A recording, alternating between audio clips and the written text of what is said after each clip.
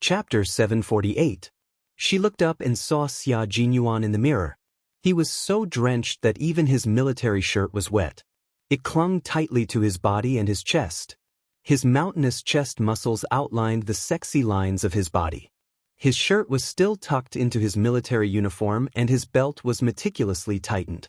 Not only did his already muscular waist show off his masculine charm, but it also perfectly combined sexiness and strength. Yi Qian couldn't take her eyes off him for a while.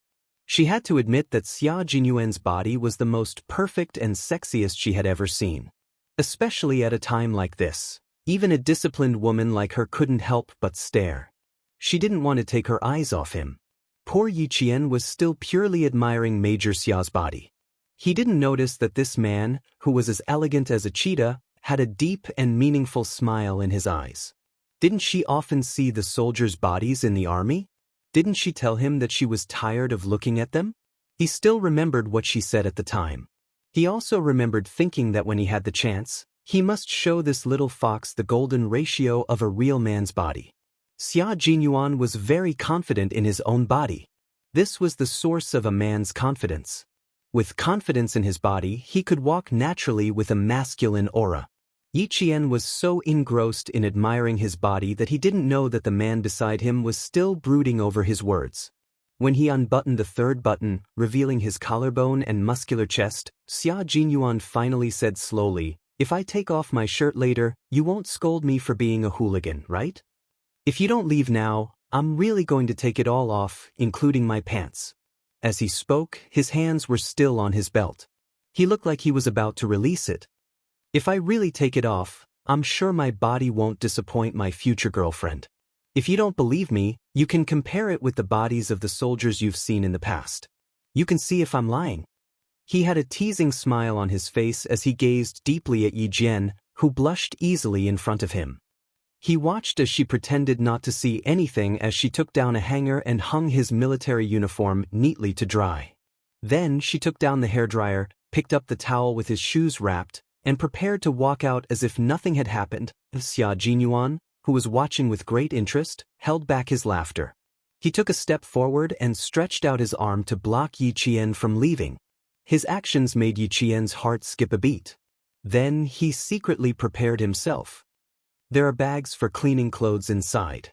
The service staff said that it's best for girls to wash their clothes before wearing them," Xia Jinyuan said gently. Xia Jinyuan said gently and let go of her arm. At the same time, he gently pushed her out of the bathroom. "I will finish my shower as soon as possible. Give me 3 minutes." These words were enough to make one's heart stop beating.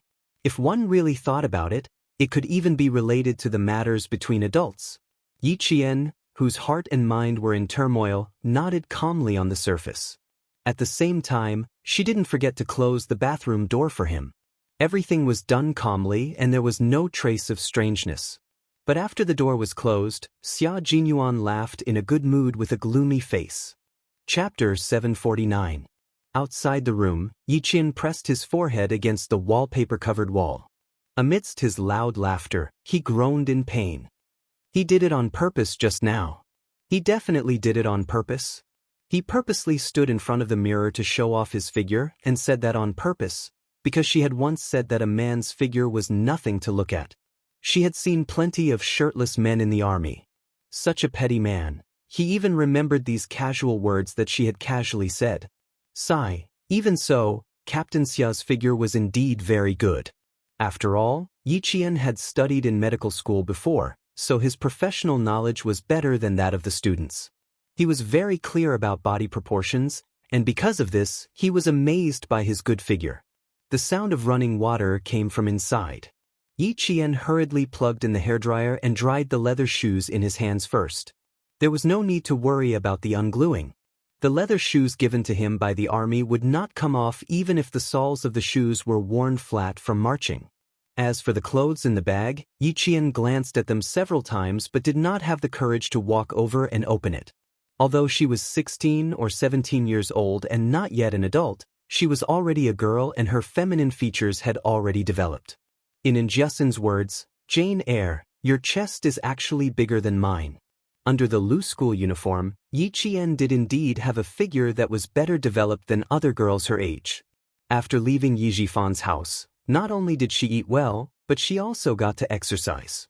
The 2 years after she became a girl happened to be the most crucial period of development. Sometimes, when Yi Qian took a shower, she couldn't help but mutter, "Indeed, I need to grow bigger." Therefore, when Xia Jinyuan trapped her just now, he could clearly feel that. Yi Jian's figure was so good that it was beyond his expectations under the slightly loose camouflage uniform. Then, there was a man. It was normal for him to have a normal physiological reaction. The reason Yi Qian did not have the courage to open the bag was because she was wondering what kind of clothes Xia Jinyuan bought for her. As the water gradually stopped flowing, Yi Qian hurriedly straightened her face and tossed aside the messy thoughts in her mind. She was afraid that he would see the awkwardness in her heart. Xia Jinyuan came out of the bathroom in 3 minutes. He was also wearing a white bathrobe. He stood behind Yi Jian and said, "You don't have to blow-dry it. After changing the gauze, you can wash and blow-dry the clothes that you are going to wear later. You don't have to wash my clothes. I just washed them." After taking a shower, the air conditioner in the room was switched on. The man who came out of the room stood behind her with his cold breath. The faint fragrance of his shower drifted over. Yi Qian's back stiffened slightly. He sighed softly and turned around to pass the hairdryer to him. He said calmly, "It's still early. Wash your clothes and ask the hotel to send 2 hairdryers up. They can dry your clothes." There was a dry cleaning service in the hotel, but military uniforms could not be sent out for dry cleaning, even if they took off their epaulettes.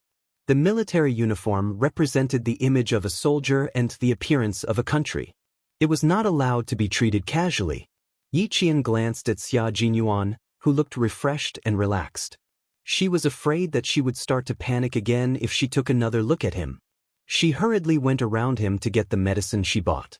"It's raining heavily, so we didn't buy a first aid kit. Remember this when you go back. Roll up your sleeves." Xia Jinyuan sat on the edge of the bed and instructed her as he took out gauze, saline, and anti-inflammatory medicine. He turned around and saw that she was trying to roll up her sleeves but was unwilling to take off her bathrobe. He couldn't help but laugh. Chapter 750. Yi Qian didn't expect that it would be difficult to roll up her sleeves after putting on the bathrobe. Yesterday, when she changed her dressing in the camouflage uniform, she easily rolled up her sleeves and tied them up. No matter how she rolled them up, the wound couldn't be seen. "Forget it, I'll change into the clothes he bought first. The sleeves of the bathrobe are thick and wide. Your wound happens to be on your arm, so it's best to remove half of the bathrobe from your shoulder." Xia Jinyuan calmly grabbed her wrist and said with a faint smile, "This is the least troublesome way. Don't tell me you're planning to change into the clothes I bought? Or, change into your underwear?" The last sentence was said with a slight pause on purpose, which successfully dispelled Yi Jian's thoughts of changing her clothes. She thought about how she took off all her clothes in the no man's land and laid in front of him half naked. Now, it wasn't a big deal to expose her shoulder and arm. Yi Qian wasn't a shy person. She sat sideways and pulled the large collar of the bathrobe down to her shoulder. Her skin was fair and delicate, and her slender and tender shoulders directly entered Xia Jinyuan's eyes. Xia Jinyuan wasn't in the mood to admire her at all. His gaze fell directly on the wound on her arm, and his slender eyebrows were tightly furrowed. There was blood on the bandage again, which meant that the wound had split open again. "You can't train with the motor vehicle soldiers this week. The wound on your arm has already split open." He grabbed her arm with his right hand and unwrapped the cotton bandage with his left hand. He took off the bandage and looked at it. The wound had indeed split open, but there was no sign of redness or swelling. He loosened his gaze slightly and looked up to see Yi Qian's tightly pursed lips. She looked beautiful and stubborn. He used a pair of tweezers to pick up a sterile cotton ball and soaked it in saline. He gently and skillfully cleaned her wound and said in a low voice, "This is for your health. It's not to stop you from training with them. It won't be too late to go after you've recovered. Commander Lu said that your comprehension ability is beyond their imagination. Your 1 month of training is equivalent to half a year of training for others. In other words, your current results can be slowed down. Don't rush to train every day so that the male soldiers don't lose their confidence. You should at least leave some face for the male soldiers. She was still being stubborn with him, so he had no choice but to explain in detail. With one hand on his waist, Yi Qian turned to look at him and asked, "Did you tell Commander Lu that I won't be going to training for the next few days?"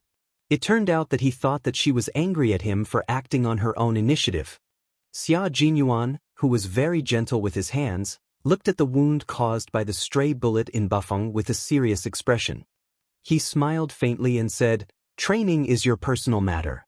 I can't make decisions for you. I'm just giving you a suggestion. The final decision is still up to you."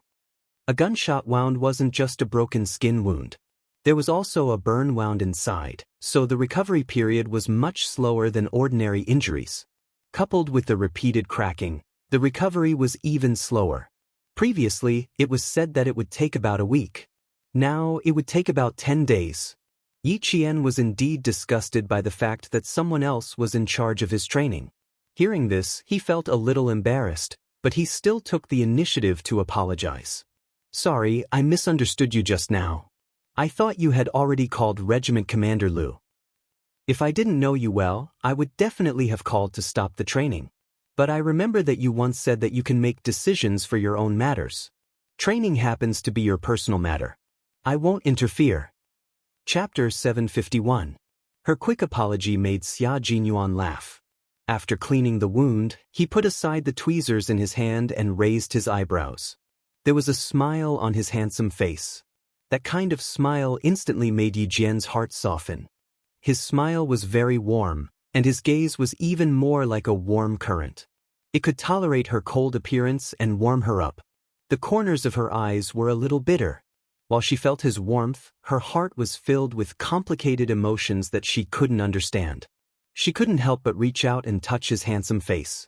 Her fingers softly stroked his elegant brows as she said in a daze, "Xia Jinyuan, what would you do if you regret it one day? What if one day you found out that the Yi Qian standing in front of you had the secret of 2 lifetimes? You came here with revenge, but because of an accident, you accidentally entered another world that broadened the stage in your heart. You changed the downfall of her previous life, the weakness of her previous life, and the misery of her previous life. If not for her previous life, how could such a Yi Qian still be the Yi Qian that Xia Jinyuan knew? She didn't like to lie, and she wasn't used to lying.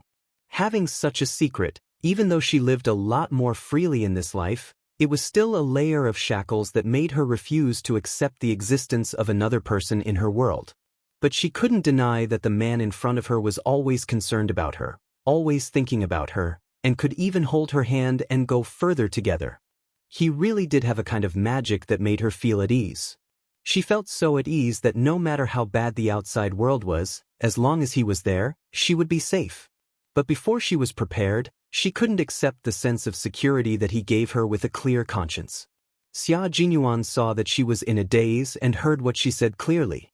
Although he could feel that she was hesitating, he still couldn't understand why she was hesitating. He slightly curved his lips and smiled at her. "I'm not so overcautious when it comes to relationships. The person that I like must be someone that I love willingly. As for lying, little fox, don't forget that I'm an outstanding hunter.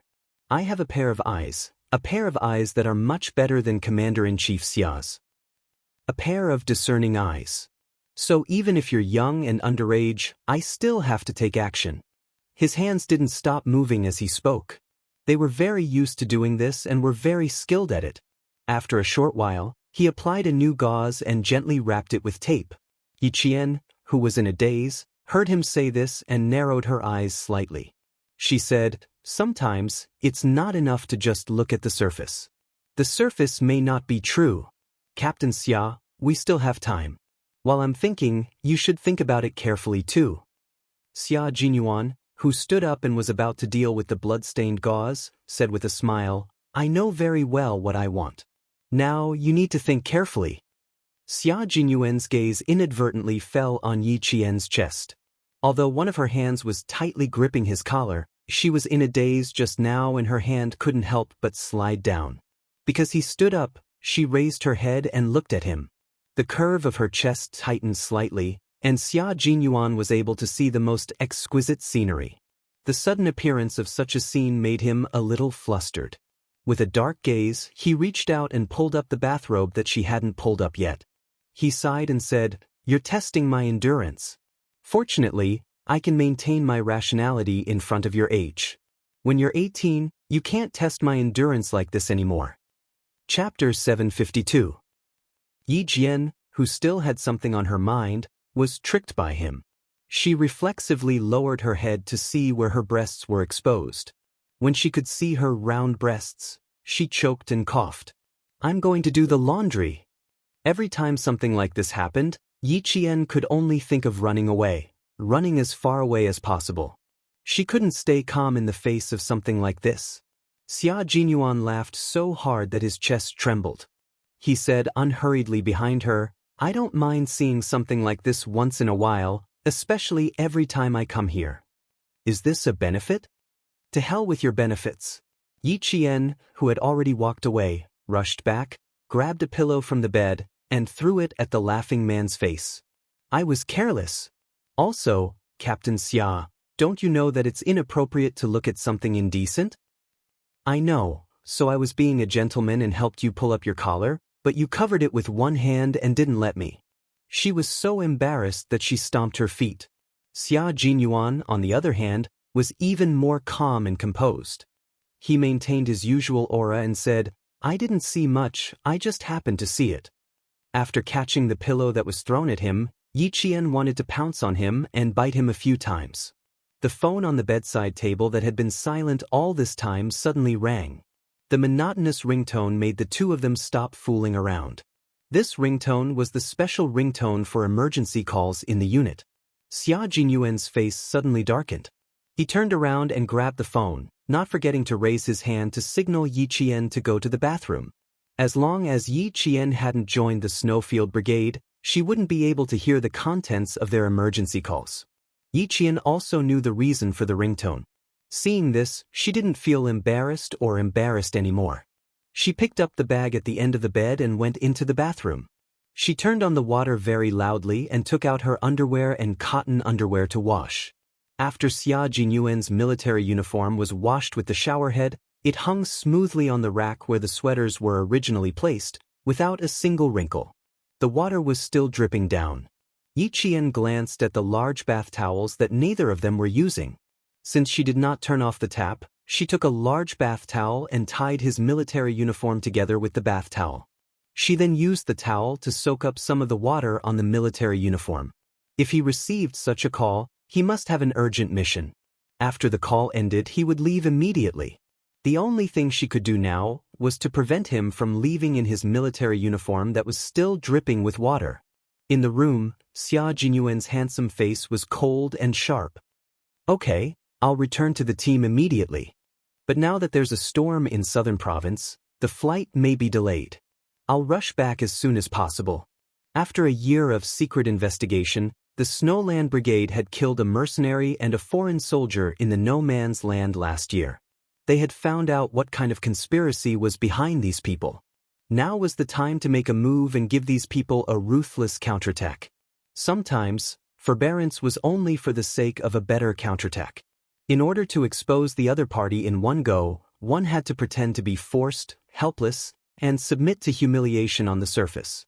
In reality, no one knew what they would do. They definitely wouldn't let those with bad intentions know. The person on the other end of the phone said a few more words in a low voice before ending the call that lasted less than 20 seconds. Xia Jinyuan pushed open the bathroom door and saw Yi Qian wrapping his military uniform with a large bath towel. When she heard the noise, she turned around and smiled at him. "The towel can absorb water. Put on your pants first. Even though it's still wet, at least it's not dripping anymore." Chapter 753. She rolled up his shirt with a large towel and placed it on the sink. He saw that her slender hands had turned pale because she was using too much force. He never knew that it felt so warm to have someone help him clean his uniform. Xia Jinyuan, whose eyes were as gentle as water, quietly watched her help him clean his military uniform. After she took his shirt out of the towel, she put it on another big towel. Then, she squatted down and smoothed out the creases on his shirt with her hands. Although it's very wet, at least it won't drip anymore. I don't have to worry about getting the seat of the taxi wet. Her words sounded bitter, but it was the truth. Yi Qian saw that he hadn't moved and handed him his pants. Change your pants inside. I'll blow your shirt with the hairdryer. When will you book the tickets? Can the plane take off normally in this storm?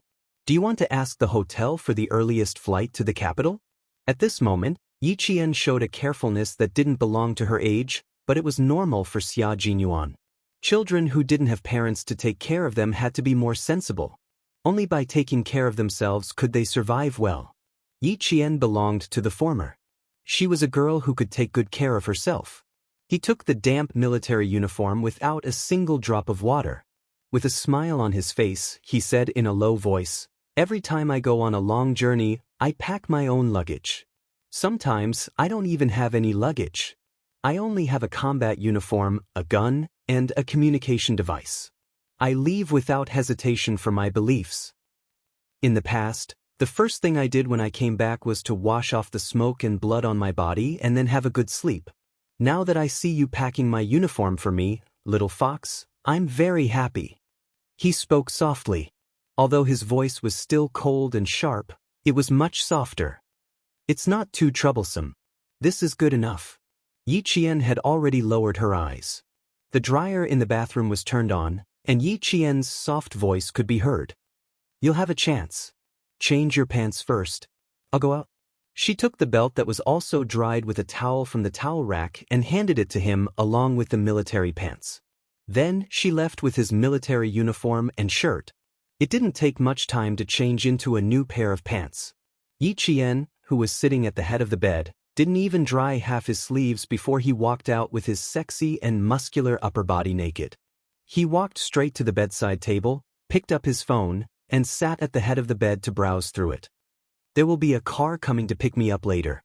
You can sleep in the hotel tonight and go to school tomorrow morning for morning self-study. Dinner will be settled in the hotel. Don't go out in the heavy rain." The whistling sound of the hairdryer was very loud. He leaned close to Yi Qian's ear as he spoke. His masculine scent immediately surrounded Yi Qian. Even his breath contained his scent. Such a scene should be charming and gentle, but the two of them had already restrained their thoughts. No matter how close they were, there was no ambiguity. Yi Qian placed the hairdryer in her other sleeve and turned her head to look at him with a cold and dark gaze. Even the corners of her mouth were slightly pursed. "When are you leaving?" "About 10 more minutes. That should be enough time to dry your shirt." Xia Jinyuan finished reading all the messages and deleted them. The team had already booked a ticket for him. It wasn't a flight to Beijing, but a ticket to a city near the border of China. Chapter 754. 10 minutes was enough time for the car to arrive, but it was not enough time for her to dry his shirt. Earlier on, he had said that they still had an afternoon, but in the blink of an eye, they were in a race against time. This was what it meant to be a soldier. Even if they were on vacation, they could not really relax. Urgent missions could call them back at any time. This was especially true for special operations soldiers like Xia Jinyuan. Their time did not belong to them, but to the country. Seeing her quickly shake his shirt with one hand, Xia Jinyuan's eyes gradually darkened. His tall and slender body gradually moved closer to her. He was so close that his shoulder was already pressed against her arm. Even though they were separated by a thick bathrobe, she could feel his scorching body heat. His warmth lingered on her skin. "This time, I might take a little longer. When I get there, it will not be convenient for me to contact you. You can say that we have completely lost contact. You have to pay attention to the wound on your arm. It can't split open again. Gunshot wounds are different from other injuries. If you don't pay attention to them, the skin tissue will become infected. Sometimes, even a small injury can lead to high amputation. I really want to take care of you, but, little fox, this is the reality that soldiers have to accept. When the person I love needs me the most, I have no choice but to stay away from her. I don't even have a call. You said that I would be deceived, but I would also be deceiving a kind and good girl." He lowered his head and pressed his slightly cold thin lips on her forehead. This kind of Xia Jinyuan will not be a responsible man who can stay by his girlfriend's side all the time. Therefore, this kind of Xia Jinyuan will use the simplest method to capture the girl he loves. I just want to leave the most beautiful scenery in my eyes for myself to enjoy alone. This kind of Xia Jinyuan is indeed a bastard, but he still wants to seize happiness. Don't worry, as long as you have feelings for me, we will get to know each other for a long time. Time for the two of us to get to know each other, accept each other, and stay together forever. I will love you to the point that you are the only woman in my world. I also hope that you will only see one man named Xia Jinyuan in your eyes and in your world. He reached out and turned off the hairdryer in her hand. Why waste 3 minutes on a shirt that wouldn't dry? He was more willing to hug her tightly and kiss her deeply again. Their lips were touching, and their breaths were intertwined. Yi Jian's eyes were wide open at first, but she slowly closed them. Love really came. Please give her more time so that she could accept this man that she didn't even resist kissing. After being reborn for 2 lifetimes, the hardships that God had given her in her previous life had finally become a reward for her treatment in this life. Then, would a love that she had never thought of arrive as well? She responded to him awkwardly. Her hand gently but firmly placed on his chest. A strong and powerful heartbeat came from under her palm. It passed through her palm and hit her heart again. Her heartbeat seemed to have caught up with the rhythm of his heartbeat, and it was getting faster and faster. That was his heartbeat. It was also a person's weakest and most fatal spot. It was the spot that a Special Forces soldier needed to protect the most. And she had so easily found his fatal spot. Chapter 755. She couldn't help but think, 2 years ago he was still secretly investigating me, but now he's going to let me kiss him whenever I want. This is the 3rd time we've kissed. Just as she was about to withdraw her hand, Xia Jinyuan, who had a premonition, raised his hand and covered the hand beside his heart with his own. He pressed down hard so that she could feel his heartbeat, as well as his nervousness and excitement when he kissed her. Their love didn't have the time to spend in front of flowers and under the moon, nor did they have the free time to be sad over the passing of autumn and the moon. If they had the time, they would have to take good care of their equally hard-won love. At a time like this, he could only seize the opportunity to kiss her. Other than that, he had to restrain himself from reaching out and hugging her. His chest was really hot, so hot that it made her tremble a little. Her other hand that was propped up on the bedsheet was also held by him. Their fingers were intertwined as they held it. Gradually, he exerted force on his waist and the two of them fell onto the bed. Her heart was beating so fast. She lay on the bed and looked at Yi Qian, who still had one hand pressed against his chest and the other hand tightly held by him. She could feel the muscular man lying on top of her and saw the dark light in his eyes. She was even more nervous and her heart was about to jump out of her chest. Xia Jinyuan's eyes darkened as he looked at Yi Qian, who was lying beneath him. Because he suddenly lay down, the loose lapels of his bathrobe opened on both sides. If one looked down from the lapels of his shirt, one could see the cleavage. Xia Jinyuan's Adam's apple gently moved. His gaze lingered on the fair skin for a few seconds before he naturally looked away.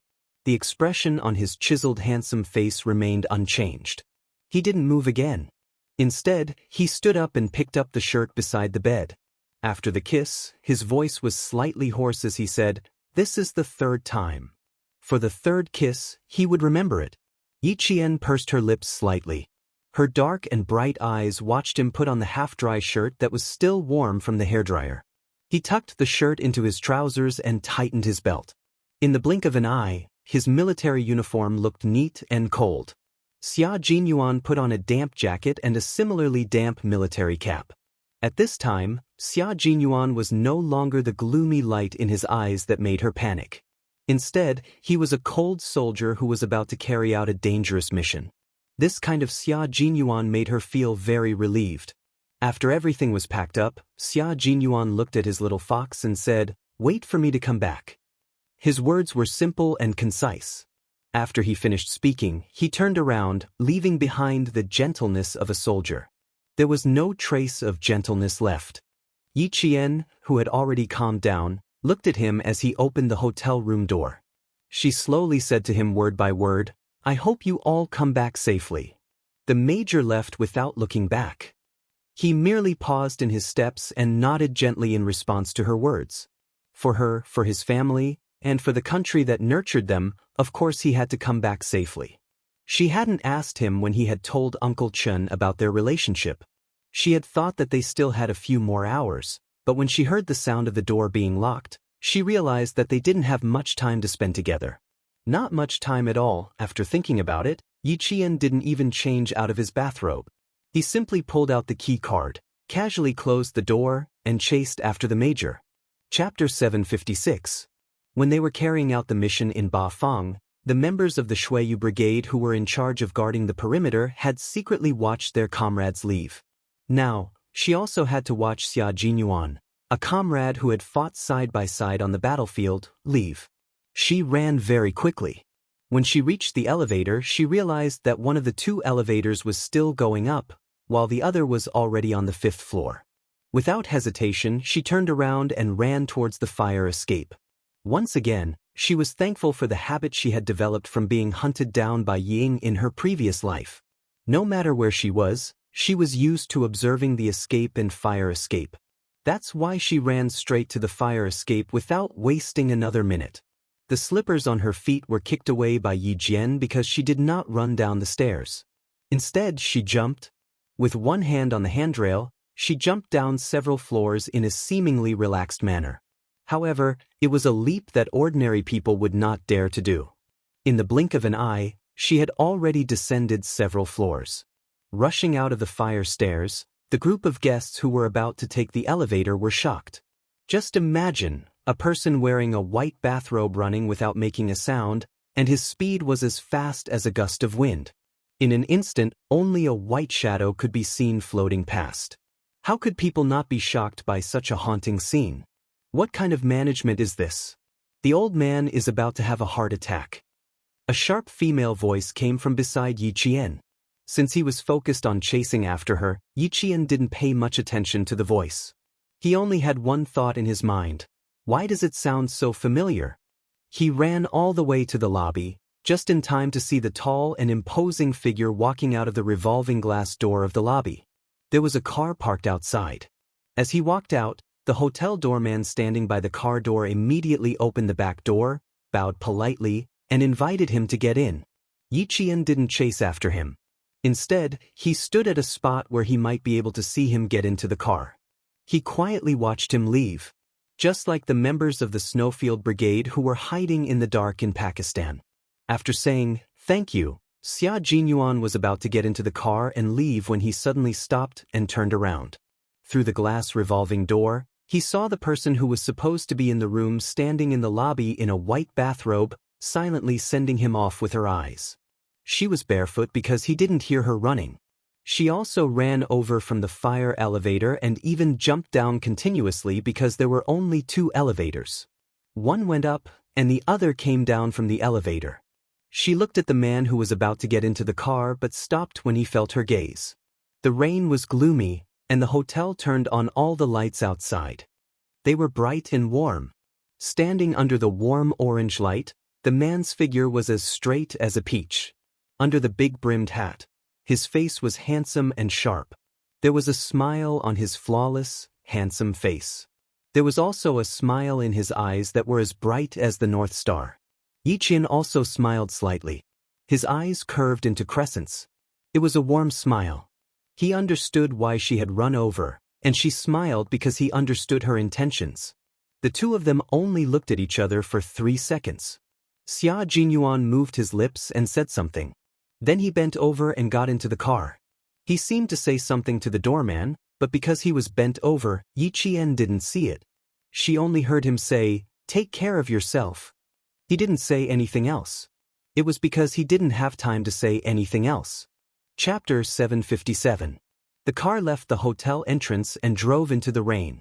The hotel attendant in the lobby jogged over with a pair of cotton slippers. Xia Jinyuan had instructed the hotel doorman to bring Yi Qian a pair of cotton slippers. Someone walked over aggressively from behind. Yi Qian, who had just put on the slippers, said, "Thank you," to the attendant. When he sensed that something was wrong, he immediately turned around and shielded the attendant behind him. The person seemed to be coming for her, but since the hotel attendant was there, he wasn't sure. He instinctively shielded the attendant behind him. "Where is your boss? Tell him to come out immediately." She was wearing a dark purple dress that was obviously expensive, with a cashmere shawl draped over her shoulders.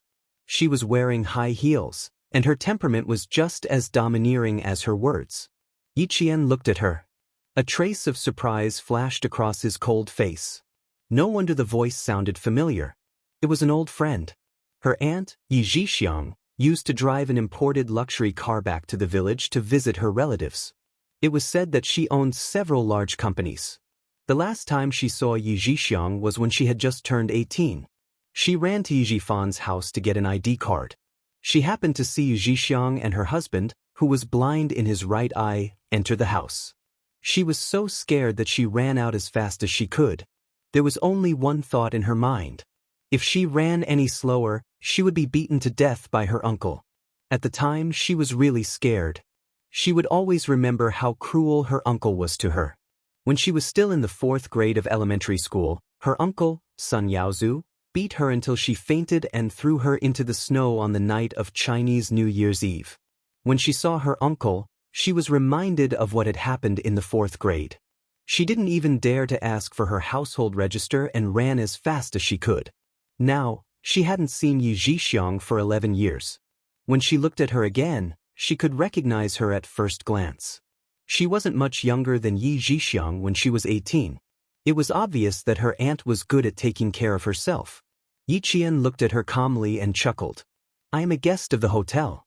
I don't need my boss to interfere with what I do here. Also, who are you? I don't think you're qualified to meet my lord." The hotel staff immediately stood up and asked with a smile, "Hello, sir. If you need any help, you can contact any of our hotel staff." When the staff came forward, Yi Qian smiled at her and headed straight for the elevator. So what if Yi Zhixiang was a blood-related aunt? Yi Qian never owed her anything, so it didn't matter whether he acknowledged it or not. Grandpa Zhen had once said, "You live your life, and they live theirs. Mind your own business." From this, she could tell that Grandpa Zhen didn't want her to have anything to do with Yi Zhixiang's family. As for why, she didn't know and didn't want to know. On the other hand, Yi Zhixiang was slightly stunned when she saw Yi Qian. Why did this girl look so familiar? Especially the way he spoke just now. Why did he sound so familiar? It was as if he had seen it somewhere before, but he just couldn't remember where. He was only stunned for a moment before he saw the rude girl walk past him and swagger away. "Stop right there." When Yi Zhixiang saw this, she glared at the staff and ran after Yi Qian in her high heels. "Where did this girl come from? She's so rude. She scared my old man and he's still complaining about angina. She didn't even apologize." Chapter 758. Yi Qian didn't really know what kind of person Yi Zhixiang was, so when she suddenly shouted, she was stunned. They had only met twice in her past life, and each time was very unpleasant. Even if she didn't know her well, she didn't have a good impression of this unfamiliar aunt. Now that she shouted, Yi Qian's mind flashed with the image of a wrinkled, kind-looking old lady who didn't love her granddaughter at all. Yi Zhifan's mother, her and Yi Ying's grandmother. Back then, why did she choose to live with Yi Zhifan's family? Half of the reason was because she and Yi Ying didn't have much status in front of their grandmother. She treated them all the same. However, she took extra care of her aunt's 2 sons, especially the son who took her aunt's surname. She took very good care of him. Those memories that were hidden deep in her mind, memories that she couldn't remember without a trigger, suddenly came back one by one. They were all bad memories of the Yi family, memories that she was afraid of when she was young. Ignoring Yi Zhixiang's shouting, Yi Qian walked to the front desk and put the room card on the marble counter.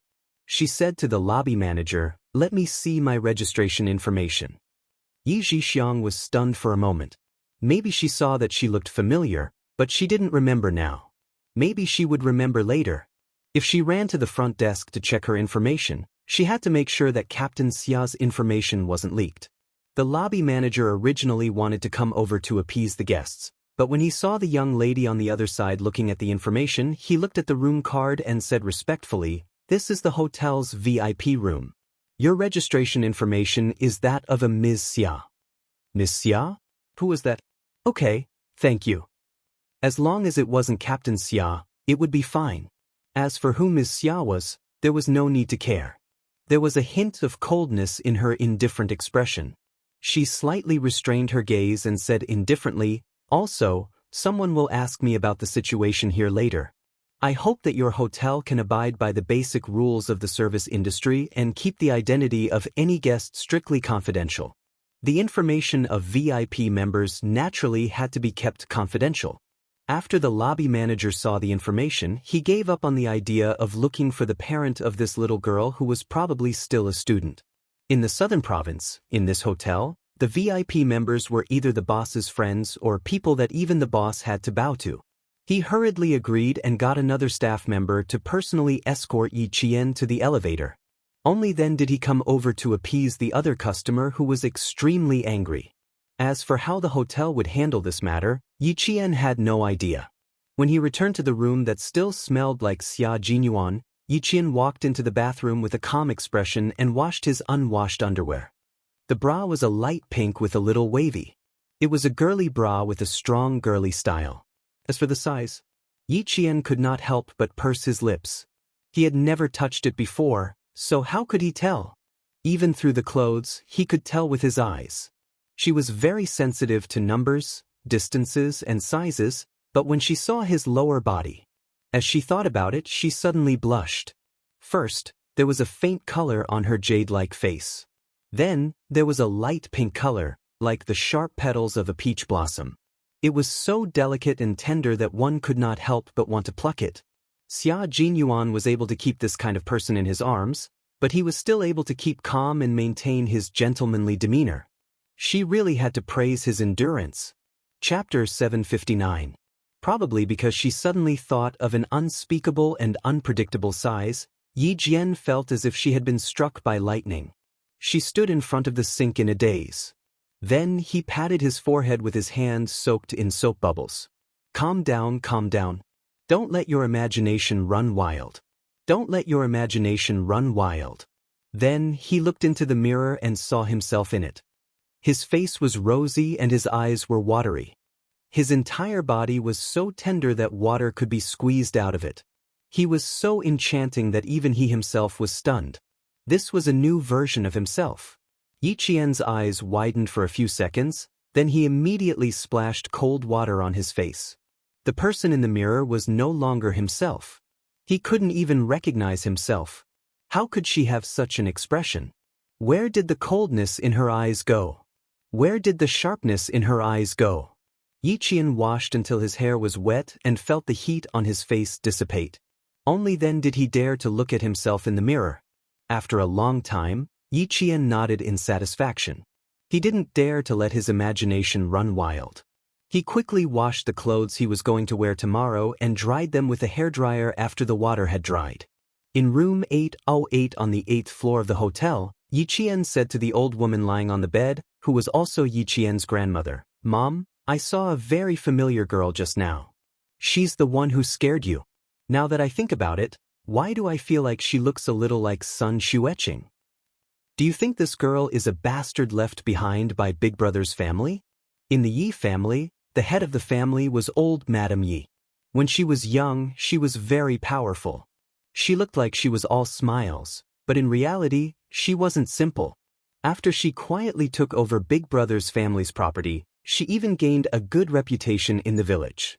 As for the old man of the Yi family, he was also a ruthless person when he was young. He didn't hesitate when he took over Big Brother's family's property. He didn't even put on a show. The two elders shared a room, but the old man was playing mahjong with his son-in-law and his son-in-law's subordinates in the other room. Hearing this, old Madame Yi opened her eyes. She was in her 60s, but because of her plump appearance, she looked like she was in her 50s. "There's no message from your brother. We'll know when he comes over and asks. There are many similar people in this world. You don't have to make a fuss. It's just a similar person. Don't make things difficult for yourself." The old lady's voice was soft and amiable. She even had a hint of a smile on her face. But when she saw Yi Zhixiang's respectful expression, she knew that this old lady wasn't as friendly as she looked. Although she looked plump, Her eyes were filled with ferocity that shouldn't be present in an elderly person.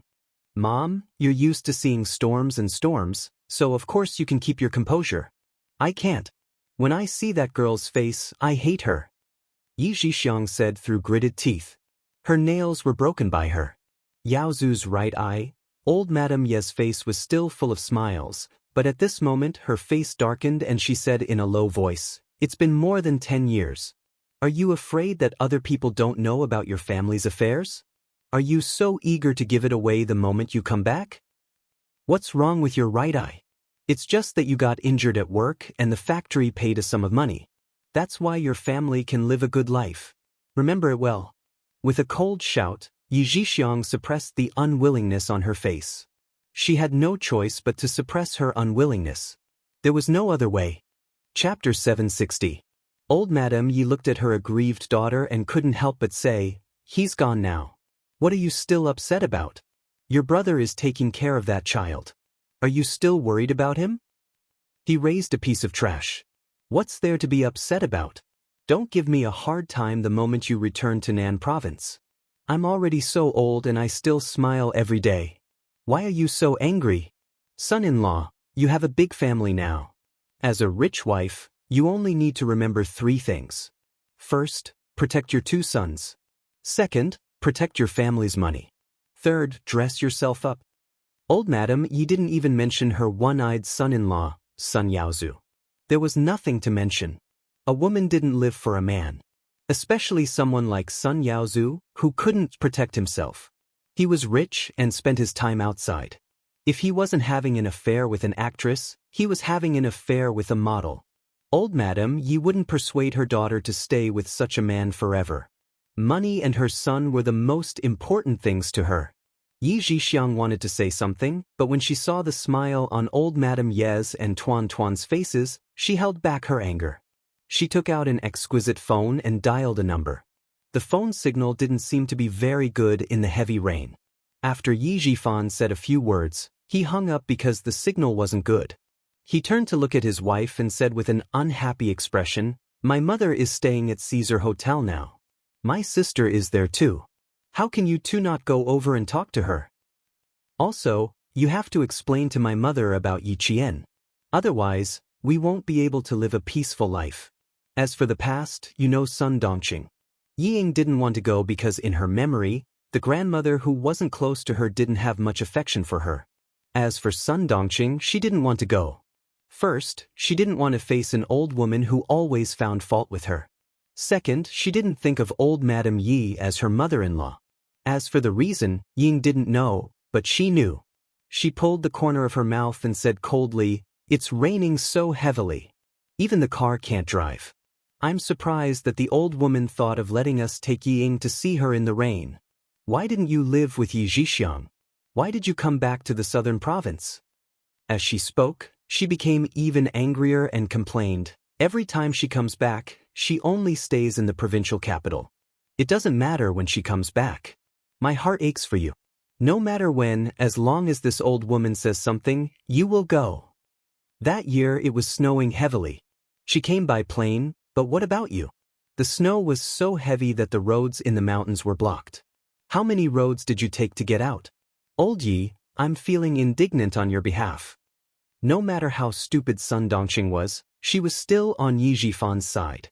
This was also the reason why Yi Zhifan did not change his wife even though he was promoted. When he was young, he couldn't make the decision. It was the old woman who made the decision to marry her. He originally thought that she would be restless and find trouble for him. Who knew that not only was his wife beautiful, but she also worked hard for him. Even when the old woman secretly used force, she bore it by herself. She even secretly saved the food from her mouth for him. So many years had passed. Even if she wasn't clean outside, she had never thought of getting a divorce because of what had happened when she was young. She didn't have any feelings for him, but she was still on his side. Hearing this, Yi Zhifan sighed. He looked at his muddle-headed daughter and said softly, "My mother has always wanted to save face. Just go with the flow and wait for her to leave." Chapter 761. Sun Dongqing did not have a good impression of her mother-in-law at all. Hearing this, her face turned even colder. I will never forget what that old woman did back then. She wants to keep up appearances her whole life. Does that mean my reputation is not worth it? Reputation? I can only blame myself for being too stupid back then. I mistook her for my own mother. I didn't take any precautions and ended up like that. The more agitated Sun Dongqing was, the more her eyes were filled with hatred. It was so deep that she could kill someone immediately. That good sister of mine clearly knew that old woman was a scoundrel. She only mentioned it to me a few times and never reminded me again. There are only two people I hate in this life. One is Sun Xueqing, and the other is that old hag. Yi Ying was even more confused. She thought to herself, Mom is clearly afraid when talking about Grandma in private, but she's not afraid at all in front of Dad? Also, why did she hate Yi Jian's mother, her aunt, so much? What exactly happened here? I can go, but Ying Ying can't go. I don't want our precious daughter to suffer in front of that old hag. It's the holidays. I wonder if Yi Zhixiang's two sons have returned to the southern province? If they were there, Ying Ying would have no place there. I don't know how biased that old thing is. I can tolerate other things, but I can't tolerate that for the rest of my life. If Ying Ying had a younger brother or sister to help her, she wouldn't have been bullied by Yi Qian to the point where she couldn't even go to school. Ying Ying wouldn't have been our only child. Thinking about the past, Sun Dongqing's eyes turned red. Even Yi Fan clenched his fists and fell silent. This matter was also a headache for Yi Zhifan. However, no matter how painful it was, he could only endure it. Only old Madam Yi could do something like cutting off an heir. Back then, Sun Dongqing gave birth to Yi Ying. Coincidentally, the country's one-child policy allowed for one child. After Yi Ying was born, old Madam Yi often scolded her for cutting off the Yi family's bloodline. Sun Dongqing was young and naive. She really cut off the Yi family's bloodline by herself. It was only when Yi Zhifan secretly said that she would hide outside for a few years and give birth to a son that she felt better in her heart. In the end, the truth was so cruel that Sun Dongqing almost committed suicide. A few years later, when she was not pregnant, she went to the hospital for a checkup. However, she was told that she was permanently sterilized and could not have children in this lifetime. The couple was struck by a bolt from the blue. They did not know how many years they had been infertile because they had been sterilized. You don't have any scars from the second surgery on your stomach. There's only one possibility. It was done together with the cesarean section. How could you not know? Who was the one who signed off on the operation? The doctor's words were like a clap of thunder. That was all he could remember. At that time, Sun Dongqing was still young. When she knew that she couldn't have another child, it was as if the sky had collapsed. She was in a trance and didn't even look at her husband's expression. When she returned home, she was lying on her bed crying when she heard the sound of an argument coming from the living room. It was Yi Zhifan's furious questioning. The old woman said lightly, "Your wife was timid and did not dare to give birth. She asked for a cesarean section. I thought she was a pitiful person. Coincidentally, the doctor asked if we should comply with the country's one-child policy. I thought that since she cherished her life so much, we should do it."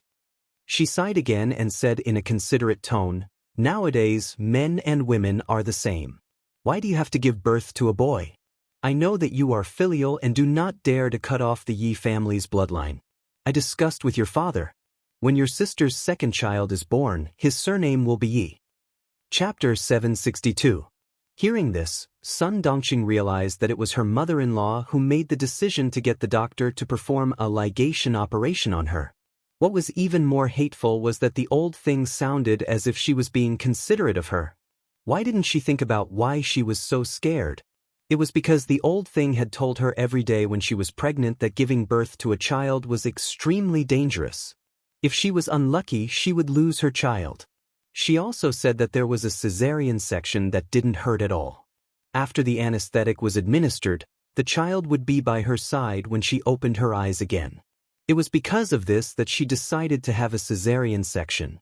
If she had known about this, she wouldn't have chosen to have a cesarean section. She hated herself for being so grateful to the old thing back then. In order to please the old thing, she went against Sun Xueqing. Thinking about the past, Sun Dongqing was already in tears. Yi Zhifan naturally thought about those things too. At this moment he was also holding back his tears. But what was the use of saying it now? Back then, the old woman was ruthless and didn't leave any traces. Before Sun Dongqing's cesarean section, everyone in the village knew that as a mother-in-law, she didn't want her daughter-in-law to suffer and was willing to spend more money for a cesarean section. Whenever this was mentioned, all the daughters-in-law in the village would be envious. But who would have thought that the woman who spent money on a cesarean section had such a vicious heart? At that moment, the atmosphere in the room was particularly heavy. Ying looked at the time and said softly, "Dad, why don't we listen to Mom? I'm not going. Anyway, Grandma doesn't like me." "Ying, it's better if you go. Grandma hasn't seen you for a few years and misses you." Yi Zhifan didn't agree. He said to Sun Dongqing, "You know my mom's temper. If you don't go today, she can come to my office when the time comes." Sun Dongqing's eyes were red with hatred. In the end, she compromised and said fiercely, "We can't let Ying go alone. We have to get Yi Qian, that wretched girl, here." "Do you think that's possible?" Yi Zhifan snorted and glanced at his nervous daughter. "You should think about how to talk about Yi Qian. Grandma will ask." Ying wanted to ask what happened back then, but she didn't dare to do so now. In the hotel, Yi Zhixiang kept looking at the time. However, only 10 minutes had passed and she said impatiently, "Why isn't she here yet? Is she not coming? Mom, why don't you call her? My brother listens to you." "Listens to her?" A smile appeared on old Madame Ye's face as she said, "Zhixiang, your brother's career in the government has been extraordinarily smooth these past few years. I was afraid that I would have to ask him for help in the future.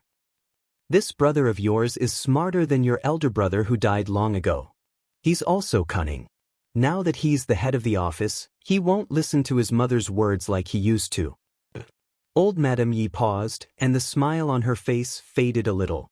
"But no matter how hard his wings are, he still has to respect me, his mother." Yi Zhixiang was relieved. Her mother had always been the head of the household. Sometimes, Sun Yaozu would ask the old lady for advice. Even though her old mother was a rural woman, she was a young lady from the old society. If it weren't for her grandfather being a capitalist and going bankrupt during the Great Revolution, she wouldn't have married into the Yi family, which had been poor farmers for several generations. After waiting for about half an hour, Yi Zhifan knocked on room 808 with his wife and daughter when the smile on Yi Zhifan's face was almost gone. Chapter 763. When old Madame Yi saw the family of 3, she smiled like a bodhisattva in the temple. "It must have been tough for you to come on such a stormy day. I was worried that something might have happened on the road, so I prayed for you to come here safely." As she spoke, she closed her eyes and put her palms together and chanted, "Amitabha." At this moment, she held Yi Ying's hand and sighed. "I know you are filial, but you can't bring the child out to take risks. If something happens and the child gets hurt, you too will regret it." It sounded like she was really thinking for Yi Zhifan's family of 3. However, if one listened carefully, it sounded like she didn't want the family of 3 to come, but they insisted on coming to fulfill their filial piety. If something happened, it would have nothing to do with her as an old lady. Ying felt as if her hands were wrapped around by a snake. They were icy cold, without a trace of warmth. The smile on her face was a little stiff, but her voice was still delicate. She said affectionately, "Grandma, don't worry.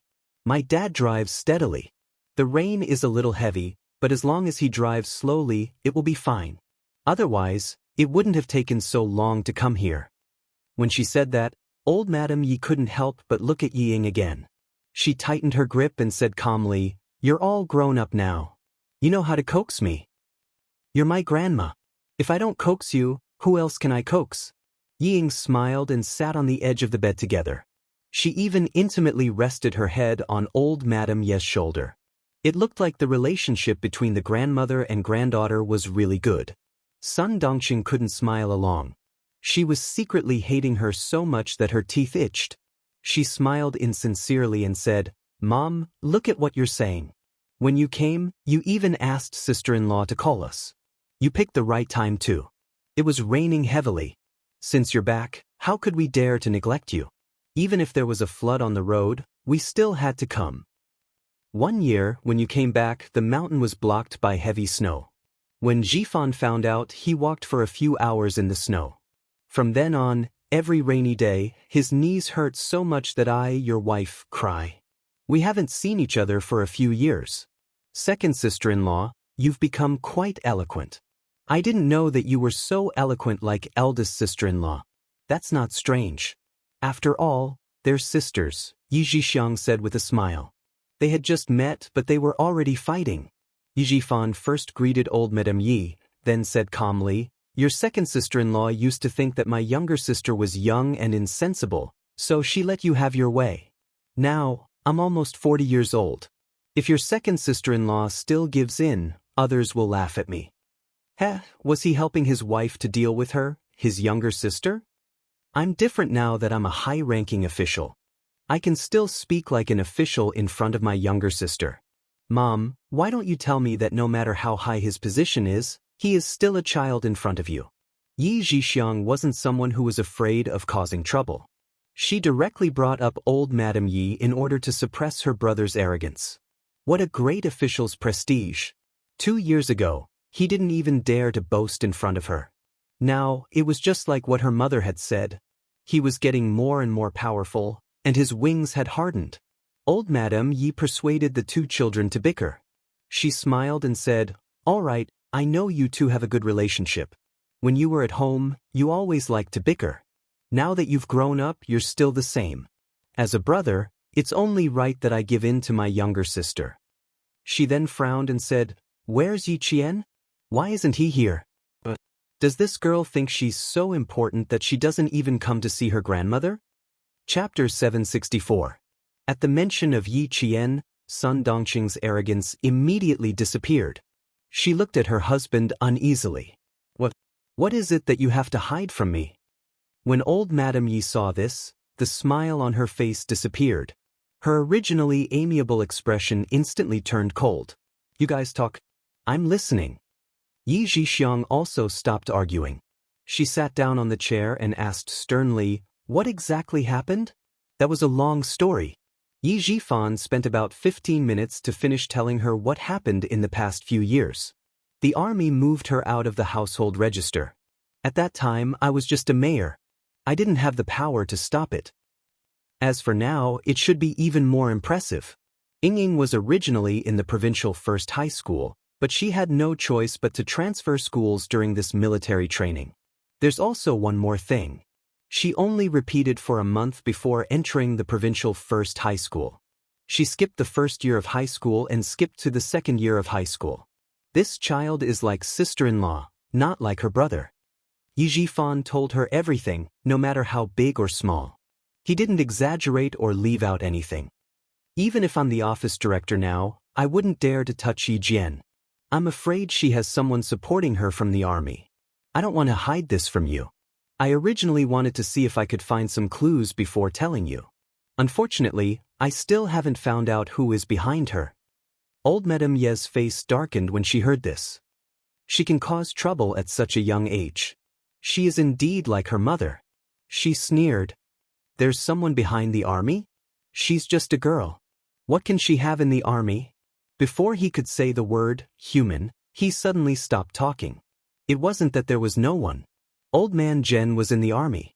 It was said that Sun Xueqing joined the army because of him. But Old Man Zhen had been retired for decades. What could he do? The eldest brother's entire family was dead, leaving behind a lass who couldn't even be helped. What kind of waves could she stir up? However, she couldn't let her guard down. After hearing what happened in the past few years, this useless girl had made a name for herself. After thinking about it, old Madame Yi smiled. "Where is she now?" I asked Yaozu to bring someone to invite her over. As her grandmother, I haven't seen her for a long time. As her aunt, I often miss her. It's better for her to come over. As soon as she finished speaking, Yi Zhixiang, who had been listening without saying a word, said coldly, "Mom, I was just talking about the girl in the hall. Don't tell me she's the wretched girl. The more I think about it, the more I think it's her." Her facial features were the same as Sun Xueqing's. Even the way he looked at others was full of himself.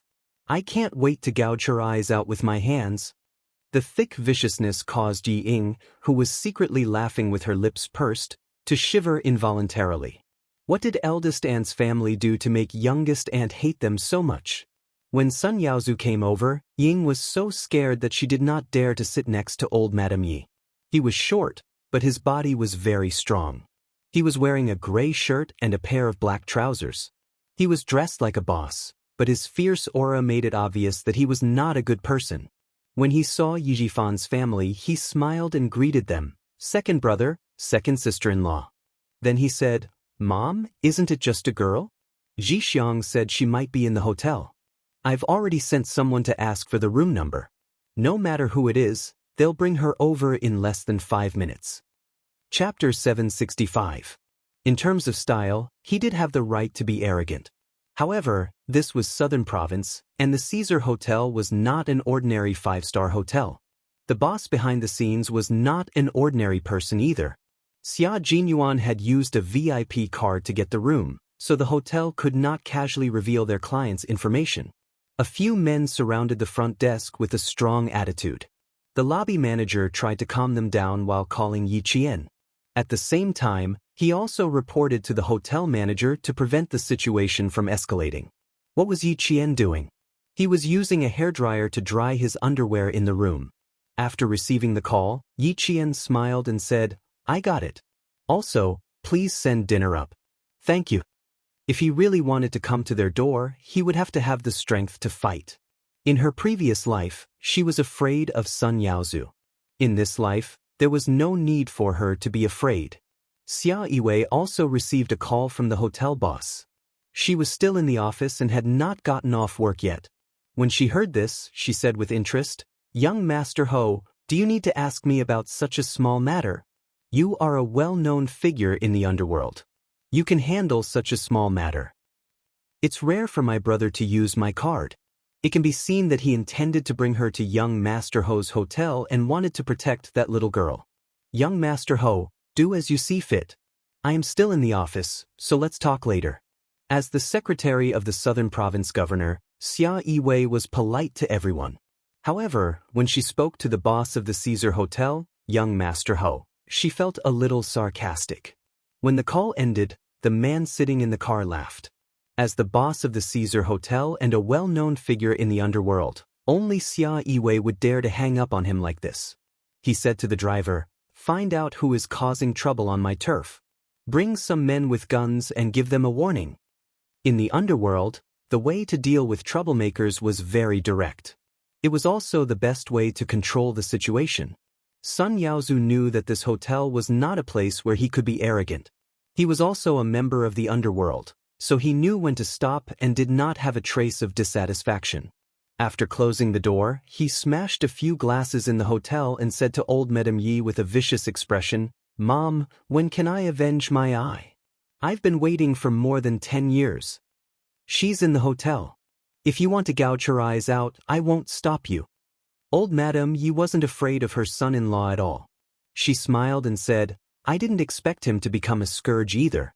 I originally wanted to borrow your second brother's hand to raise him into a good-for-nothing so that I could give you and Zhixiang an explanation. Who knew that your second brother wasn't a capable person and instead raised a promising scourge?" When he said this, Yi Jifan and his family did not leave. Hearing this, Yi Ying's heart skipped a beat.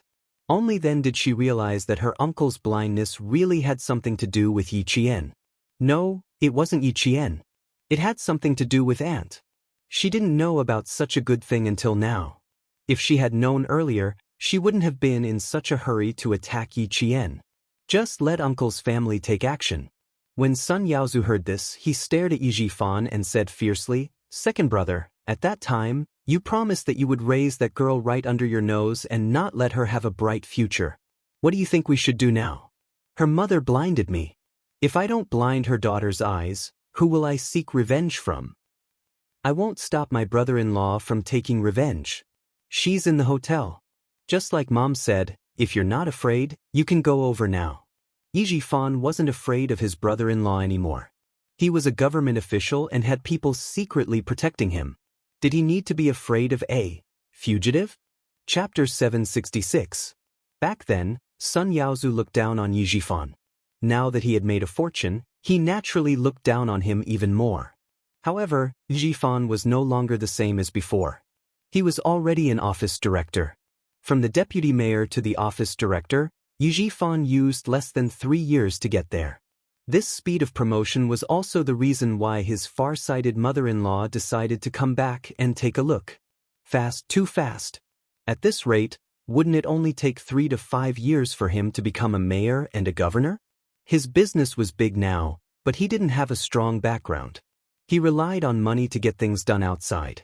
In addition, he had an identity that couldn't be exposed. Although his family was rich, it was always his mother-in-law who showed up outside. Even the chairman of the company was his mother-in-law.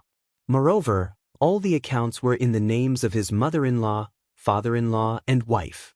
There was no other way. He couldn't show up at all. As a fugitive, he couldn't call himself a boss outside and couldn't interact with government officials. It was even more impossible for him to interact with the judicial department. Thinking of this, Sun Yaozu, who originally wanted to drink it back, instantly changed his expression. He patted his stomach and laughed. Look at what second brother is saying. Mother has already spoken. I have to listen to her. Moreover, this little girl has second brother looking after her. Why would I be worried? We didn't come back this time for this little girl. Mother said that second brother's position is getting bigger and bigger. It's a happy occasion for the Yi family. We must come back to congratulate second brother. As she spoke, she gave Yi Zhixiang, whose face was still dark, a look. Zhixiang, take out the gifts we brought for brother Tingrui. It's raining so hard, so brother Tingrui shouldn't go home tonight. Stay at the hotel. Father is still playing cards in the next room. Tonight we'll play with him. Old Madame Yi smiled with gratification. It's right for a family to be harmonious. Brothers and sisters should support each other. Today, you helped me, so I'll help you in the future. The family's days will be better if we live in harmony.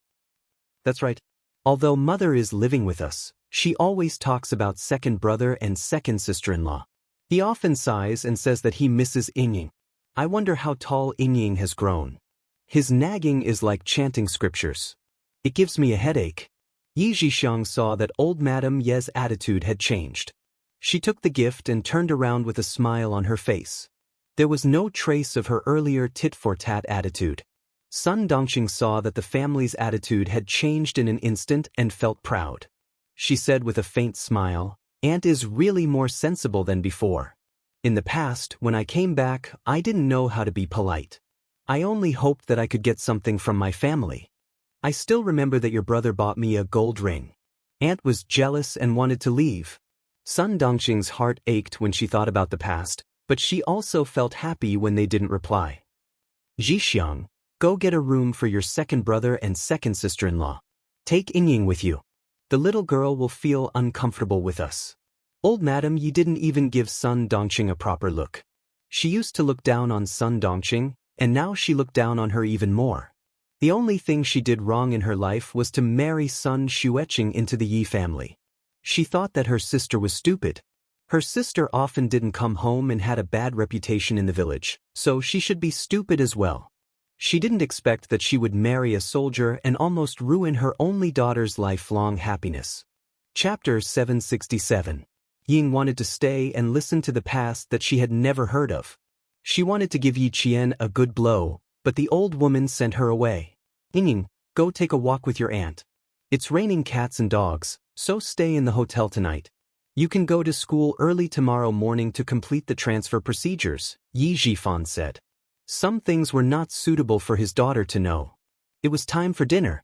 Yi Zhixiang, who had booked 2 more luxurious suites, was led by the waiter to check on the cleanliness of the rooms. Her attitude towards Ying was neither cold nor cold.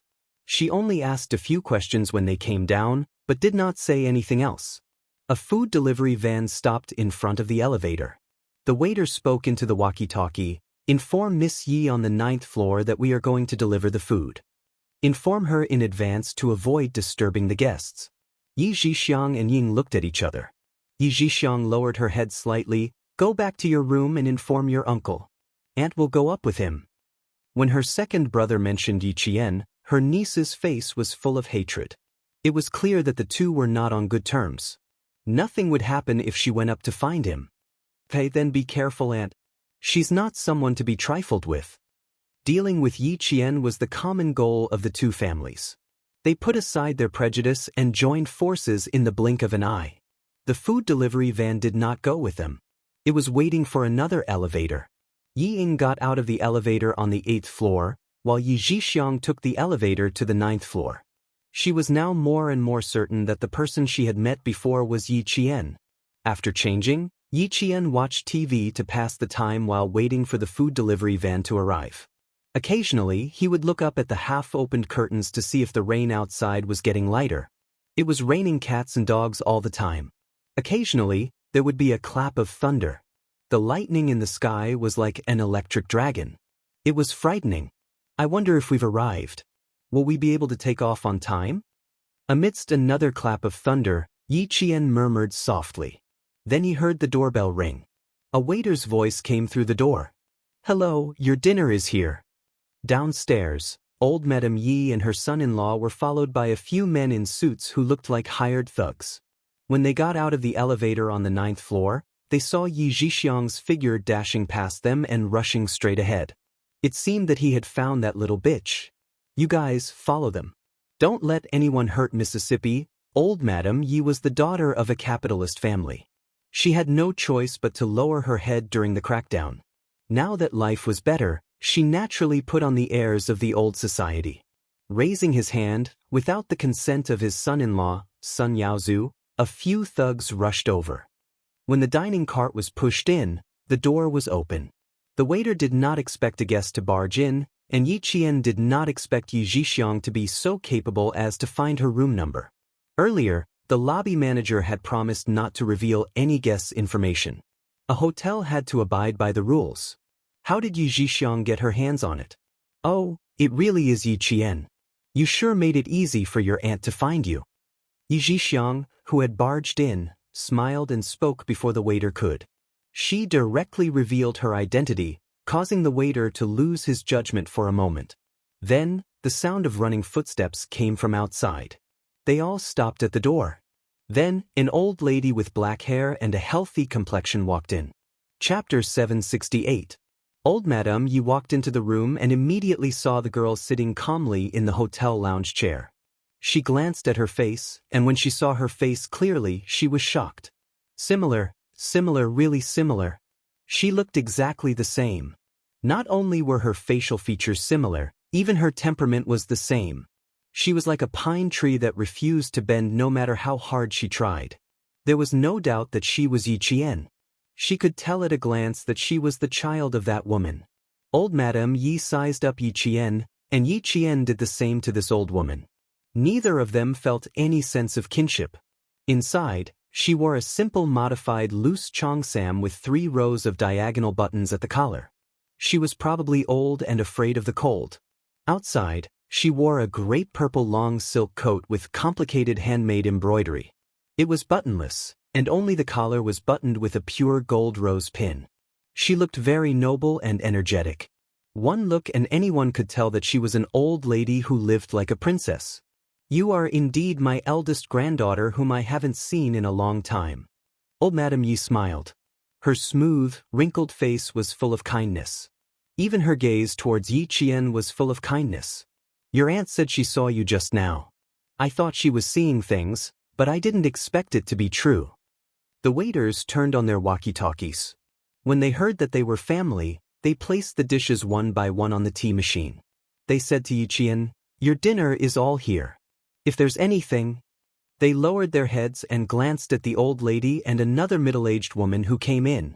They paused for a moment, then said, "If there's anything you need, you can contact our staff at any time." It was not convenient for the hotel to intervene in family matters. However, the waiters saw that the middle-aged woman who came in first did not come with good intentions, so they said one last thing. Yi Qian nodded slightly at them and said, "Thank you." Then he said, "It's better for the hotel to send someone over. I am a guest of the hotel. Someone trespassed into my room without permission. I need an apology from the hotel." "Trespassing? My eldest niece, you've caused enough trouble. You've run away from home for so long and even made the old lady come to find you personally. If you've caused enough trouble, you should go home, lest your family worries. Yi Zhixiang frowned and put on a helpless expression. If you're done, come home with us. Don't bother the hotel. This was a hotel with a background.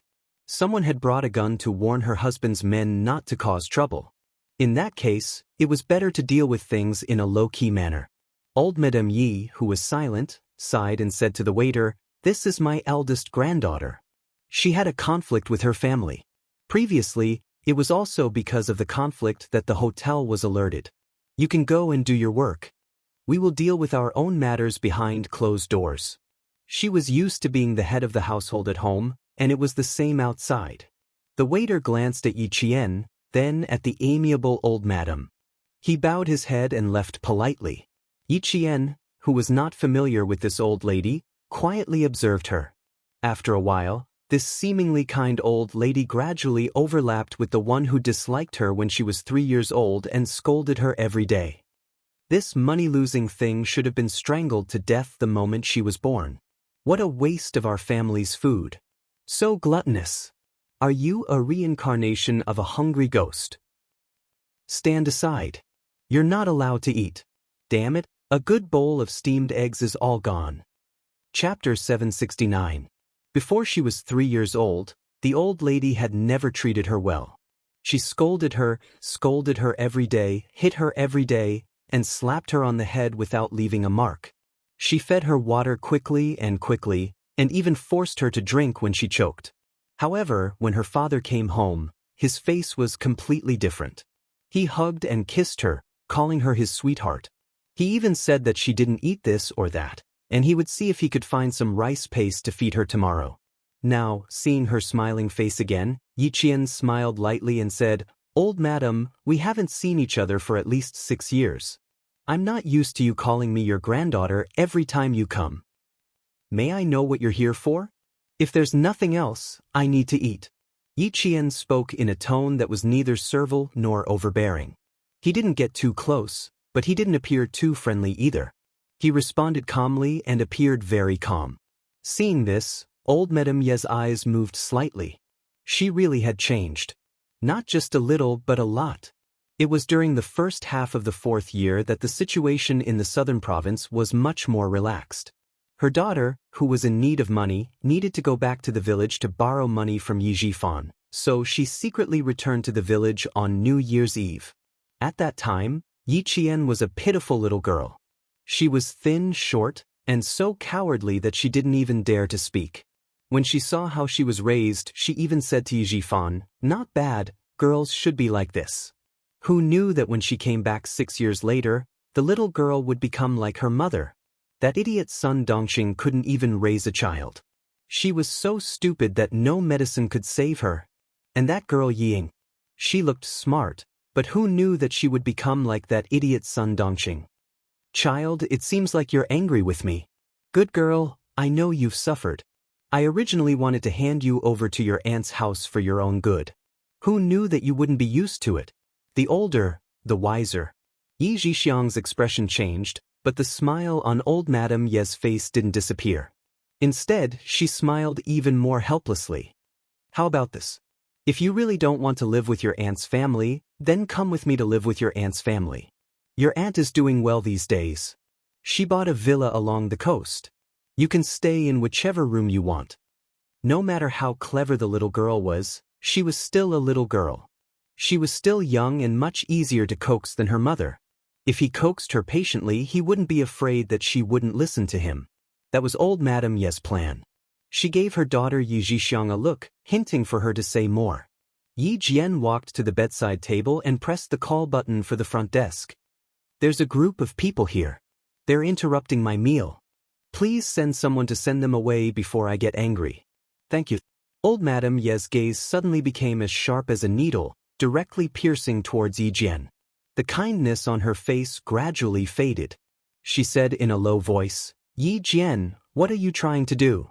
Are you trying to disrespect your grandmother? You're rebelling. Even when your father was still alive, he didn't dare to disrespect me. Well, now it's your turn as a granddaughter. Can I say a few words?" Old Madame Yi might be old, but when her face darkened, she had an aura that even Yi Zhixiang didn't have. Seeing that Yi Qian wasn't cooperating, she vaguely understood that this girl in front of her wasn't someone she could control in a short period of time. Since she wasn't going to send her away, then she would send someone to send her away. Chapter 770. Let the two men in, she instructed Yi Zhixiang in a low voice. Although her voice was soft, Yi Qian heard it clearly.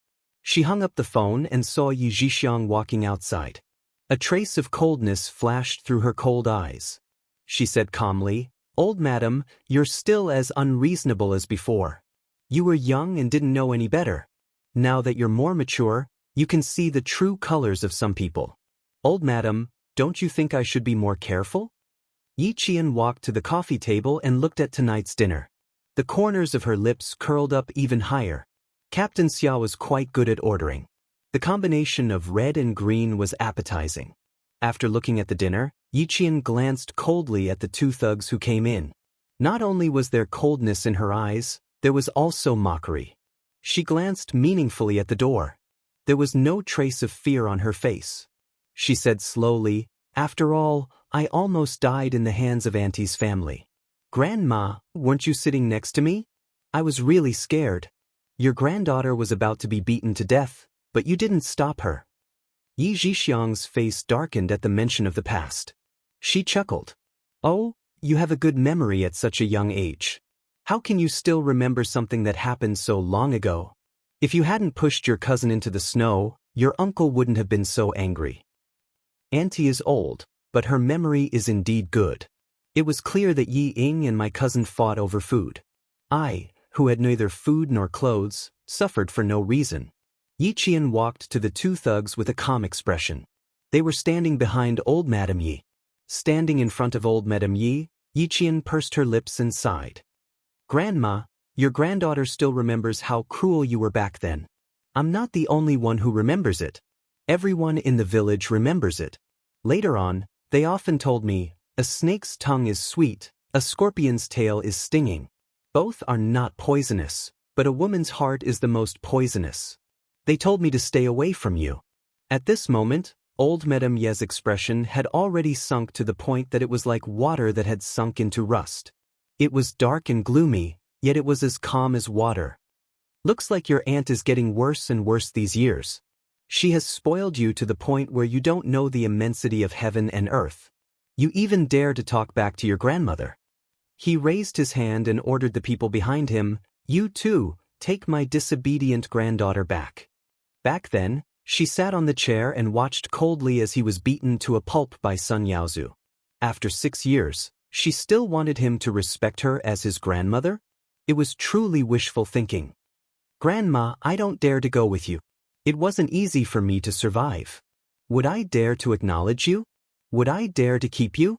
Do I dare to follow you?" Yi Qian let out a long sigh. With her beautiful features, she faced the two men who had stepped forward. Her right hand touched her left wrist, and the silver thread that acted as a bracelet fell into her hand. With a sigh, she smiled and said, "If it were you, would you dare to go back with someone who wants to kill you? You wouldn't dare, would you?" His actions were swift, completely like a sudden clap of thunder. He used the silver wire in his hand to fiercely wrap around the neck of one of the thugs. His arm pulled hard, and then he fiercely used his strength to wrap around the neck.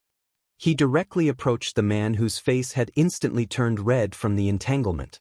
He raised his leg and fiercely kicked the man's knee. This unforeseen event happened too quickly. It happened so quickly that old Madame Yi and Yi Zhixiang didn't even have time to react. The thug who had been strangled didn't even have time to scream before he fell to his knees. Chapter 771. Someone come, someone come, someone come. Old Madame Yi was the first to react. At the same time, she pushed Yi Zhixiang aside and told her to leave first. How could Yi Qian let these two go so easily? She stepped on the man she kicked and leaped into the air. Her legs formed a pair of scissors and clamped down on the neck of the other thug who reacted. As she spun around, the thug screamed and fell to the ground with his neck cut by Yi Qian. There was no sound from him. No one knew if he was dead or alive. Coincidentally, he blocked the path of the screaming Yi Zhixiang. Grandma, you're really not being kind. You actually sent thugs over. Do you miss your granddaughter? If that's the case, then I can only protect myself. In the blink of an eye, Yi Qian, who had deftly taken care of the two thugs, stood in front of the mother and daughter. His smile did not change as he said leisurely, "Since you've invited me, then I can only send you away like this." Old Madame Ye's authority had not been challenged in a long time. Her amiable face was now cold. Old Madame Yi, who had been praying to Buddha for a long time, was indeed affected by Buddha's aura. When she smiled, everyone would say that she was a kind person. At this moment, his face was gloomy and cold. It was even more chilling than his usual ferocious-looking face. Yi Qian had already seen some clues. Standing in the room, Yi Zhixiang only needed one look from old Madame Yi to immediately obey. Sun Yaozu was now outside the room, but the thugs were listening to old Madame Ye's orders. Back then, Sun Yaozu kicked her until she fainted and threw her unconscious self outside in the heavy snow. In the end, it was the village chief, Di Bo, who saved her. In the past, she thought that perhaps the whole family was afraid of her little uncle. Now, it seemed that Sun Yaozu was clearly standing at the door, but he did not come out. It was all under old Madame Ye's control. From this, it could be seen that the one in charge of her little uncle's family was still old Madame Yi. An old madam who could control her daughter's family outside, and even her son-in-law had to listen to her orders obediently. This was no ordinary old madam. Then, why did Sun Yaozu hate her so much? Why did her own grandmother just stand by and watch? Why did no one come out to stop Sun Yaozu's atrocities? She hadn't thought about these things before, but now that she saw these people, she couldn't help but think deeply. She was just a child and had no enmity with Sun Yaozu. Why would he hate her so much? Then, there was only one explanation. It was the resentment of his parents that made Sun Yaozu transfer his hatred to her. There was another problem. Dad and Yi Zhixiang were both the old lady's children, but why was the old lady so biased? Why did she only care about her daughter and not her son? Could it be that old Madame Yi, who was born as a capitalist, did not favor boys over girls, but instead favored girls over boys? She was especially fond of Yi Zhixiang's two sons, especially her cousin, whose surname was Yi. She doted on him so much that her cousin, whose surname was Sun, had to step aside. From this, it could be seen that old Madame Yi still favored boys over girls. Yi Jian, who originally didn't want to pay attention to the Yi clan, had a myriad of emotions at this moment. Moreover, because of the various almost abusive treatment from before, it caused her state of mind to suddenly lose balance. Her face became even colder, and even the space between her brows revealed a ghastly viciousness. When I was young and weak, I suffered in front of you. Now, I am no longer the Yi Qian of the past. How can I let you continue to be so arrogant? My grandmother is not kind, and my relatives are cruel. If I, Yi Qian, don't be strong, I'm afraid that tomorrow morning, there will be another unsolved case in this city. Chapter 772. Yi Qian's calm voice was now filled with hostility. He tightened his grip on the silver wire, causing the thug's eyes to roll back. He would definitely suffocate to death soon. Yaozu, Yaozu, come in quickly. That damned hussy is going to kill someone. Yi Zhixiang was terrified. If she had known that Yi Qian had become so powerful, she wouldn't have forced her way in. There was no movement outside. It was as if everyone had left. But from the looks of the door, they were still standing, not daring to move. Someone had taken out a gun and was aiming it at Sun Yaozu. When old Madame Yi saw that there was no movement outside, she vaguely understood that someone had come to the hotel. As the situation escalated, old Madame Yi calmed down. But when she saw Yi Qian's cold and ruthless expression, her heart couldn't help but thump. This damned girl was much more ruthless than her mother. She looked down and saw that the thug in her hand was about to suffocate to death. A glint flashed across old Madame Ye's eyes. If he died, she could just compensate the thug's family with a sum of money. As for Yi Jian, who had grown up, she seemed to be 16 or 17 years old. Murder was against the law, so she could not escape punishment. She could also punish her current guardian by the way. If that was the case, it was indeed a good thing. She had thought it through well, but Yi Qian had undergone rigorous training. Even if he was filled with hostility, he didn't forget about the thug who was entangled by the silver wire. Seeing that the thug's black eyes were about to roll back, Yi Qian loosened his grip and easily retracted the silver wire. At the same time, he didn't even look down. He lifted his leg and kicked the man who was about to suffocate to death several times in the chest. Under old Madame Ye's secretly disappointed gaze, the thug began to cough violently. Yi Qian lifted his leg again and kicked the thug's leg. The thug, who was about 174 meters tall and weighed at least 140 kilograms, flew at least a meter away. This matter is getting a little out of hand. Lobby manager, how did you do your job? How could you let someone behave so atrociously in my hotel? A man in a silver-gray suit walked over. He was smiling as he walked in, but the viciousness in his eyes made Yi Zhixiang's mouth fall open. This 35-year-old man with fine wrinkles at the corners of his eyes looked a little familiar, as if he had seen him somewhere before. Those who could leave an impression on him must be from the underworld. Since they were from the underworld, she could not be presumptuous. She reminded old Madame Yi, whose face was still livid from anger, softly, "Mom, this man looks a little familiar. Are they from the underworld?" Old Madame Yi calmed herself down and looked at the man who was about 35 or 36 years old. Her slightly cloudy eyes began to size him up. The man walked to Yi Qian's side and sized up the young lady who had young Master Xia come out to protect her. She was indeed good-looking and had a certain spirit about her. Especially when he saw her attack just now. She was fast, ruthless, and accurate. She didn't look like a 16 or 17-year-old girl at all. Young Master Xia actually likes spicy food. If Yiwei knew about it, would she be surprised? "Young lady, I'm sorry. It's my hotel's fault for scaring you." As the man spoke, he took out a platinum business card. "My surname is Ho, and my first name is Z. You can call me Brother Z. Call me Uncle." Ha, it makes me look old. Chapter 773. If she really called him Uncle, wouldn't that mess up the seniority? Young Master Xia probably didn't want to keep in touch with him. Yi Qian smiled and took the business card. He said politely, "Brother Z, I'm sorry to trouble you." "It's no trouble at all. It's our hotel's service that's not up to par." Ho Zi raised his eyebrows and looked at the high school student whose eyebrows twitched when she heard his name. His smile deepened. He bet that this little girl definitely knew who he was. Ho Zi was famous in the underworld. He was both good and evil.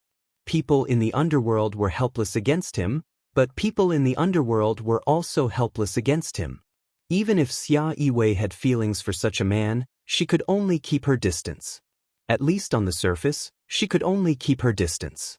Old Madame Yi only knew that her heart sank. Ho Zi. She didn't expect that the man in front of her, who was more beautiful than a woman and didn't have the slightest bit of femininity, was actually Ho Zi. There was a saying in the underworld, "It's better to provoke the police than Ho Zi." So it's Master Ho-san. Sorry for the disrespect. Old Madame Yi smiled. Her chubby face smiled amiably. "I'm really sorry. I didn't expect this to be Master Ho-san's territory. My unfilial granddaughter." Ho Zi raised his hand and replied in a half-serious manner, "I haven't been a master for many years. I've turned over a new leaf. How could anyone not know? I'm old. If I'm deaf, it's better for me to retire at home. If I come out and do bad things, even I, Ho Zi, who doesn't care about anything, can't stand it." His words made old Madame Ye's well-maintained face instantly turn pale.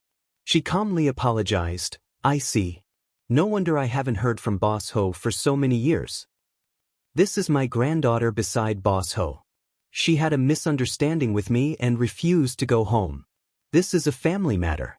I hope Boss Ho can be magnanimous and forgive us for being presumptuous. As for this matter, we'll close the door and deal with it ourselves. We won't disturb Boss Ho again." She apologized smoothly, as if she didn't feel that it was inappropriate for her to apologize to someone who wasn't even 40 years old. In the underworld, strength was the most important thing. Now that the Sun family was weak, compared to Ho Zi, it was like a bug to an eagle. Ho Zi didn't even have the interest to eat them. Yi Zhixiang giggled. "Boss Ho, we really didn't know this was your hotel. We're really sorry." Ho Zi glanced at her, then turned to Yi Qian and said, "Young lady, when you're 40 years old, don't ever smile like a young girl. You're just like a monster.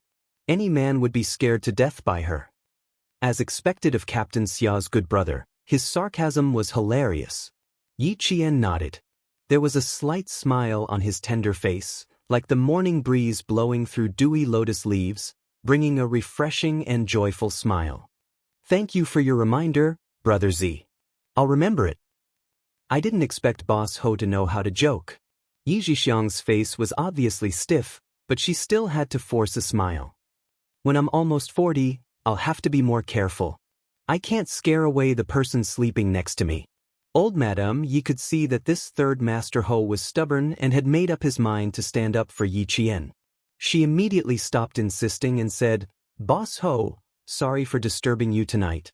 It's getting late. My old bones usually sleep early, so I'll take my leave first. Have a safe trip, I won't see you out." Ho Zi would stand up for Yi Qian, but he couldn't get involved in Yi Qian's family matters. Moreover, he only came because of Xia Jinyuan's sister, Xia Yiwei, the #1 secretary of the southern province. Since the old man was leaving, his mission was completed. Chapter 774. Yi Qian didn't know how powerful Ho Zi was, but she knew that when she worked in a security company in her past life, the big boss had some friendship with Ho Zi. When the big boss found out that she was secretly being hunted down by a powerful person, he wanted to ask Ho Zi to protect her. However, not only did Ho Zi not appear, he only told the big boss that it was best to send her away, and he wouldn't interfere. It was best to send her away, and he wouldn't interfere. This was enough to prove that Ying had found Ho Zi back then and wanted to ask Ho Zi's subordinates to get rid of her. Because of this, the big boss had no choice but to send her away. He called her to his office and sighed. "What kind of big shot did you offend? Even Ho Zi can't appear?" At that time, she didn't know Ho Zi, nor did she know that the big boss had contacted Ho Zi for her.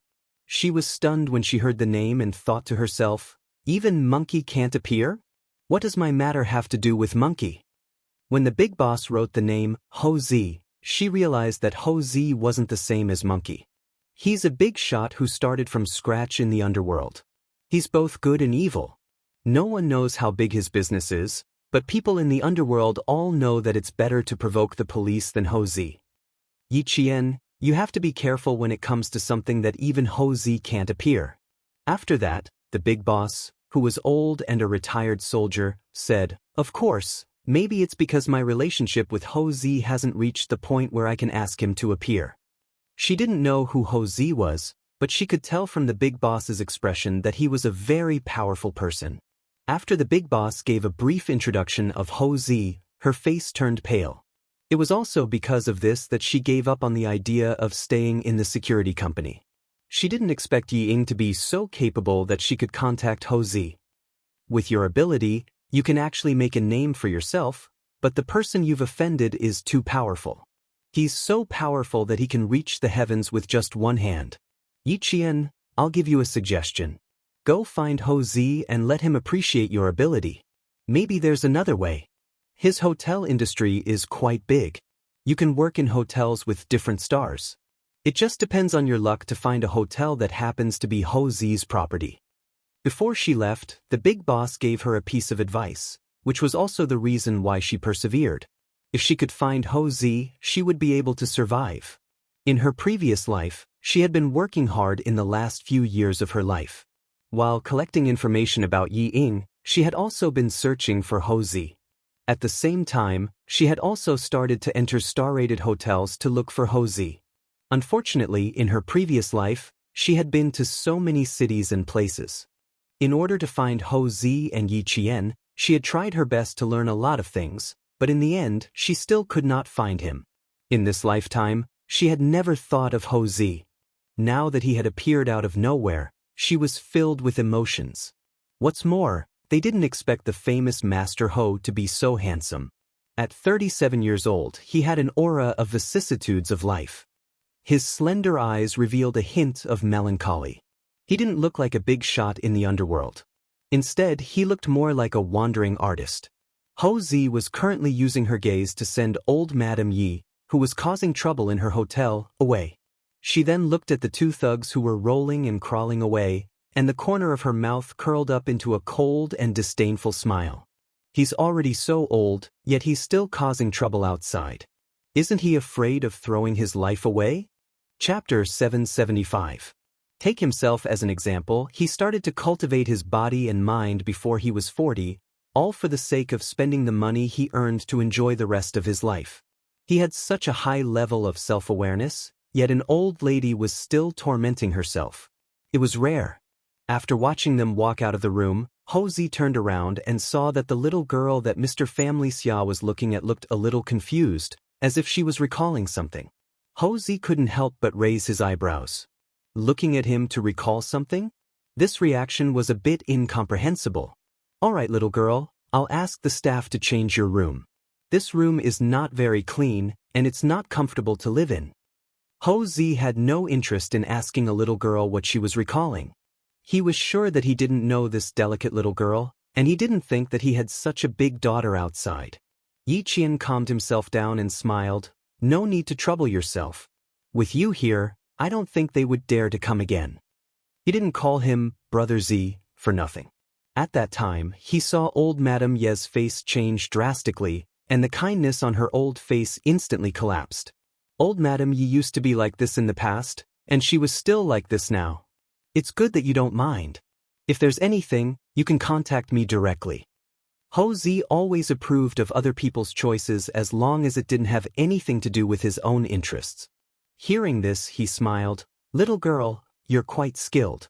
A few small fries are indeed no match for you. But I see that this old lady is still causing trouble despite her age.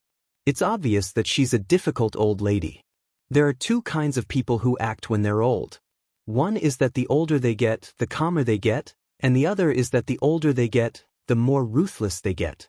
I think that old lady belongs to the latter. Little girl, you have to be careful when you go out alone. After knowing Yi Wei for so long, it was rare for her to take the initiative to ask him to protect the little girl that Mr. Family Xia fancied. Since he agreed to this matter, he had to put on a good attitude. Reminding a little girl was just a matter of a few words. Big Boss said that Ho Zi was a very ruthless person who never meddled in other people's business, but Ho Zi in front of him didn't seem like a ruthless person. At least, he was still very concerned about some people. For example, Xia Jinyuan and the VIP card holder, Miss Xia. He came out today to help him must be because of them. Thus, he replied with a smile. He maintained his politeness and calmly said, "Thank you for your reminder. I will take note of it. Enjoy your meal, goodbye." Although she was a little girl, Ho Zi was still quite gentlemanly. She also had a faint arrogance that she had long cultivated. She elegantly led her people away. When he reached the door, Yi Jian, who was watching him leave, saw him stop. She turned around and asked with a smile, "Do you know me?"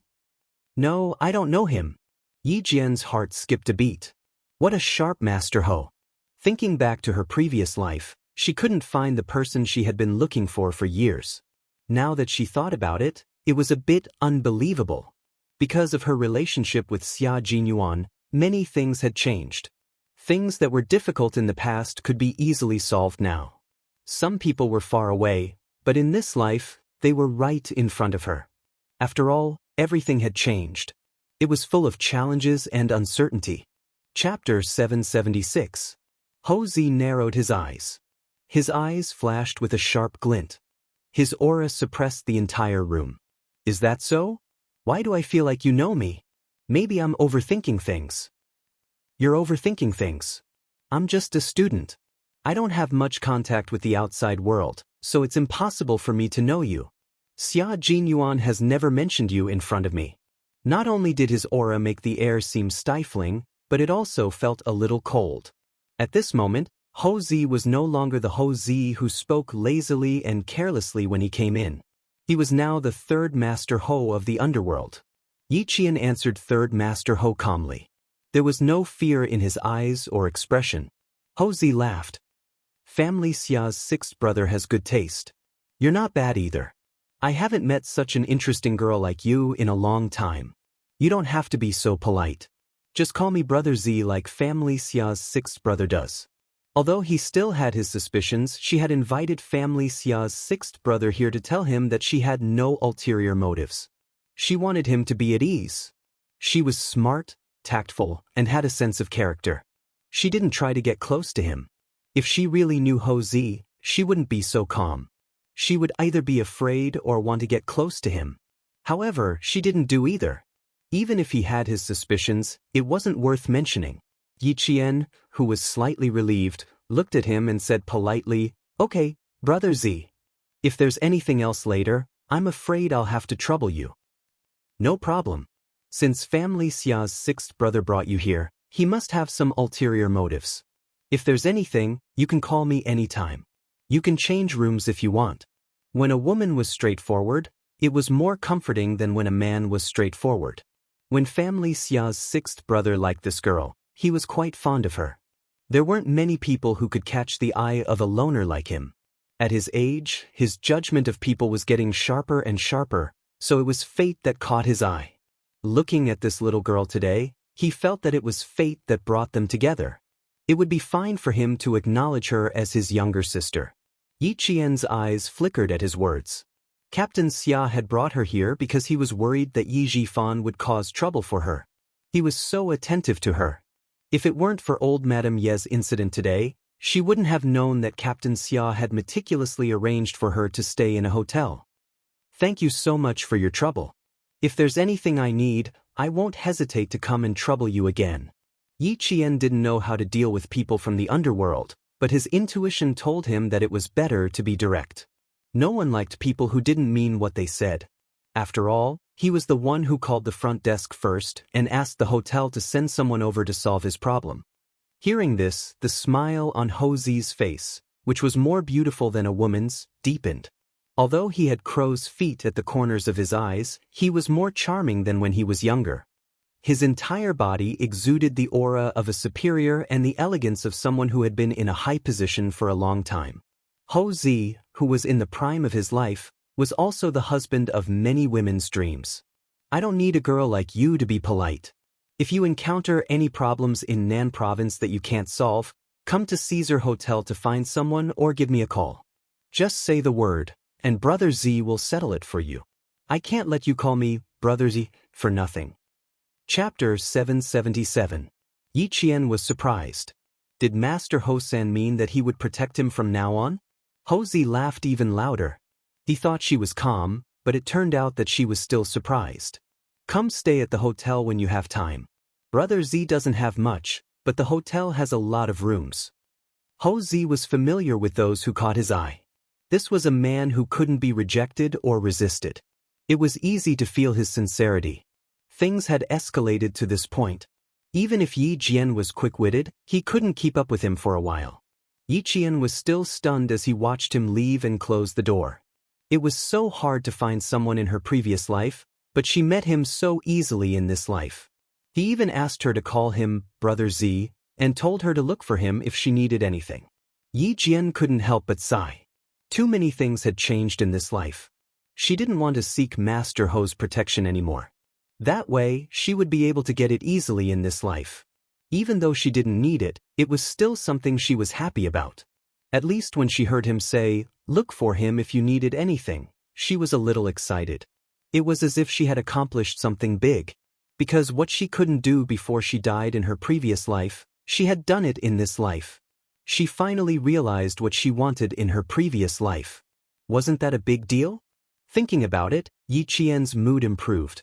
With Master Hausen's protection, old Madame Yi would have a headache, and Yi Zhixiang would be even more depressed. If they weren't happy, she would be happy. Yi Qian, who had just started eating, didn't notice that the food was already cold. As she ate, her smiling eyes suddenly darkened. She thought of something. The big boss said that everyone in the restaurant knew Ho Zi. Old Madame Ye's attitude changed 180 degrees after Ho Zi said his name. She even called him Master Hosan, with some fear. That's right, she did call him Master Hosan. It was the honorific used by the gangsters for Ho Zi. That means, if old Madame Yi was a gangster, then Yi Zhixiang's family was definitely gangsters. Otherwise, Why did they not return to the village all year round? Even if he came back, he would do it secretly. Sun Yaozu was not blind in his right eye before. In the village, it was said that he was injured in the line of duty. Since he was injured in the line of duty, why did he have to sneak back to the village after becoming blind? As he thought deeper, Yi Qian's expression turned cold. When old Madame Yi left the village, it was not long after her mother's death and 3 days before the military sent people to the village. After that, she and old man Yi never returned to the village. It wasn't until she was in the 4th grade of elementary school that she brought her aunt's family home on the eve of the Lunar New Year that she saw that Sun Yaozu was blind. At the same time, it was on the day they returned that he was beaten up by Sun Yaozu. Meanwhile, old Madame Yi was looking on coldly from the side. Her youngest aunt, Yi Zhixiang, was cursing loudly, saying that she and her mother were the bane of the Yi family. She cursed her father to death and cursed her entire family. The chopsticks in Yi Qian's hand had unknowingly fallen to the ground. Not only was his face ghastly pale, it was also filled with a thick sense of hostility. Her mother was a soldier and a martyr. Old Madame Yi left not long after her death. A few years later, the blind Sun Yaozu came back and beat her to death. Yi Zhixiang cursed her and her mother as the bane of the entire family. Things that had never crossed her mind suddenly came together, stringing together a very clear line. Chapter 778. A clue that was most likely related to why Sun Xueqing sacrificed herself appeared in Yi Jian's mind. Yi Jian guessed that Sun Yaozu's right eye was blinded because of Sun Xueqing. In her previous life, Yi Qian had always thought that she was beaten up because of her father's early death. But now, it seemed that it wasn't the case. It was because her mother had blinded Sun Yaozu. So that's why Yi Zhixiang hated me and why Sun Yaozu wanted to kill me. Yi Jian bent down to pick up the chopsticks. She then stood up and went to the bathroom to wash the chopsticks over and over again with clean water. In the sound of water, Yi Jian raised her head and looked at herself in the mirror. Her eyebrows were cold and her eyes were full of murderous intent. If her mother's sacrifice had something to do with Sun Yaozu, then, not to mention blinding him in one eye, even if she had to kill him, she would do it. Yi Qian wanted to go back to Shuku village. She wanted to ask Grandpa Zhen what had happened back then. She wanted to ask why old Madame Yi had no motherly love for her father. She wanted to ask why she would help an outsider kill her own granddaughter. There must be a secret hidden in old Madame Ye's heart, and also in Grandpa Zhen's heart. At this moment, Yi Qian was really close to the truth. But there were still many questions that she couldn't understand. She put down the clean chopsticks and looked at the delicious food. Yi Qian lost her appetite. There were a few things that she could be sure of. First, Sun Yaozu's right eye was blinded by her mother. Second, Sun Yaozu was a gangster. It was very likely that her mother was trying to kill him and had no choice but to run away. Third, Sun Yaozu's identity couldn't be exposed. Old Madame Yi was now the head of her aunt's family. Just these few points were enough to solve many of the mysteries in her heart. She also understood why Sun Yaozu didn't show up. Couldn't be exposed? That was interesting. Yi Qian stood up with a slight smile. Her eyes were filled with murderous intent. She walked to the phone and dialed the number that Zhang Bin had given her. She needed to find Zhang Bin and ask his father. After all, Uncle Zhang was a criminal police officer. He might know something. In just a few minutes, Yi Qian began his plan to make old Madame Yi leave in a sorry state. Meanwhile, Ho Zi, who had left, was still outside instructing his subordinates to pay more attention to the 9th floor. Both of you stay here tonight. The two of you, go to the 9th floor and keep a close watch. Don't alarm the guests who are staying in the hotel. Ho Zi left with a faint smile on her face after she personally made the arrangements. Family Xia, who was the most muddle-headed young master when he was young, did not expect him to have such good taste. Just by looking at the little girl's face, he could tell from her eyes that were as clear as water and could even reflect the moon that she was not a girl who liked to take shortcuts. As Ho Zi walked towards the elevator, she took out her phone and dialed the number without even looking at it. A voice with mature charm and a hint of wickedness could be heard faintly in the long corridor of the hotel. Not bad, little girl. You should really come and take a look. Your sixth brother has good taste. Although he's a little young, he's indeed a talent. She didn't explain much when she didn't get along with him. I didn't see any signs of anger. She directly took down two of the thugs and instantly took control of the situation. Even if I didn't show up, she could handle it. Chapter 779. The torrential rain showed no signs of stopping. Within an hour, the low-lying land in the southern province was flooded with water and the water level by the river had risen to a terrifying level. Xia Yiwei clamped her phone between her head and shoulder. Her high heels made a thump-thump-thump sound as she hurriedly walked. It's rare to hear you praise a little girl. It seems like my sixth brother has good taste. Ho Zi's brows furrowed when she heard the sound of high heels clicking against the ground. I can't believe that the devil incarnate from my childhood has become such a capable person. I heard from the staff that he's a major. Although his rank is still a little low, he's still young. When he reaches my age, he'll be even more successful. Ho Zi didn't leave the hotel. Instead, he pressed the button for the 23rd floor. This was his second home in the southern province. It was also the place where he went on dates with women.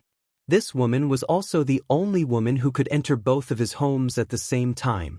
Xia Yiwei. After entering the elevator, Ho Zi's handsome face, which would make any woman feel ashamed, became even more charming. He chuckled and asked, "Why are you here tonight?" "A bottle of good red wine just arrived from France. Do you want to try it together?" A staff member from the provincial office hurried over. "Secretary Xia, the water level by the river is rising rapidly. The flood control station called and said that it's best to start the relocation plan." Ho Zi could still hear the voice on the phone at the beginning, but he couldn't hear anything towards the end. However, she didn't hang up the phone. He would never hang up on her first. "I'm not free tonight. Find another woman," Xia Yiwei said calmly. A trace of gloominess flashed across her beautiful eyes. Sixth brother was right.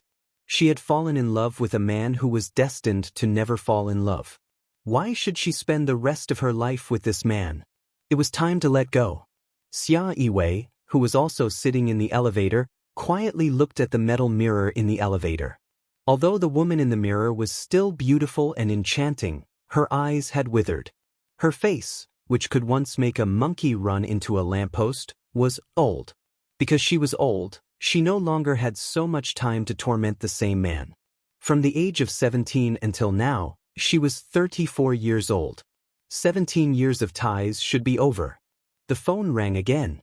The sound was exceptionally loud in the cramped elevator. It was a call from the governor of the southern province. He needed an emergency number for flood control. As for Ho Zi, Xia Yiwei threw him to the back of his mind. "Find out who has been by Miss Xia's side recently. Report to me immediately if there's anything."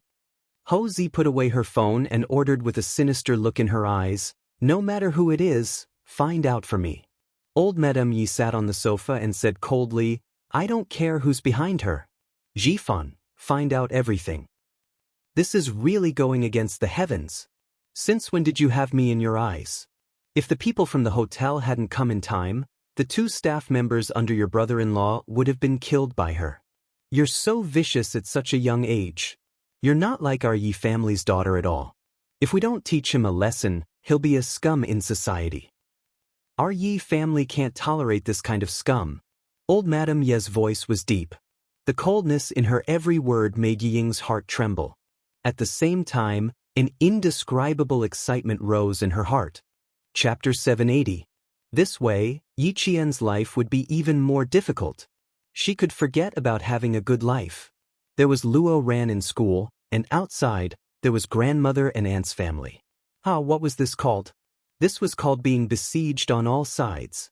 Let's see how she can smoothly survive her high school life.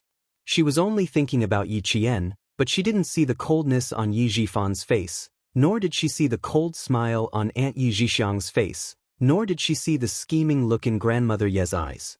After the family of three left, Yi Jixiang poured tea for Grandmother Yi. She smiled and said, "Mom, you're the best. This way, we don't have to go against Master Ho-san. Second brother can help us. It's much more convenient to let the men handle things outside. We just have to talk at home." Go tell Yaozu to stay away from home for the next few days.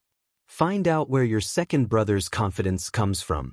As for that girl Yi Qian, she was delayed by that idiot second sister-in-law.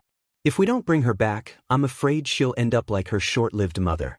It's better to bring her back and be at ease. Grandmother Yi sighed softly. Her voice was low and had the lethargy of an old person, but also the peace of time. Those who didn't know her well wouldn't think that she was an extremely powerful old lady. The Yi family lived in a suite in a hotel. There was a living room outside, and the bedrooms were inside. At this time, no one was sleepy. They were all sitting in the living room and chatting. Grandfather Yi, who had been playing mahjong next door, was finally invited over by son Yaozu. Grandfather Yi had never been in charge of anything. He was well-fed and smart, but in front of Grandmother Yi he couldn't stand up straight. Now, he didn't need to manage anything outside the house. He ate well, and played mahjong every day. His life was very carefree. Let me say, you shouldn't have gone to look for her today. Now, you've alerted the enemy. It'll be difficult for you to find her next time.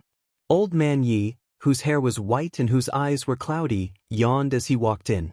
Old man Yi, who was 68 years old this year, had a stooped body. Although he looked plump, the wrinkles on his face were much deeper than old Madame Ye's. He looked like an old man who was nearing the end of his life. He walked to the coffee table and poured himself a cup of tea. Then he sat on the other side of the sofa. His voice was old and weak as he said, "You can't raise her well. No matter how well you raise her, she's still not mature." Son-in-law's eyes have been injured for so many years. Although this matter needs to be settled, do you think it's a good opportunity to settle it now? Even old man Ye's words were more direct than old Madame Ye's. He was born as a peasant. Even though he had lived a comfortable life for so many years, he still did not have a noble aura in his bones. He was wearing a cotton linen long shirt and trousers that were similar to those worn by Tai Chi practitioners. He did not have the demeanor of a celestial being. Instead, he looked like a performer in an opera.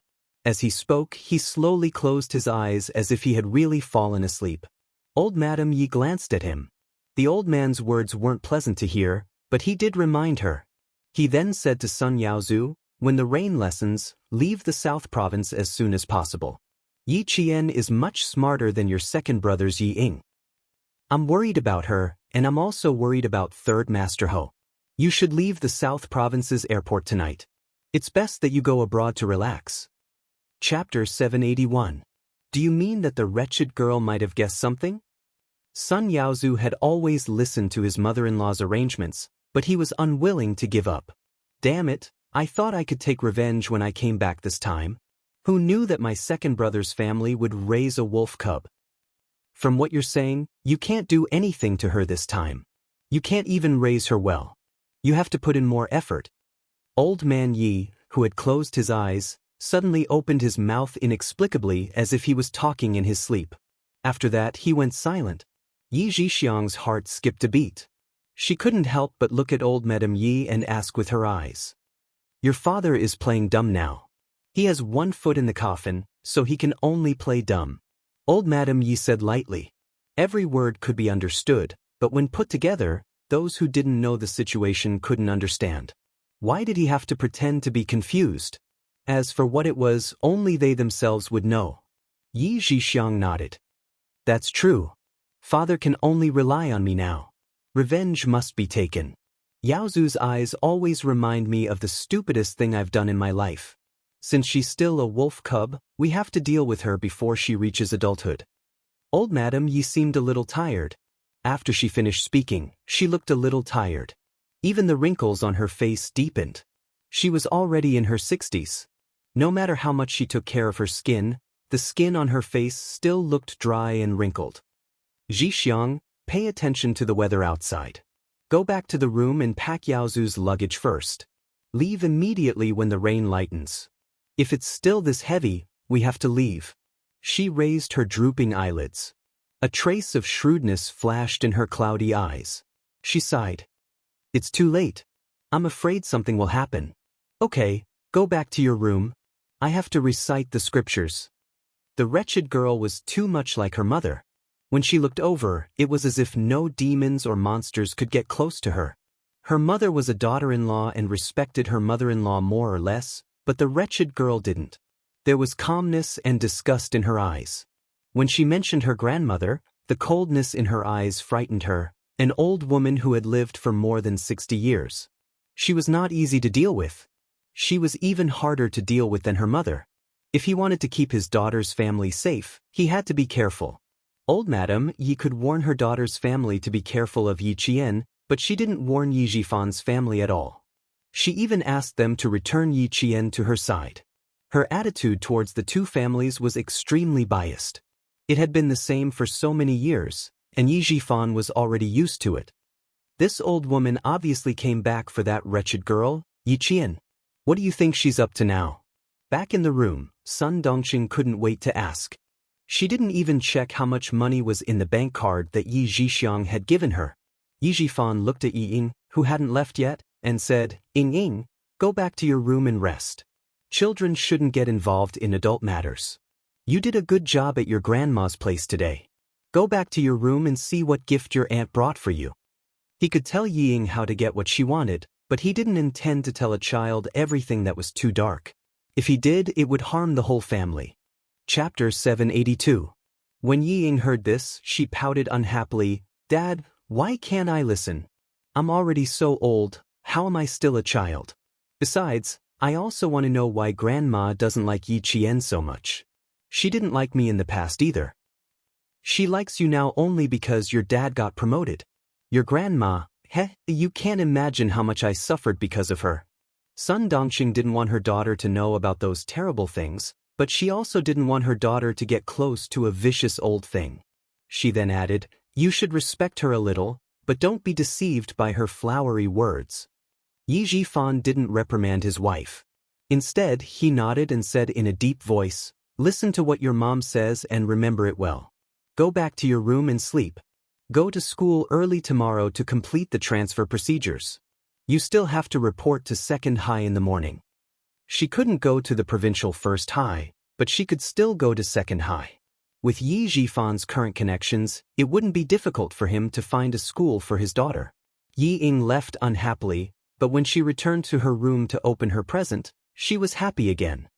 In the future, don't mention the past in front of Ying Ying. If my mom finds out, you know what she'll do to make us suffer. When Yi Ying returned to her room, Yi Jifan lit a cigarette and fell into deep thought. Sun Dongxing didn't disturb him. Instead, she brewed a cup of tea and placed it on the coffee table. Her expression was as gloomy as her husband's. She probably didn't come back because of Yi Qian. I'm afraid she came back because of me. I agreed to adopt Yi Qian and raise him according to her wishes because we agreed to give me the jade pendant and little sister the money. After a while, Yi Jifan finally brought up a deal from the past. It was a deal that even Sun Dongxing didn't know about. When Sun Dongxing, whose expression was gloomy, heard that there was such a thing and that it had been hidden from her for more than 10 years, she was so angry that she picked up a pillow from the sofa and threw it at her husband. "Yi Fan, you're working with that damn old woman to go against me.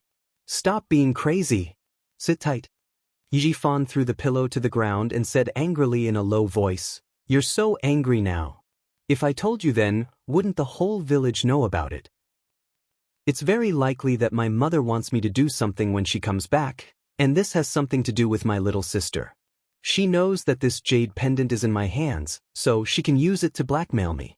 Sun Dongxing was so angry that her chest was heaving up and down. She gnashed her teeth and said, "You old bastard, as soon as she comes back, our family won't have a good life." After that, she asked, "Have you thought of anything else?" "Yes, resolve Sun Yaozu's identity as a fugitive." Sun Dongxing's shrill voice immediately came from the room. "Old thing, she's crazy. If she really dares to do that, I'll stab her to death. She wants to ruin your future. I'm not done with her." "Keep your voice down. Do you think the soundproofing in the hotel is good?" Yi Jifan glared at them, and the couple's voices gradually quieted down. The rain did not stop, and the TV issued an orange rainstorm warning. 5 minutes later, Zhang Bin called Yi Qian back. "It's raining heavily. The phone lines in town must have malfunctioned. I called a few times, but I couldn't get through. Why are you looking for my dad? It feels like you don't visit without a reason. Zhang Bin stayed at his grandmother's house, so it was very convenient to contact him. He asked loudly, "Is there something urgent? I'll try again later." Chapter 783. If there was a problem with the phone line, she might not be able to get through even if she was late. After thinking of someone else, Yi Qian said, "It's nothing urgent. I just have something to ask Uncle Zhang. You don't have to contact him anymore. I'll think about it myself." After chatting for a while, she hung up. There was one more person she could look for, and that was Yang Heng. Yang Heng's father was the director of the Transportation Bureau. She wasn't sure if she could ask him. As she thought about it, her slender fingers had already dialed the number. She didn't know Yang Heng's home phone number, but she knew the class monitor Lu Xian's home phone number. She had to ask him first. After circling around, Yang Heng, who was wearing a tank top and shorts, received a call from Yi Qian. He was surprised and said directly, "You actually called me? You even know my home phone number?" Zhang Bin was also surprised, and now Yang Heng was also surprised. It seemed that she had to be more careful and keep in touch with her classmates. After Yi Qian explained the purpose of the call, Yang Heng immediately agreed. "I have to say, you've found the right person. My whole family is a police officer with all kinds of systems. I'll call you later." When Yi Qian heard this, he knew it wouldn't be difficult. After hanging up, he quietly waited for Yang Heng to call. The Public Security Bureau was still cooperative in investigating a fugitive, but it was after work hours, so the police on duty had to investigate. It took a little longer. Half an hour later, Yi Qian received a call from Yang Heng. "You can't find the name?" Yi Qian's eyes narrowed when he heard the news. The name couldn't be found. Maybe Sun Yaozu used a fake name. He pursed his lips and said, "What about the portrait? Can you find it?" When Yang Heng heard her asking so carefully, his heart couldn't help but sink. "Did you run into a wanted criminal? Did you contact me because you thought he looked familiar? What's your address? I'll get my uncle and the others to come over." No, don't be anxious." Yi Qian, who grew up in a police family, was very vigilant. He didn't want to alert the enemy, so he quickly said, "I didn't run into him. I'm just a little suspicious. Since you can't find the name, I'll show you the portrait tomorrow. See if you can find it." Yang Heng sighed in relief and said with a smile, "That's fine. You are also very good at drawing, just like the photo. If there is really such a person, my uncle will be able to find out." "You mean after I finish drawing, you can help me hand it over to the Public Security Bureau for investigation?" Yi Qian really didn't expect to take Sun Yaozu's portrait directly to the Public Security Bureau. He was afraid that if it wasn't Sun Yaozu's portrait, the Public Security Bureau would punish him severely. If you draw a portrait of whoever you suspect is a fugitive, then everyone will learn from you. The entire public security system will be investigating who is a criminal every day. It was not even 9 o'clock in the evening, and the television was playing Romance of the Three Kingdoms.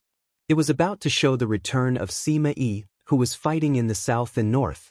Yi Qian even heard Zhuge Liang say, "What is there to fear about Chao Rui? The only patient is Sima Yi." Immediately after, a man's voice was heard. Yi Qian quickly said, "Then you should rest early. We'll talk tomorrow." "Okay, see you tomorrow." Yang Heng immediately covered the phone before his father scolded him. He didn't want to embarrass himself in front of his female classmates. After hanging up, he stood up, raised his eyebrows and said to Chief Yang proudly, "Yi Qian, the girl who helped the police solve a case in your unit last time. She's quite a good girl." With a senior high school student in the family, no matter which family it was inevitable that they would be nervous. Even Chief Yang was the same. He was afraid that his child would fall in love at such a critical time in high school. Chapter 784. Yang Heng's mother overheard the call from a girl and immediately told her husband. She was afraid that a girl would call a boy in the middle of the night. She was afraid that they were in a relationship. Director Yang laughed and scolded, "You little brat, you should learn more from her if you know she's good. I heard from your aunt that she took a college entrance exam when she entered the university and her score was dozens of points higher than the admission score for undergraduate courses. Good students could play with good students, even if they were boys and girls. As a parent, he was assured. That's so good. Hung Heng, isn't it your birthday next week? Your dad and I thought that you're an 18-year-old adult and wanted to celebrate. How about it? Let's have a birthday party at your grandma's house. We'll invite our friends and family and your classmates. Yang Heng's mother was relieved when she heard that the girl who called was so good. She even encouraged her son to invite the girl home. Yang Heng also felt that it was a good idea. He shook his shoulders and walked to his room. This arrangement is good. I'll tell her tomorrow. Also, Mom, don't answer my calls secretly. If I really had a relationship, I would have been in one a long time ago. Director Yang's house was a unit of the Transportation Bureau. It had an area of about 120 square meters, with 3 rooms and 2 living rooms. It was enough for a family of 3 to live in. Yang Heng, who was walking to his bedroom, turned around and smiled at Mrs. Yang, who looked a little embarrassed. He revealed his neat and white teeth and said, "Your son, I am the most popular person in school. Since I entered school, I have received at least 50 love letters, if not 100. Therefore, if I really have a girl I like, I would have already fallen in love. You little brat, go back to your room and sleep. Don't talk nonsense with your mom all day long." In the north, it was called talking nonsense. In the south, it was called talking nonsense. Director Yang was a southerner, so he scolded jokingly. After Yang Heng returned to his room, he whispered to his wife, "Our son has grown up. There are some things that he doesn't want us to know. Don't always eavesdrop on his calls." Last time, the colleagues patrolling the street said that they saw our son enter the internet cafe and fight. But he never told us when he came back. This shows that he knows what to do. As long as his grades are good and he knows what to do, you don't have to worry too much. A person's temper is flexible. The harder you suppress it, the stronger it will rebound. If you don't care about it and only remind him appropriately, you'll be able to reduce the pressure on your son and achieve twice the result with half the effort. Family education was also divided into high and low levels. For example, Director Yang's way of educating his son made Yang Heng know what to do no matter how much he mingled outside. For example, Luo Ran's education was piled up with money. He only focused on whether money could solve problems, but he never considered whether Luo Ran himself needed education. Another type was so strict that at home, the parents were the sky, and the children could only listen to them. If they didn't listen, they would be beaten or scolded. After a long time, the children would be pressed into a tight spring, and once the rebound situation became serious, no matter what kind of parental love it was, Yi Qian would never get it. After hanging up the phone, she sat in the lounge chair and remained motionless in the same position for at least half an hour. When Yi Qian sensed that the storm outside the window had lessened, he stood up and walked to the window to take a look. Then he looked at the time. If the flight had not been delayed, Xia Jinyuan would have already boarded the plane. When they were on an emergency mission, they would only take the shortest time and the best route. Chapter 785. The rain was getting lighter, and the water level of the river had just reached the warning line. Old Madame Yi came out after chanting the Buddhist scriptures and saw that the rain was getting lighter, so she called Yi Zhixiang. "The rain is getting lighter, let Yaozu go first. Tomorrow, I will discuss with your second brother how to solve the problem of Yaozu's identity." Old Madame Yi did not know if Yi Qian would really investigate, but when she thought of his clear and sharp eyes, she could not help but think about it. Regardless of whether he would really investigate, it was better to be cautious and prepare for a rainy day. Sun Yaozu did not have much resistance to leaving first, but he was not satisfied that he did not teach Yi Qian a lesson when he came back. He took his passport and said before he left, "Honey, since you are going to stay for a few more days, please be careful. Once I return to the southern province, I will be in trouble." He did not go through the customs to go to Hong Kong, but he had a special method. As long as he left the southern province, everything would be fine. "Okay, since when did my mother and I make you worry? It's good to go to Hong Kong. Let's see if the gangster there has settled your Hong Kong identity. You can pay as much as you want." Yi Zhixiang was not afraid of Sun Yaozu fooling around, but she was afraid that he would forget about business. Although she and old Madame Yi handled the family business, Sun Yaozu handled many of the underground businesses, which were the most profitable ones. If something happened to him, the whole family would be finished. Manager, the guest in room 809 has left. The hotel staff on the 8th floor reported the situation to the hotel manager. Not long after, in Ho Zi's room, the TV that was playing a movie cut to the video of the hotel elevator. A short man who was at most 1.7 meters tall with short limbs was seen entering the elevator with his luggage. Ho Zi did not switch the video back to the TV until the man left the hotel. There were too many people in the underworld, and he did not know every single one of them. These were not important. What was important was that they knew him. After watching the TV for a while, he looked at the time. It was already 10 o'clock at night, but the person he was waiting for had not arrived. Guan Lai frowned and showed a trace of annoyance. Then Ho Zi ordered, "Go and find out which underworld this family is from, and give me their information." He didn't know why Yi Wei was angry, but he had to coax her. She didn't care about gold, silver and jewelry, and she didn't lack luxury brands. He could only find another way. Family Xia, the girl that Old Six had taken a fancy to, was in trouble, and the trouble came from her family. It would be better to buy a favor from the girl that he admired, and then hand over the information he found to Yi Wei as a reward. Once Ho Zi made up her mind, she began to investigate Sun Yaozu. However, she did not expect that Xia Yi Wei's current attitude was not something that could be easily coaxed. Yi Qian did not know that Sun Yaozu had already left. She woke up punctually at 5:30 a.m. the next day and started her morning exercise. The garden design of the 5-star hotel was very good. There was even a large open-air swimming pool at the back. When Yi Qian jogged past the swimming pool, he happened to see a tall and sexy woman in a bikini emerge from the water. As the water splashed, the woman raised her head and let her long hair swing behind her back. Action. It was so sexy that she could not help but stare at it. She even stopped jogging. The woman who had just stood up and was about to get out of the pool had her hands on the metal handrail when a pair of slender hands reached over.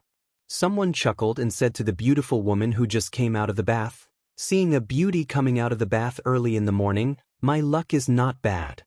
Chapter 786. Yi Qian quickly averted her gaze, not because the man was only wearing a pair of shorts, but because the man who spoke was Ho Zi. A handsome man paired with a beautiful woman. It was a beautiful scene. "When did you arrive last night? Why didn't you call me? Not only did you not call me, you even told the front desk not to tell me?" Ho Zi draped a white towel over Xia Yi Wei's shoulders like a gentleman. His gaze landed on her cleavage that extended into her swimwear, and he narrowed his eyes slightly. "Do you want to go to my room to change?" Yi Qian ran even faster. It wasn't that she wanted to see or hear, but she was running right next to them. She couldn't even continue running now. She'd better go back to her room to tidy up, check out, and leave quickly. She felt that when Ho Zi spoke just now, he glanced at her coldly with a hint of ruthlessness. After yesterday's heavy rain, the sky looked as if it had been washed by water today. Yi Qian took a few deep breaths of fresh rainwater and stealthily avoided the men in black who were looking for her. When she realized that they were looking for her, Yi Qian knew that she couldn't avoid them anymore. She was mesmerized by the beautiful woman's figure just now and didn't see Ho Zi coming over. Now, she was being targeted by this gangster. Instead of waiting for them to find her, she might as well stand up herself. Otherwise, when Ho Zi found out it was her, he would suspect that she purposely appeared in the garden to get close to him. She stopped avoiding the men who were looking for her and smiled. "I was nearby just now. I can go with you guys to explain to Brother Z." After National Day, there was another heavy rain. Yesterday morning she could still wear short sleeves, but today she could wear long sleeves. If she was afraid of the cold, she could even cover herself with a thin jacket. The water in the pool wasn't warm, but fresh water that was changed this morning. Against the sky blue tiles of the pool, the water in the pool looked clear and clean. Xia Yi Wei was used to swimming in the morning. As long as she had the time, she would swim half an hour earlier than usual. She had specifically instructed the front desk when she came over last night, but she did not expect to meet the man who had been entangled with her for 17 years in the morning. She did not accept his invitation and said faintly, "No, I still need to swim for a while. Boss Ho is very busy. If there's nothing else, Please leave as soon as possible. The cold feeling came again. This time, there was no need to guess. He could hear it just by listening. What's wrong? What's not going well at work? Let's hear it and see if I can share your burden. Last night, I heard someone on the phone saying that the water level in the river is rising very fast and they need to organize a retreat. Did the work last night not go well? Ho Zi didn't realize that Xia Yiwei was starting to distance herself from her. She smiled and coaxed her. At the same time, she reached out to pull the beauty into her arms so that they could sit together in the pool umbrella chair. Xia Yiwei wasn't a soft person. She slapped his hand away and said with a faint smile, "Boss Ho, I'm tired. Please let me go." Ho Zi's expression changed when she heard the double entendre. Third master. The bodyguard who had been standing by the side saw that the person below had something to report, so he reminded him softly, "I've brought her over." Ho Zi, who was staring at Xia Yiwei, was in a very gloomy mood. When he heard this, he narrowed his slender phoenix eyes and a trace of malice flashed through them. Who's sneaking around here? Chapter 787. Don't take it out on others. Alright, I'll go upstairs. You deal with your own business. Having known him for 17 years, Xia Yiwei could tell why the man beside her was angry. Without hesitation, she pried his hand away, wrapped the towel tightly around her, and left without looking back. When Yi Qian came over, he saw the expressionless beauty who had just come out of the water walking towards him. He suddenly felt a sense of familiarity. The beauty was extremely beautiful and even had a hint of aggression. However, Yi Qian saw a resemblance to Xia Jinyuan in her beautiful facial features. Her eyes and expression were the most similar. They had the same cold gaze and the same arrogant expression. It was the kind of arrogance that came with being born into a good family. It wasn't annoying, but one could tell at a glance that she had a noble temperament and family background. Xia Yiwei also saw Yi Qian walking towards her. She raised her eyebrows with a faint smile. Wasn't this the girl that old Six had taken a fancy to? She was much prettier in person than in the photos. No wonder even a man like Ho Zi, who had high standards, said that she was not bad and was good-looking. What was rare was the tenacity in her eyes. It was unforgettable. So it's a little girl jogging nearby. I thought it was some lecher who came to the swimming pool early in the morning to look for a romantic encounter. Not bad, little girl. You're already consciously exercising at such a young age. Xia Yiwei stopped and looked at the girl who was looking at her with a smile in her eyes. If I had known, I would have gone for a morning jog with you. Sorry, I didn't notice that there was a swimming pool here when I was jogging. Sorry to disturb you. He had used a Ms. Xia's VIP card to book a room. Now that there was a lady who looked a little like Xia Jinyuan in front of him, he guessed that she was the Ms. Xia, who had the VIP card. Yi Qian had even met Commander-in-Chief Xia before. Facing this lady who was related to Xia Jinyuan, Yi Qian didn't feel nervous at all. He spoke calmly, but there was a hint of lightness in his tone. This lightness made Xia Yiwei raise her eyebrows again. She said with interest, "Why do I feel like you know something?" Know what? Ho Zi walked over with an unhappy expression. Even her voice was a little heavy. When she looked at Yi Qian, there was a hint of a smile in her eyes. Were you the one running just now? Could it be that you didn't sleep well last night? So it was this little girl. It seemed that he was overthinking things. Yi Qian looked at the intimate couple standing side by side. He pursed his lips and said embarrassedly, "I'm sorry, Brother Z. I was jogging nearby and didn't mean to interrupt your swim with Miss Xia." It seems like he really knows something, and not just seems to know something. Xia Yiwei smiled brightly and extended her hand towards Yi Qian. She introduced herself, "I am Xia Yiwei, Xia Jinyuan's cousin, and also his closest cousin. You can call me Sister Wei like him. Don't call me Ms. Wei. It sounds a little awkward." Ho Zi took the opportunity to put her arm around the shoulders of the woman next to her and said to Yi Qian, "Last night, someone asked for your room information at the front desk. The lobby manager called me, and your Sister Wei also informed me. It was your Sister Wei who insisted that I come to the hotel. She even said that this little girl was the one that their sixth brother had taken a fancy to.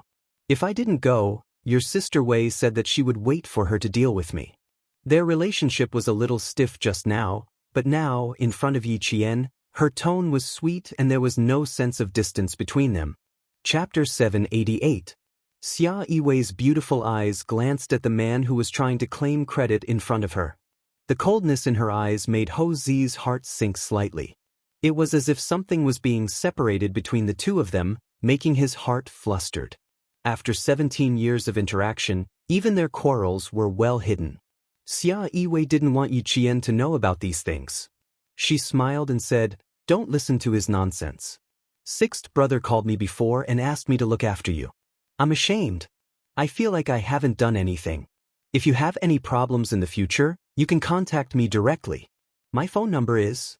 Xia Yiwei, who had seen Yi Qian's memory at the traffic bureau, directly reported her phone number, office number, and home number. She wasn't worried that Yi Qian wouldn't remember, and she only reported it once. Yi Qian looked at Xia Yiwei, who was already so beautiful with just a slight smile, and the amazement in his eyes grew. Family Xia's genes seemed to be very strong. Each one was more beautiful than the other. Hou Zi's eyes flashed with a hint of haze as he teased, "You're not sincere as an elder sister. You only reported your phone number once out of 3, and you didn't even write it down for the little girl. How is she supposed to contact you?" After that, he asked his subordinate to bring a pen and paper over.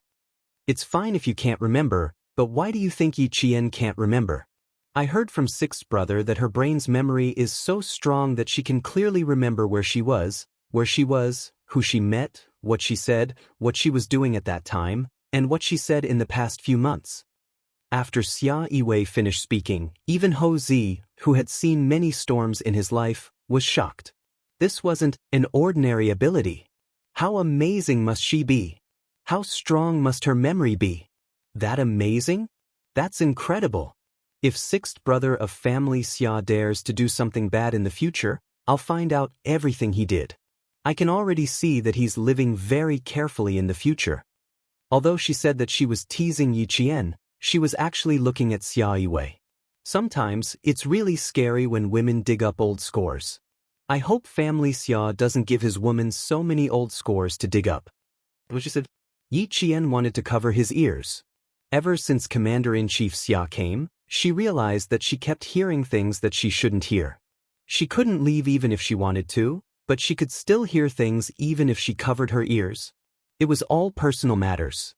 Xia Yiwei's expression didn't change.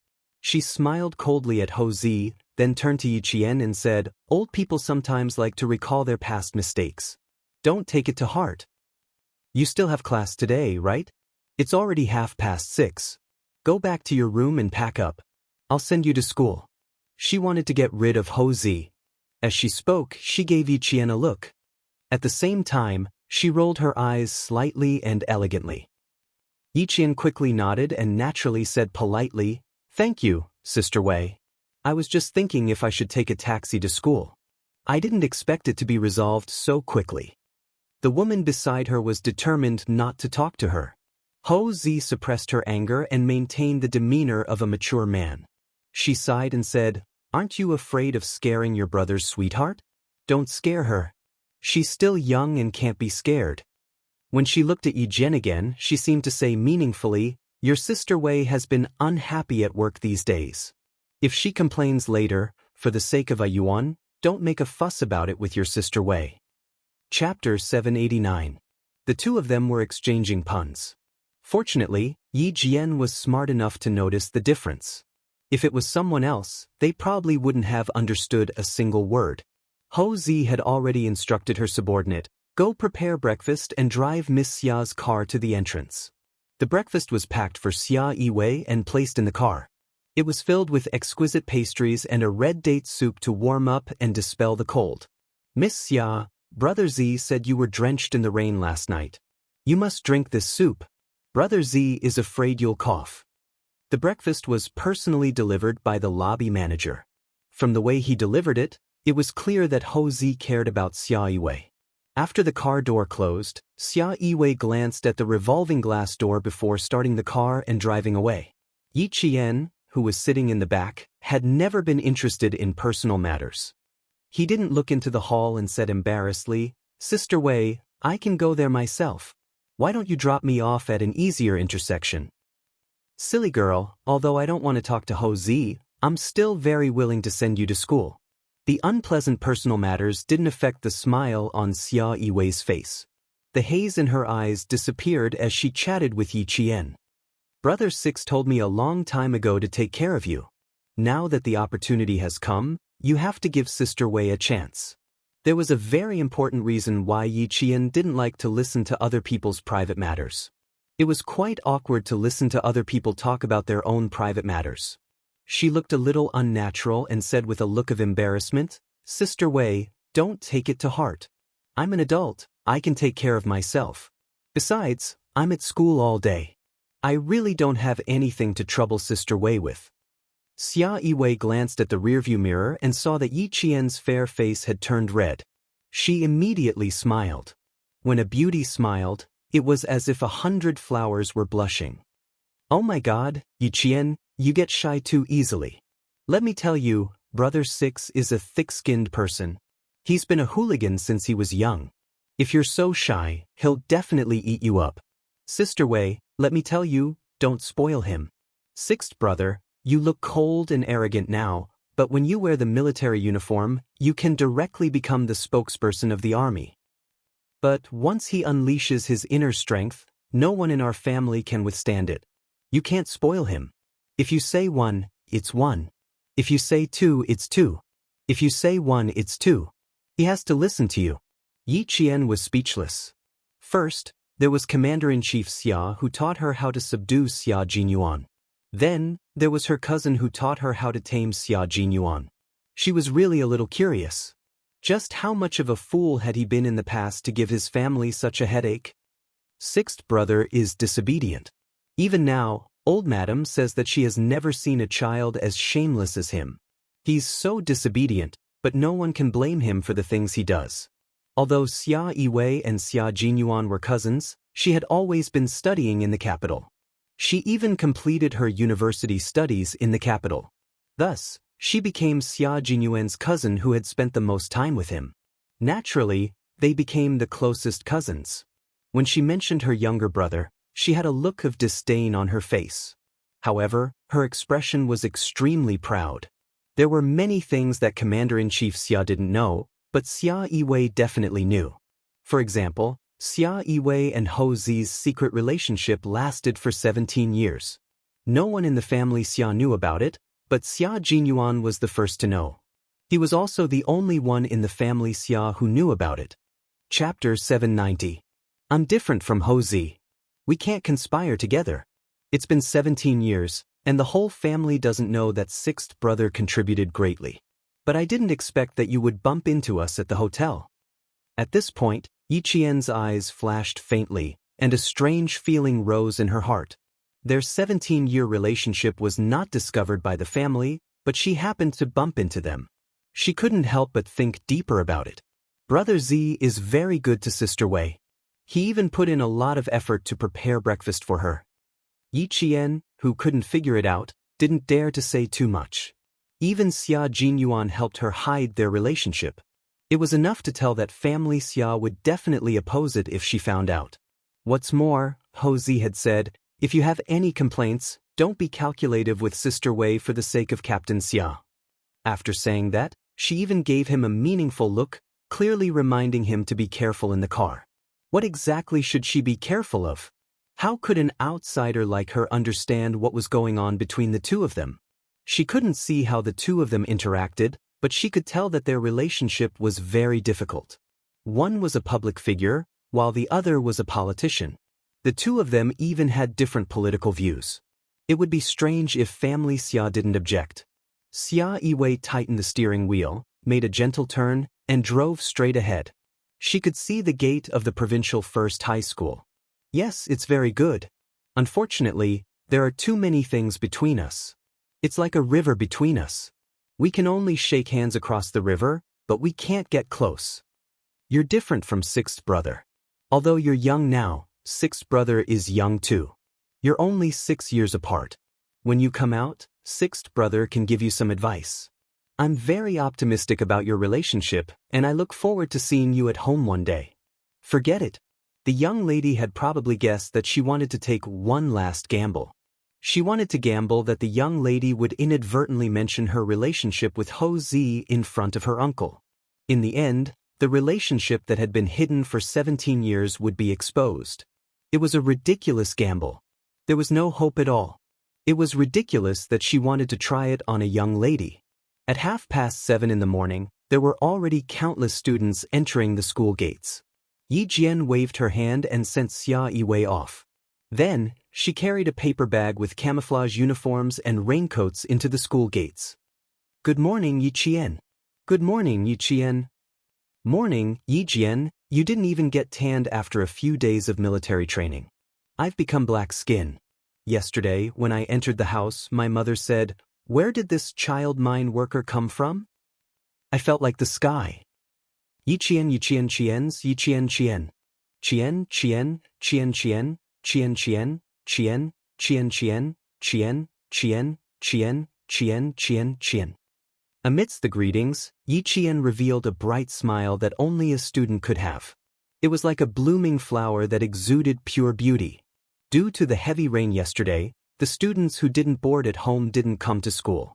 Now that it was almost time for the morning self-study session, more students came in. Yi Qian was quite lucky. He just missed the peak period. He returned to the dormitory and put his clothes away. Then he immediately picked up his textbooks and went to the classroom. Year 2 Class 1 had always been good at self-learning. When Yi Qian entered the classroom, all the students had their heads lowered. They were either working on a project or memorizing it silently. Year 2 was here, and the college entrance examination was not far away. It was time to study hard and prepare for the college entrance examination. Chapter 791. As soon as she sat down, Jiao Hai walked over with a test paper in his hand. "Yi Qian, help me take a look at this. I couldn't figure it out last night." Yi Qian could already foresee that this question would be extremely difficult. Even the top student in the first grade was stumped by it. Sitting in the classroom, Yi Qian stopped thinking about the outside world. Instead, she and Jiao Hai worked on the problem. They had never learned it before, but both of them had learned it on their own. Yi Qian was very familiar with the formula. After adding in 2 formulas, she overturned the rest of Jiao Hai's calculations. "This formula is quite unfamiliar. I don't think I've seen it before." Jiao Hai saw her moving her pen quickly and adding in a formula that he had never seen before. He couldn't help but ask, "Where did you see it?" Yi Qian's mind was very rigorous. At the same time, she had been trained by Principal Chen to be able to multitask even if there was a disturbance in the outside world. She smiled and said, "Advanced mathematics is actually matrices." Matrices were mentioned in high school mathematics, but they could be classified as university geometry. Furthermore, their mathematics teacher hadn't taught them yet, so Jiao Hai didn't touch on them. This made Jiao Hai realize once again the gap between himself and Yi Qian. After she finished explaining to him, he smiled and sighed. "Studying is indeed a talent. I study late every night, but compared to you, I'm still a far cry." Yi Qian didn't study in the classroom at night. According to her roommates, Yi Qian also didn't read much in the dormitory. However, she read very quickly. They often saw her borrowing books from the library and returning them. They didn't know whether she was reading seriously or not. It felt like she was, but it also felt like she wasn't. "You're not worse than me. It's just that I'm involved in a wide range of subjects. That's why you feel that way." Yi Qian didn't know that she was constantly comparing herself with her classmates. She wanted to know that sometimes, comparisons could hurt. She would help any of her classmates, but she didn't want them to think that she was worse than her. As they were talking, Lu Exen rushed into the classroom. When he saw Yi Qian, he ran over and said, Ying is in the process of transferring schools. I saw her in Teacher Tong's office. Ying is so arrogant. She even said, since Teacher Tong doesn't like her, then she can only transfer to a school that can tolerate her. If I didn't hear her say that with my own ears, I wouldn't believe that Ying would say something like that. After the military training incident, the entire class's impression of Ying could not be any worse. Now, if the class were to vote for who they hated the most, it would definitely be Ying. Yi Qian closed the papers and handed them to Jiao Hai. He looked up and smiled faintly. Since she doesn't think it's her fault, she'll naturally think it's someone else's fault. For a person who doesn't like to admit her mistakes, anything she says is normal. Then, there's nothing to be surprised about. It was Yi Ying's style to be able to say such words. Even if she left, she would leave in a way that would upset the people who stayed behind. What you said makes a lot of sense. Lu Xian scratched his head. When he looked up, he saw that more than 10 students who were originally sitting in their seats had gathered around him. He chuckled and said, "I came over to tell you that Yi Ying has transferred schools. In the future, our class will have one less pretty girl. It's quite a pity." Boys were not used to speaking ill of girls. Lu Xian didn't like Yi Ying either, but he wasn't used to speaking ill of her. Chapter 792. So what if she's pretty? No matter how pretty she is, what she does isn't pretty at all. A girl curled her lips in disdain and rolled her eyes. It's a good thing she transferred away. If she didn't, the whole class would be in a mess. The 3 dormitories of the science class 1 were full. There were only 6 girls in each dormitory, so there was a total of 18 girls. None of them had a good relationship with Yi Ying. No one was reluctant to see her leave. I really couldn't tell that she was this kind of person. She even dared to talk back to the teacher. It's fine if she left. The things she does really make people feel uncomfortable. She likes to wrongly accuse people. I went home yesterday and told my mom. The students who were gathered around gradually dispersed. They spoke softly, as if they had sent away a troublesome person. Not only did the students feel relieved, even the teacher felt relieved. It's good to go to another school. A new environment is a new starting point. I wish you good results in your new school. In the face of the silent student, Teacher Tong just smiled. You are a smart student. I believe that everything will get better. Not every student was incorrigible. Yi Ying's performance in the first semester of high school was indeed excellent. Hopefully, without Yi Qian's influence, she could return to her good performance in the first year of high school. Sun Dongqing, who had accompanied her daughter here, pulled a smile on her round face. She said coldly, "A teacher is a teacher. You can say high-sounding words as soon as you open your mouth. My daughter will naturally get better. How can she not get better without a biased teacher like you?" If a student's words and actions had a chance to change, but as an adult and a student's parent, then the atmosphere in the family was bad. A student's growth could not be separated from their family. With such a mother by her side, Teacher Tong shook her head secretly and maintained her smile. She replied calmly, "We teachers treat all students equally. If any parent thinks that I'm inappropriate in my work or biased in your child's education, you're welcome to point it out." After teaching for so many years, Teacher Tong naturally would not give Sun Dongqing a chance to make a scene.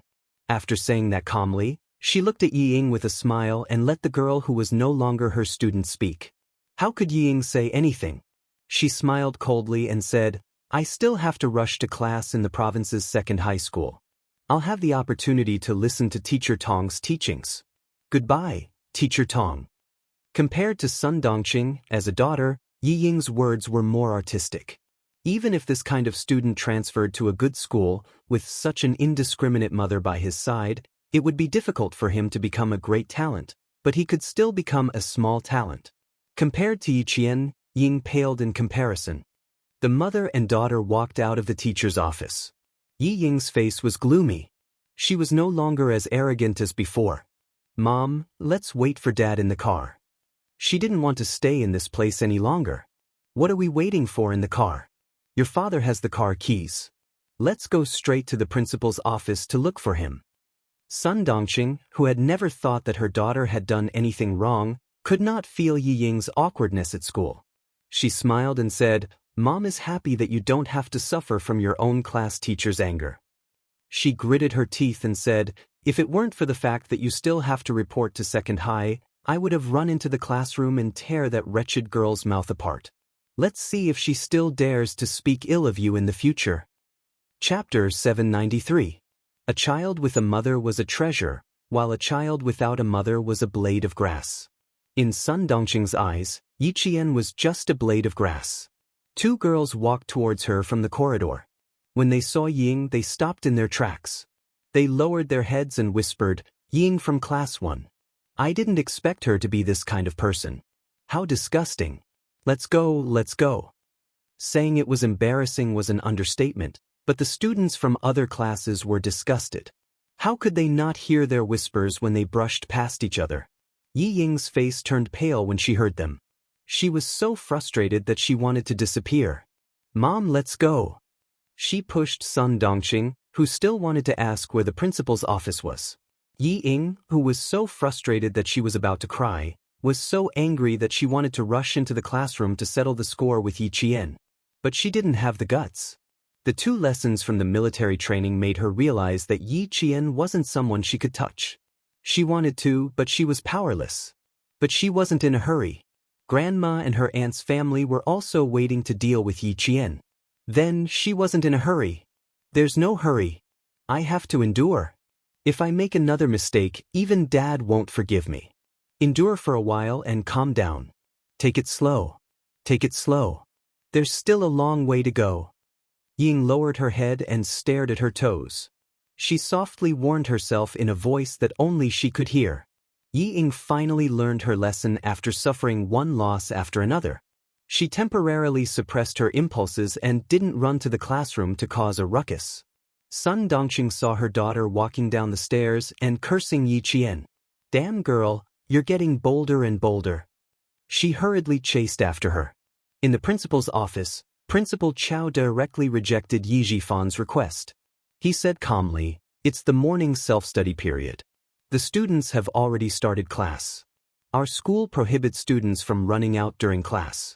Please forgive us. Your school is indeed strict. It's a pity that my daughter doesn't know any better and missed out on such a good school." Yi Jifan could tell that the school was trying to protect Yi Qian. A cold glint flashed across his eyes as he stood up with a smile. "Then I won't disturb Principal Chao any further. I'll treat you to a meal when I have the chance." There were 3 things that Yi Jifan wanted to take care of when he came to school. In the end, he only managed to help Yi Ying with the transfer procedures smoothly. The other 2 things were not completed. She wanted to personally retrieve Yi Ying's school records but failed. She also wanted to meet Yi Qian but failed. As long as Yi Qian was still in school, old Madam Yi and Yi Jifan had no way of seeing Yi Qian. They didn't even have an excuse to ask her to come out. Principal Chao politely walked him to the office door. "Mr. Yi, you're too polite. You're doing this for the children, but our school is doing this for the students.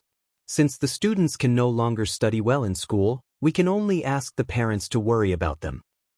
We will pay more attention to the child's growth. Principal Chao, please stay. I won't disturb you any further." They were both polite and courteous. Yi Jifan left the office with a smile on his face, maintaining the modesty of a government official. As soon as they left the school gate, Yi Jifan's face darkened. He left with the mother and daughter who were waiting for him. "Ying, this is your last chance. I don't want to go to the provincial second high school just to clean up your mess. I hope to hear good news about you in school. This is my last and only request for you." The family of 3 left in a hurry. They didn't notice a second-year girl hiding behind a camphor tree. It was only when they left the school gate that she came out. Chapter 794. "Oh my God, I'm happy to hear such good news so early in the morning. Even if I get punished for being late, I'm still happy," and Jiasun giggled as she dashed back to the classroom like a gust of wind. At this time, the morning self-study session had already started 5 minutes ago. The second-year class 1 students were late to copy the text 5 times as punishment. After the morning self-study session, Jiasun, who had to copy the text as punishment, took her notebook and sat at the same table as Yi Qian. While she was busy copying the text, she could also join in the discussion about Yi Ying's transfer. "Aren't I late? I happened to see Yi Ying walking with her parents. She walked so fast as if she had wheels on her feet." She wrote quickly and did not forget to laugh. Evil people get their just desserts. Serves her right. So that's what happened. She's too bold. She even wronged her own instructor. She deserves to be expelled. She really deserves it. The second-year class 1 has sent away a plague. Most of the students thought so. Those who had been in the same class as Yi Ying in the first year wanted to say something, but their voices were weak and could not compete with Tao Tao's criticism. After a few words, they stopped. She had already left. There was nothing left to say. At this time, Yi Ying appeared in the second-year class of the province's second high school. Because of her excellent grades, she was naturally assigned to the experimental class. After the morning self-study session, by the time the first class started, all the second-year classes knew about Yi Ying's transfer. Even her disrespect to Teacher Tong was spread. Yao Jing knew that Yi Ying would transfer schools, but she did not expect her transfer to be so fast. She looked for Luo Ran, who also knew about the news, 10 minutes after class ended. You'd better not stand up for her. She's gaining momentum. Even if you stand up for her now, you won't gain anything. Yao Jing looked at Luo Ran, who was so angry that his face was contorted. She calmly analyzed, also, I need to tell you that Yi Qian might have some martial art skills. I didn't see it during the target practice session, but all the second-year Class 1 students said that Yi Qian is good. Think about it. Do you think you can defeat someone like him with your fists alone? This was not good news. If she did not tell Luo Ran in advance, she was afraid that he would go after Yi Qian in a fit of anger. It wasn't because of Luo Ran that he reminded him, but because he thought that he needed to use the people in society that Luo Ran knew to stand up for him. Don't worry, I'm not going to look for her now. Next Friday, I have a duel with Yi Qian. When Luo Ran returned home, he was also severely taught a lesson. Even his pocket money was confiscated. He also had to shrink his neck and live his life. Yao Jing looked at him in disbelief, but when she heard that he was going to have a duel with Yi Qian next Friday, her eyes lit up. That's fine. We have to behave ourselves for the next half a month. Don't let anything happen in school. After that, he continued, what about Yang Heng? You haven't made up with him yet? For the sake of Yi Qian, was there a need to go over and apologize? Yang Heng was not petty. But, at first, Luo Ran was still considering whether he should reconcile with Yang Heng. Now that he was asked to take the initiative to apologize, Luo Ran immediately turned hostile and shouted in a rough voice, I fucking broke up with him a long time ago. It was impossible for them to reconcile. Fine. Why do you care so much? Go to class. He was truly a piece of mud that couldn't be supported. A real man should know when to yield and when to stand tall. He didn't even know that. Yao Jing, who had finished criticizing him in her heart, glared at him. She did not try to persuade him anymore. She turned and walked towards the classroom. After taking 2 steps, Yao Jing counted on her fingers. Next Friday? Wasn't it Yang Heng's birthday? Chapter 795. Then she would have to think about what gift to give him. It was his 18th birthday, so she had to make it special. She wondered if Uncle Yang and Auntie Yang would consider holding a birthday party for Yang Heng. After all, it was his 18th birthday. They would probably do it, right? To hold a birthday party, she would have to buy a gown and do her hair. She still wanted to give Yang Heng a gift. Yang Heng had already arranged to meet Yi Qian at noon. At noon, Yi Qian met Yang Heng on the school's rooftop after lunch. The weather had turned cold. Standing on the rooftop, they felt the cool breeze of autumn. Yang Heng arrived about 5 minutes early. When he saw Yi Qian, his handsome and clean face broke into a smile. This place is not bad. You can see the river. You really know how to find a place to hide. I haven't been to the rooftop of a school building. Yi Qian walked to his side and looked over at the same spot. She saw the river flowing to the end. She handed over the portrait in her hand. I'll have to trouble you with this, but please keep it a secret for me. In 1997, the public security system was still being improved. Not all wanted criminals and fugitives had portraits. Sometimes, even if there were, it was only in the local public security system. It was not in the national public security system. Yang Heng took the portrait and looked at it. He praised, I didn't see it last time. This time, I got what I wanted. It's really good. It's at a professional level. When did you learn this? Do you still have time to learn? This question was a bit sharp. Yi Qian raised her eyebrows and chuckled. This is called talent. Sometimes, you don't have to put in a lot of effort to learn. When you want to draw, you can draw it. It's my birthday next Friday. Come to my 18th birthday party tonight. Yi Qian was still thinking about how to explain, but Yang Heng's focus was not on how she could draw, but on inviting her to his birthday party. Yi Jian was stunned when she heard that he was inviting her to his 18th birthday party. My 18th birthday party? I'm going? In her previous life, Yi Qian had never attended anyone's birthday banquet. She lived such a life and didn't want to disturb others' peace. She was afraid that Ying would vent her anger on others because of her. Therefore, not only did she not attend a birthday party in her previous life, she did not even have a single good friend. She was indeed a little surprised to receive such an invitation, but she quickly calmed down and said with a smile, "How can I go? The people you invited are all classmates. I'll go over now. My classmates have been encouraging me to invite you. There are a few darts enthusiasts in my class. They know that you're good at shooting, so they want to see if you know how to play darts." The reason was very good, and it was a real reason. Seeing her so surprised, Yang Heng's clean face showed a little embarrassment. "It's a little sudden." I also plucked up the courage to say it in one breath. "I'm afraid that I won't have the courage to say it later." "It's not sudden. I'm just a little surprised. If that's the case, I'll definitely be there on time." Yi Qian didn't refuse. She wanted to live a real, happy high school life that she had never experienced in her previous life. She didn't think she could refuse a normal social life.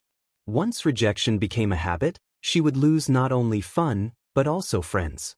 After getting a response, Yang Heng returned to the classroom. Several boys in the class surrounded him. "How was it? Did you agree? Hey, hurry up and say it." Chapter 796. I scared her. Yang Heng deliberately sighed to whet the appetite of the boys who were good at darts. "I'm also quite embarrassed myself." The boys thought that they had lost their chance and shouted in unison, "Fuck, even a handsome guy can't do it. Where's the pretty girl in our class?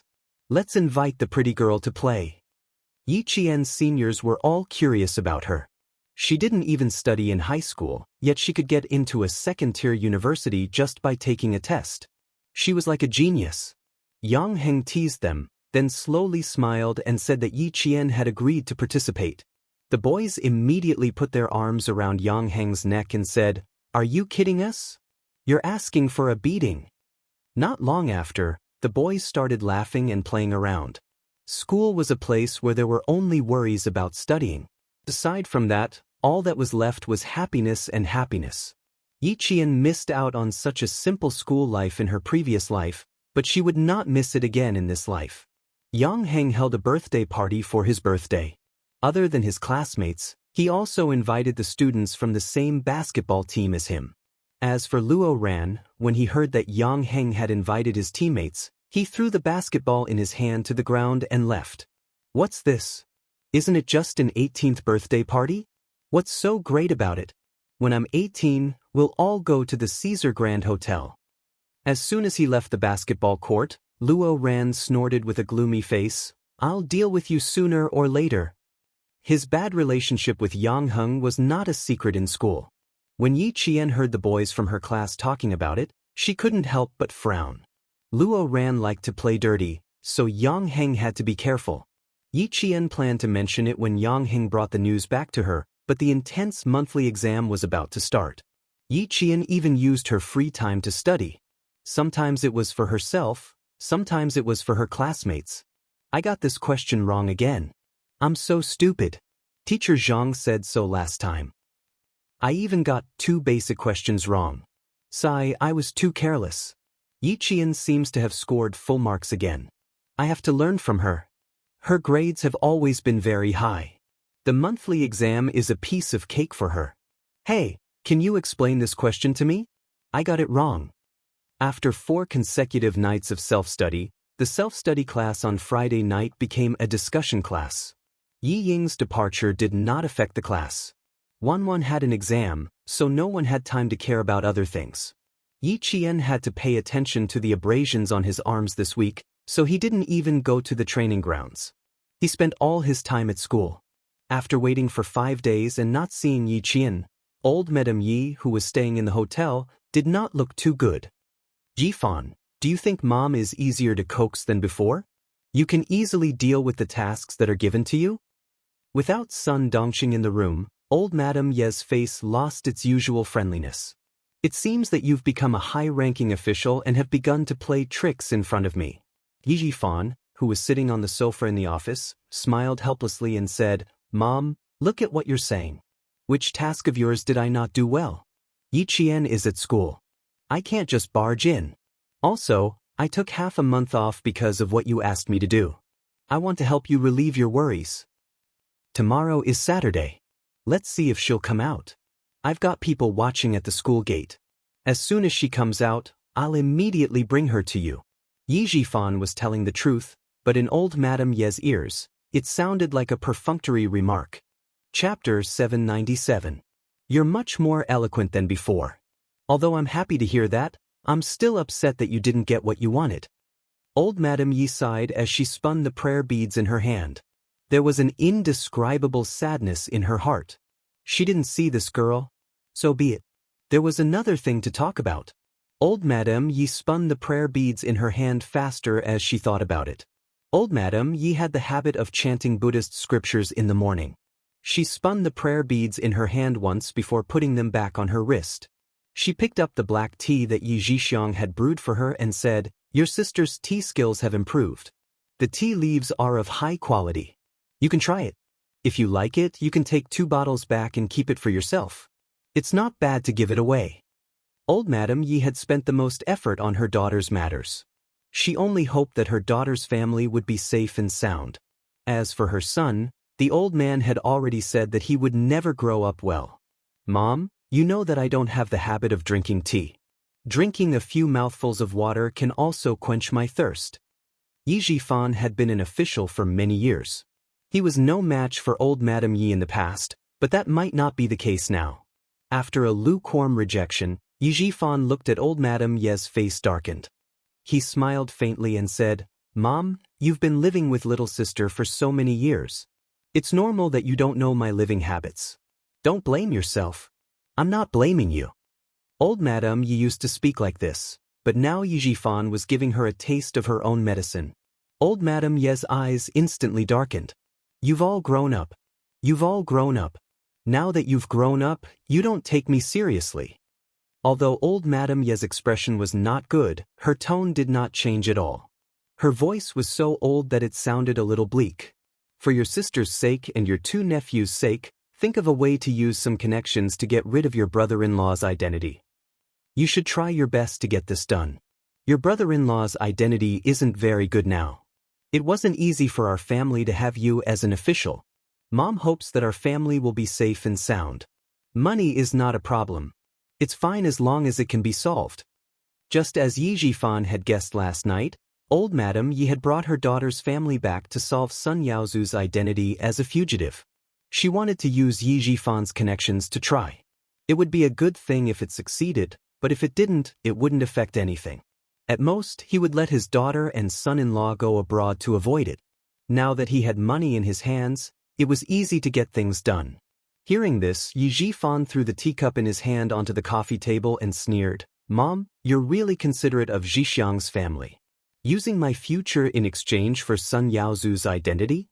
Mom, are you still treating me like a fool? You're almost 40 years old. Why are you still so impatient? When did I ever want to gamble with your future? It's just that since you've been promoted so quickly, you should have some backing. That's why I wanted to see if you had any ideas. His impatience made old Madame Yi feel even more relieved. Since he dared to give her such a cold shoulder, it seemed like he really did have a powerful backing. Yi Jifan's expression was not just cold. He said directly, Then I can only tell you that I really don't have any ideas. Changing the identity of a fugitive just like that? You're really daring. All these years, I'm used to spending money to settle things. The older I get, the more I don't know how to restrain myself. Chapter 798. As he spoke, he stood up. His eyelids drooped lightly as he looked coldly at the old lady. I still have some matters to attend to in the afternoon, so I can't accompany you anymore. Goodbye. A trace of coldness flashed through old Madame Ye's cloudy eyes. The nerves on her orange peel-like old face twitched slightly. Her double chin also trembled. This time, old Madame Yi was really angry. Stop right there. She stood up as well and coldly looked at this son that she had only brought back from the outside and lied to old man Yi that she had carried for 10 months. She said in a low voice, "You don't have the right to shout and wrangle in front of me. If it weren't for me, who knows where you would still be a beggar right now." Old man Yi had already said that before, since he wasn't her biological son, she naturally wouldn't be able to raise him well. In return, Yi Zhifan smiled coldly. "You don't have to worry about whether or not I'll be a beggar somewhere. That's right, I'm not related to you by blood, but I'm related to the Yi family by blood. Otherwise, how could Dad not have realized that I wasn't his son at all back then? In the past, you could use the fact that I'm not your son to threaten me because I had to go through a background check. But now, do you think it's still okay?" Since he had already torn down the last piece of cloth, Yi Zhifan didn't want to give her any face. "I treat you as my mother, so you're still my mother. If I don't acknowledge you and want to look for my biological mother, you can't do anything to me. Mom, you're old. You're almost 70 years old. How can you still be so lawless outside? Follow little sister and enjoy your old age. You should stay out of the affairs of your children and grandchildren. It seems that you don't want the jade pendant I gave you." Old Madame Yi, who was so angry that her heart ached, took out her trump card and coldly threatened, "This is the jade pendant that Sun Xueqing gave to Yi Qian.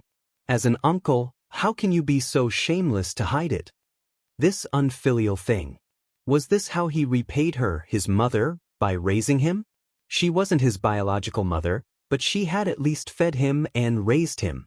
Yi Zhifan, who had already guessed what would happen last night, would not be threatened by her. With a faint smile, he looked at the angry old lady and slowly said, "Mom, you really don't have to worry. Little sister took away sister-in-law's pitiful pension. At least that girl Yi Qian knows that I took this jade pendant. I forgot to tell you that Yi Qian still remembers when she was 3 years old. Do you think she remembers that you and Xiaomei received the pension from eldest sister-in-law?" Yi Zhifan had thought it through last night. Now that the identity of the person behind Yi Qian was still unknown, it would be unwise to confront her again. In that case, their family could only bear with it and wait for his position to be completely stabilized. Their daughter, Yi Ying, would also be able to make a move against Yi Qian. The jade pendant would allow him to have a meteoric rise in his career. Yi Qian would not be able to take it away from him. After speaking, Yi Zhifan tidied his clothes and didn't forget to tell old Madame Yi, "Rest well." Only then did he leave. This time, old Madame Yi was defeated by the son she had brought in. She thought that she had everything under control, but she didn't know that Yi Zhifan used to be a wolf in sheep's clothing. Now that he had a certain status, he didn't need to be afraid of old Madame Yi anymore. If old Madame Yi still wanted to use him to settle the matter with her biological daughter, Yi Zhixiang's family, then she had no choice but to swallow her anger. In terms of scheming, Yi Zhifan had reached his current position. How could he be worse than an old lady? Chapter 799. Old Madame Yi, who knew she was at a disadvantage, didn't say anything else. She watched as Yi Zhifan left the room and slowly sat down on the sofa. After a long time, a cold smile appeared on her lips. "Very good, you do have some ability. Yaozu's matter should be settled by him." The confrontation between the mother and son fell into the ears of Ho Zi's subordinates.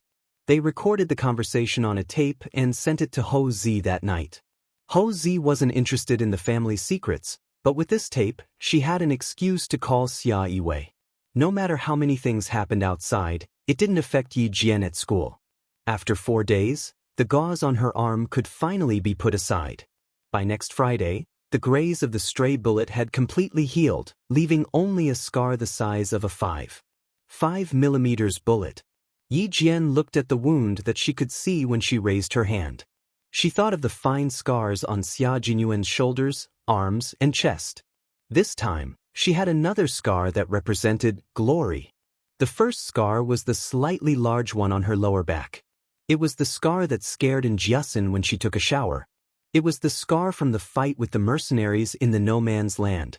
It had been 2 weeks since the military training. The second and third year students had gradually gotten over the influence of the military training. They would only occasionally mention something about the military training. On the 20th of October, The weather was cold enough to wear 2 sets of clothes. Yiqian's clothes were relatively simple, except for the school uniform. It was still the school uniform.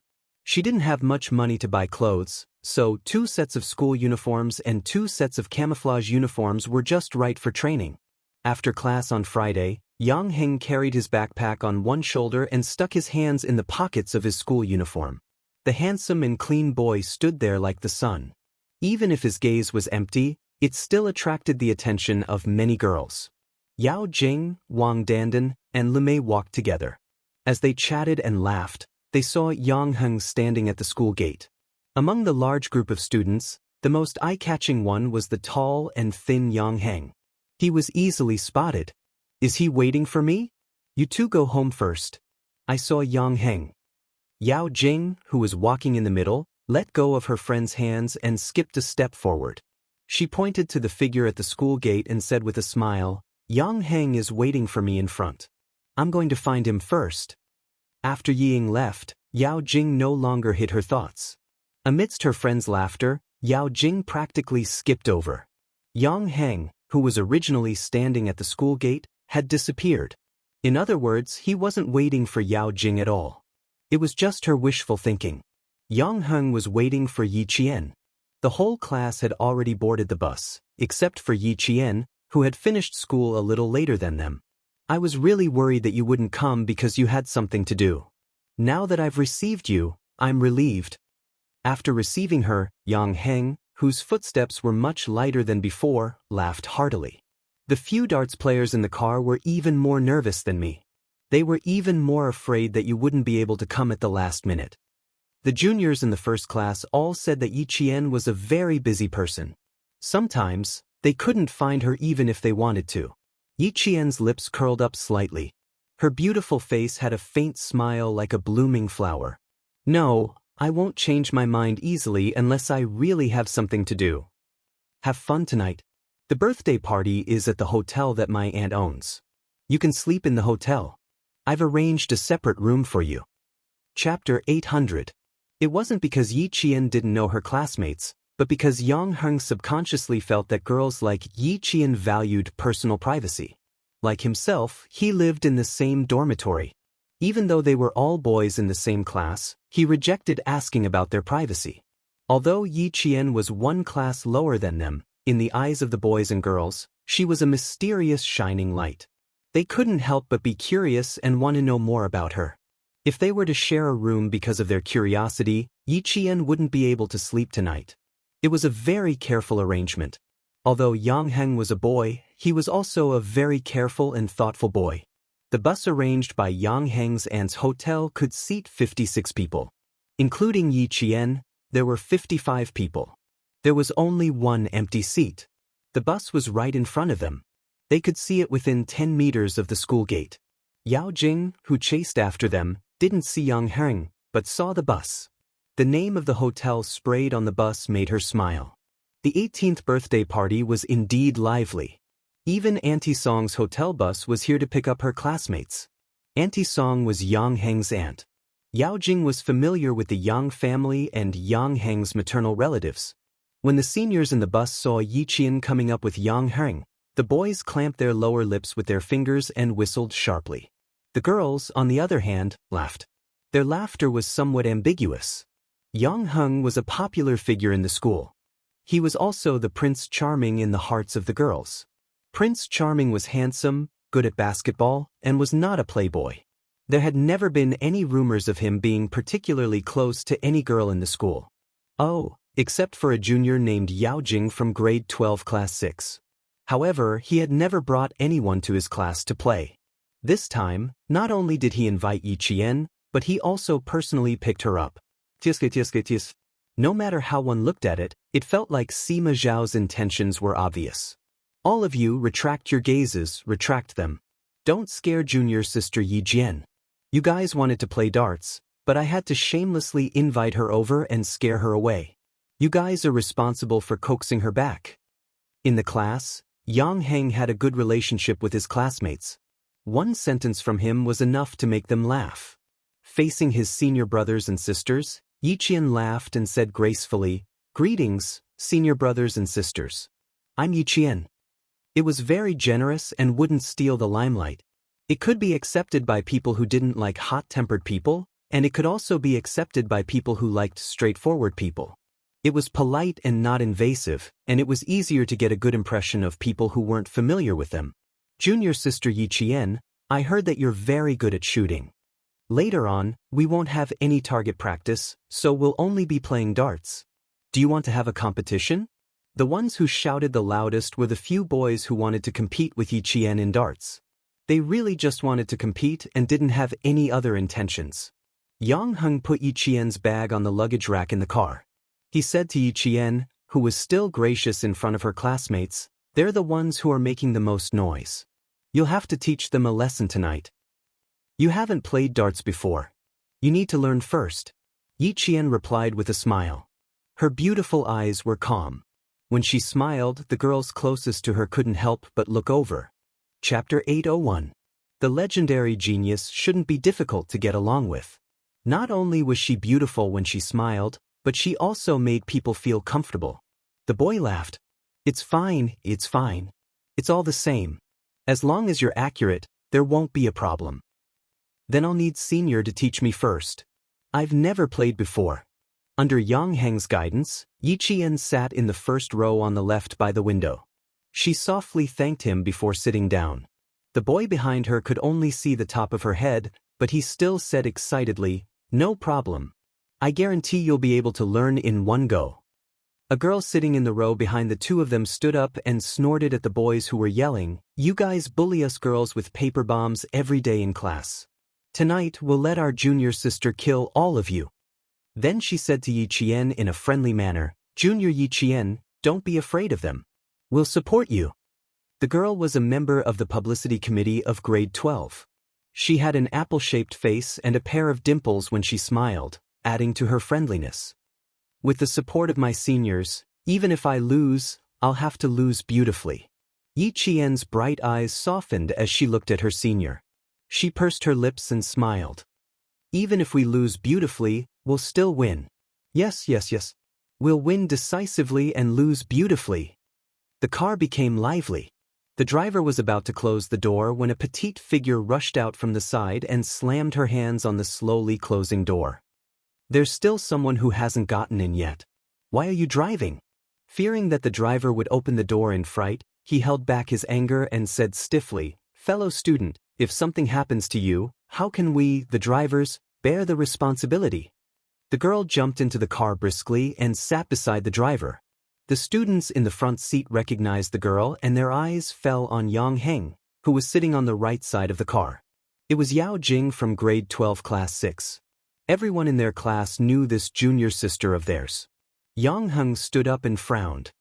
"Why aren't you home yet?" "Auntie Song, the car from the hotel is already here. Why would I go home?" Yao Jing climbed up the car ladder with her head raised. She smiled at Yang Heng, who was leaning out to look at her. "I'll follow you." When she stood up and saw who was sitting next to Yang Heng, Yao Jing's gaze, which was originally smiling, suddenly became extremely sharp. It was more like the thorns on a cactus, shooting densely at Yi Jian. Her smile froze on her face. For a moment, Yao Jing couldn't maintain her composure, revealing a gloomy expression. "Yiqian." Yiqian was also in the car. "Are you kidding me? What was she doing here, sitting with Yang Heng? Didn't Luo Ran say that he was going to duel her today? Then why was she still in the car? Also, when did she get so close to Yang Heng? He even invited her to his birthday party. On the night of the military training, she saw the two of them taking a walk together. Then she heard Yi Ying say that she saw them, but they didn't interact after returning to school. How did they suddenly become so close? Countless whys made Yao Jing's expression turn worse and worse. Her glare at Yiqian became sharper. It was hard to ignore her gaze. Yiqian looked up and glanced at her coldly. A faint smile appeared on his lips as he looked away. Chapter 802. Unlike Yi Ying, Yao Jing was more tolerant, so she didn't have to worry about quarreling with him in the car. With Yang Heng by her side, Yao Jing, who also liked to maintain her cheerful and optimistic image, wouldn't mess around. "There's no seat in the car. You can go back first and come back with Uncle and Auntie later." Yang Heng didn't notice Yao Jing's strange behavior. He walked out of the car and was about to pull Yao Jing out. "This is the car for my classmate. You can come back later." Yao Jing gently but firmly shook off Yang Heng's hand. She looked at him with a half smile and said, "What's wrong? Is it not convenient for me to get in the car?" "Dandan and Lemay have gone back. I don't want to go back alone. You can sit in the lower seat. I'll sit with Yi Qian." She didn't give Yang Heng a chance to speak. She pulled his arm intimately and pulled him to the seat near the car door. "You sit here and I sit above. The seats are just right, aren't they?" Yao Jing. Yang Heng didn't like her behavior. It seemed easy to negotiate, but in fact, she was arbitrary. His clean and handsome face darkened. "Today is my birthday. I don't want to quarrel with you." He didn't invite Yao Jing, but his parents invited Uncle Yao. Naturally, Yao Jing was also invited. "I don't want to quarrel with you. But you always like to be difficult with me." Yao Jing stuck out her tongue playfully. She stuck out her tongue at the two girls in front of her and said helplessly, "Seniors, is Yang Heng always so difficult in front of you?" The two seniors laughed. "Ha! It's okay. It's okay." Junior sister Yao Jing was indeed naughty and irresistible. "It's okay. Why do I feel that it's not okay at all?" Yao Jing curled her lips and put on a beautiful smile. She stood in the middle of the road and said in a crisp voice, "Greetings, senior brothers and sisters. I am Yao Jing. I grew up following Yang Heng. Tonight is Yang Heng's 18th birthday party. I'll hang out with seniors tonight. We must play until dawn and have a good night. That's what I call having fun." Her voice was clear and sweet, and the space between her brows was also natural and unrestrained. However, for some reason, the words that came out of her mouth sounded indescribably awkward. As for what exactly was awkward, it was hard to pinpoint. If he really had to say it, it would be like, "Everyone should listen to me. I'll make the decisions." Girls were usually sensitive. After hearing the voice, she glanced at Yang Heng and saw that his expression was also normal. She probably understood that this was an uninvited guest. Boys, on the other hand, liked to listen to it. Yang Heng didn't say to drive, so the driver waited. Yao Jing, who was talking to the boy, turned her head and said with a smile, "Sir, you drive. Yang Heng, let's go there early so we can treat your classmates to some snacks." Auntie Song, the dessert chefs in the hotel are all from Harbor City. Their skills are very good. Senior sister and senior brother, you can try it. It's really good. Yi Qian, you haven't eaten it yet, right? You should eat more. It's hard to eat it outside. They chatted and laughed as they sat beside Yi Qian. She introduced enthusiastically, "Auntie Song, the landscapers in the hotel are all from Harbor City. There are 2 swimming pools. One is outdoor and the other is indoor. I'll take you to the swimming pool." "What's so fun about following Yang Heng? Follow me. You can play all the games in the hotel." Chapter 803. Yi Jian was not interested in any of Yao Jing's questions. Her sense of superiority was the same in front of other students. Now, she was asking her questions just to make fun of her for not having eaten the desserts in Harbor City and not having stayed in a good hotel. A good hotel? Caesar Hotel was the best hotel in the city.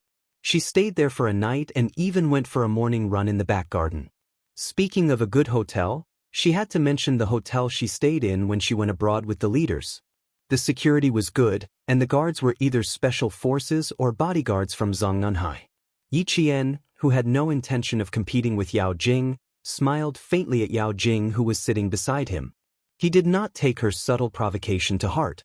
The car started, and Yang Heng gave Yi Qian a look, hinting Yi Qian to ignore her. He said to Yao Jing, "I'm afraid your parents are waiting at home. Give them a call when you arrive at the hotel." I know.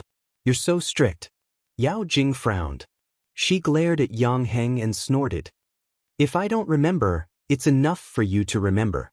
Yi Qian, don't you think so?" In fact, there was no need to drag her along. Yi Qian raised his eyebrows and looked at her. He said slowly, "You don't have to ask me. Ask yourself. I'm really not interested in your relationship with Yang Heng. What I'm interested in is defeating the boys who want to challenge me with my senior sisters.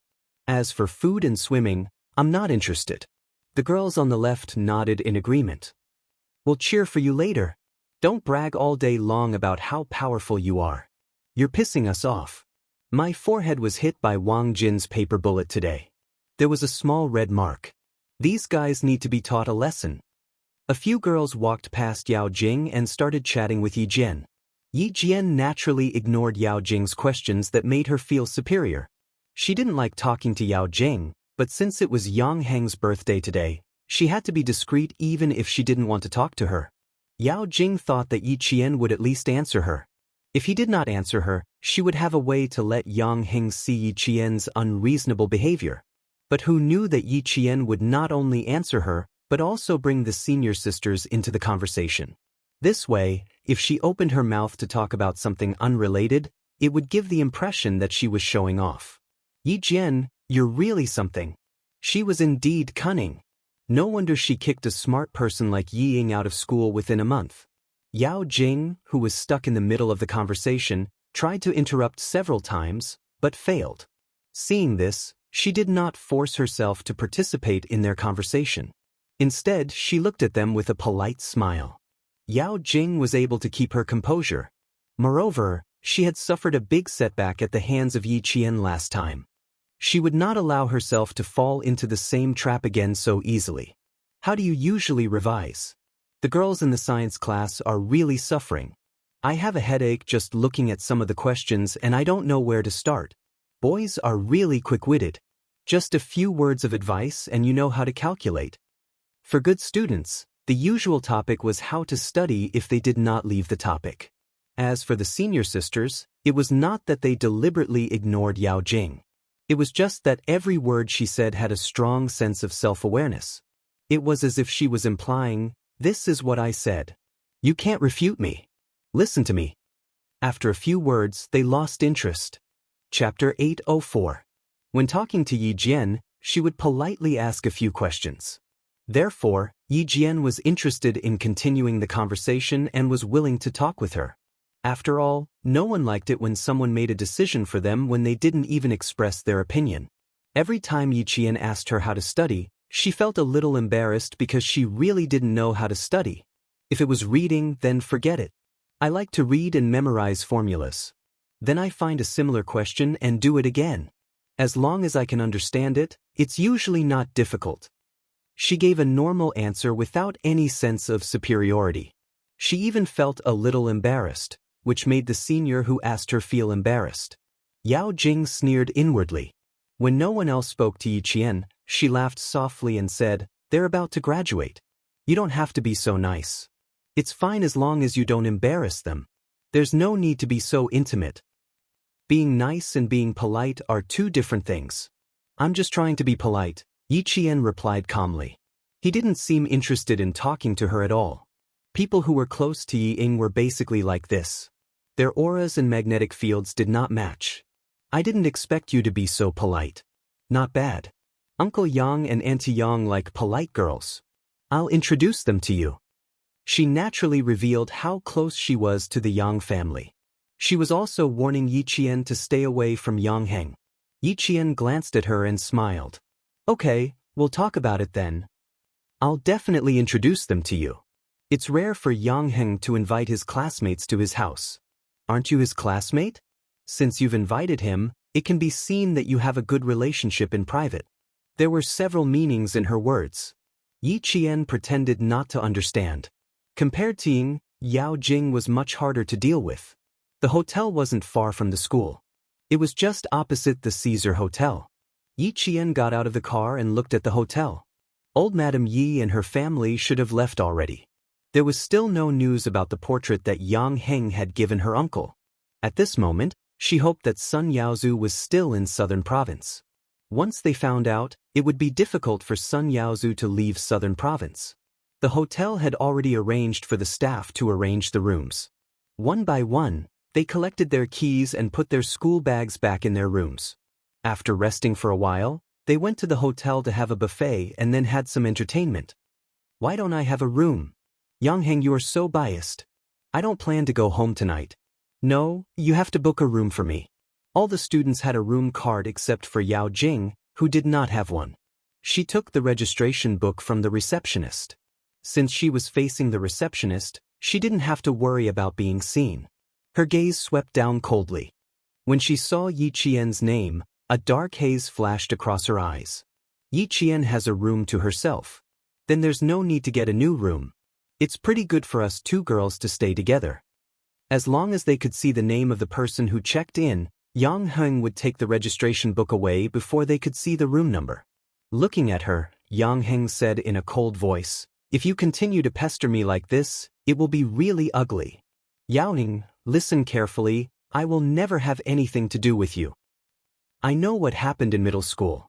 I just didn't want to say it out of respect for Uncle Yao and Auntie Yao. Yao Jing, you're on your own." Chapter 805. Yao Jing's face turned pale for a moment, and there was even panic in her eyes. He knew that she liked him, and he knew all along that she liked him. He obviously knew, but he pretended not to know. Too much, too much. Yao Jing's fingertips trembled slightly as she raised her head. Her smile was a little forced. "Yang Heng, you really don't leave me any face. In any case, I'm still a girl. Even though we've known each other for so many years, you still make me feel awkward. Alright, since you don't like me pestering you, then I'll respect your wishes. However, pestering and liking have to be separate. So easy to talk to all of a sudden?" Yang Heng looked at her suspiciously and pursed his lips. "Our families have known each other for so long, and both of our parents have been friends for decades. It's best not to embarrass both of our parents. Do you think I don't know what's important?" Hugging her bag to her chest, Yao Jing's face flushed red as she glared at him. I know. You're in your third year of high school, and your studies are more important. You can't fall in love early. I know. That's why I didn't disturb you. I'll call my parents, in case they're still waiting for me to come home." The most important thing was to call Luo Ran. That idiot, he probably didn't even know that Yi Qian was at the hotel.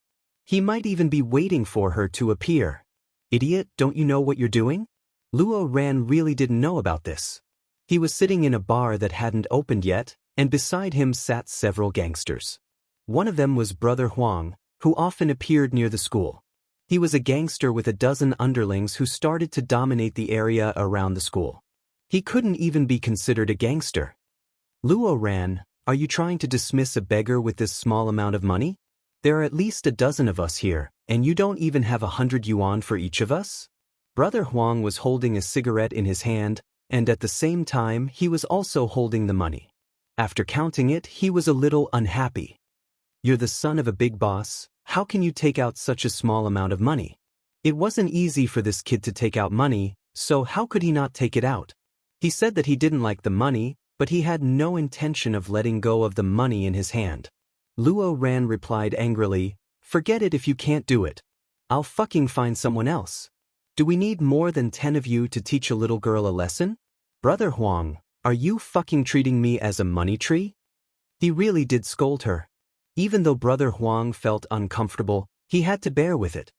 He laughed and said, "She's just a little girl.